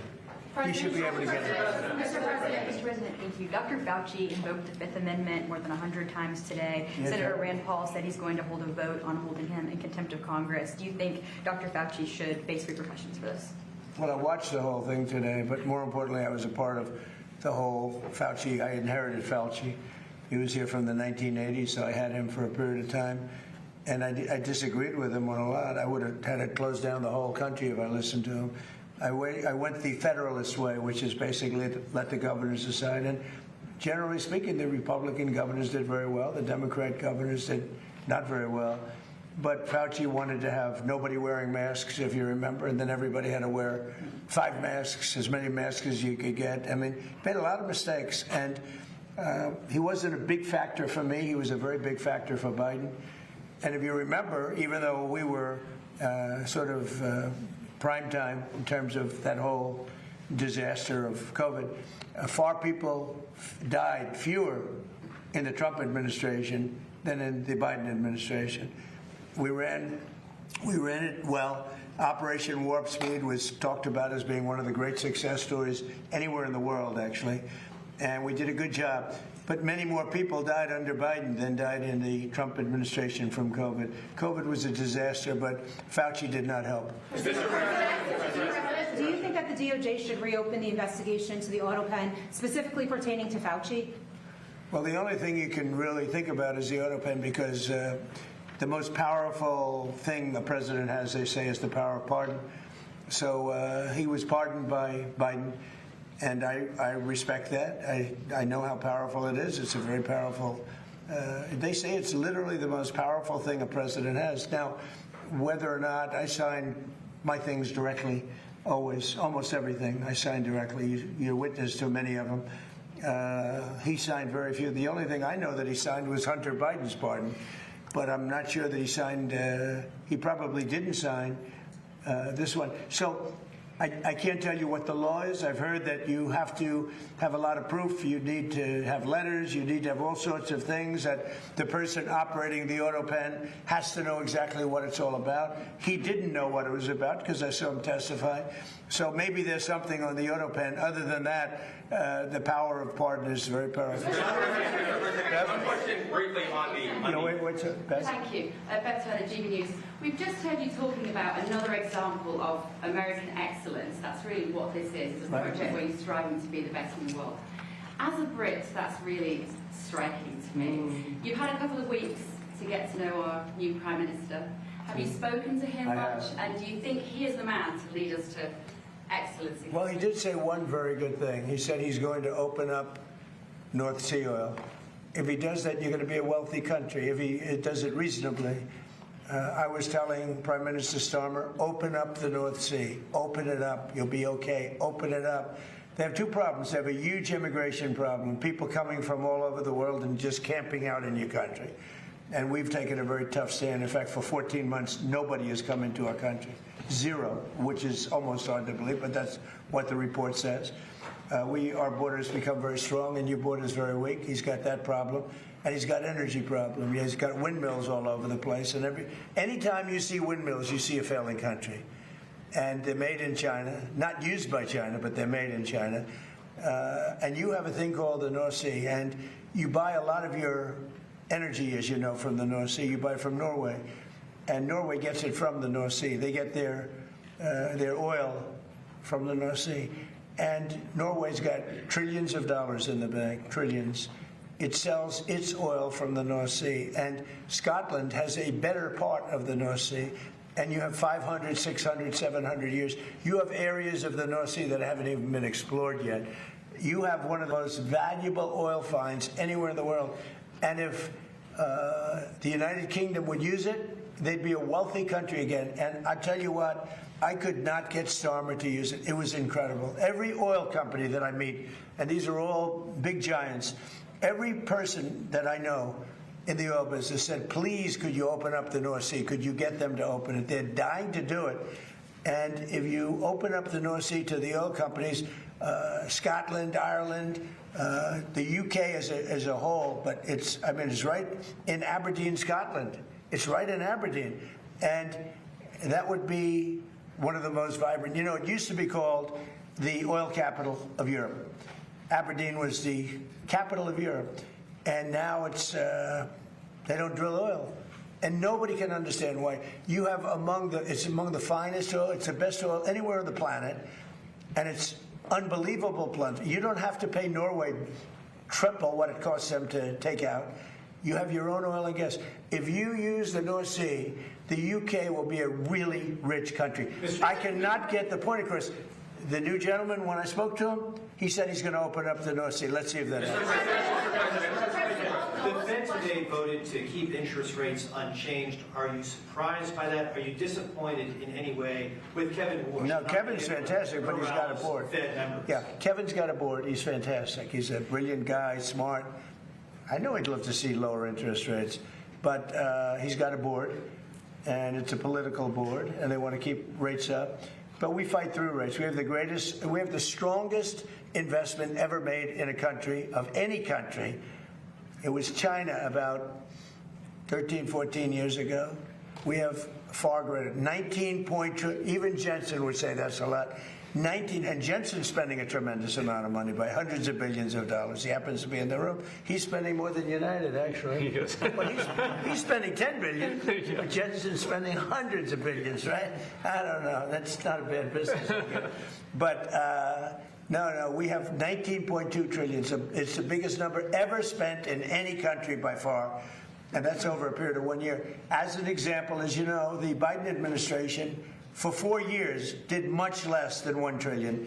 We're doing 19.2 trillion in 1 year. So we have things that are happening in our country, the likes of which nobody's ever seen. Plants and factories are moving in. Toyota just announced they're building one of the largest car plants anywhere in the world, and truck plants anywhere in the world. We are building more automobile plants now than at any time in the history of our country. Mr. President, in particular, this is just one of several projects that you have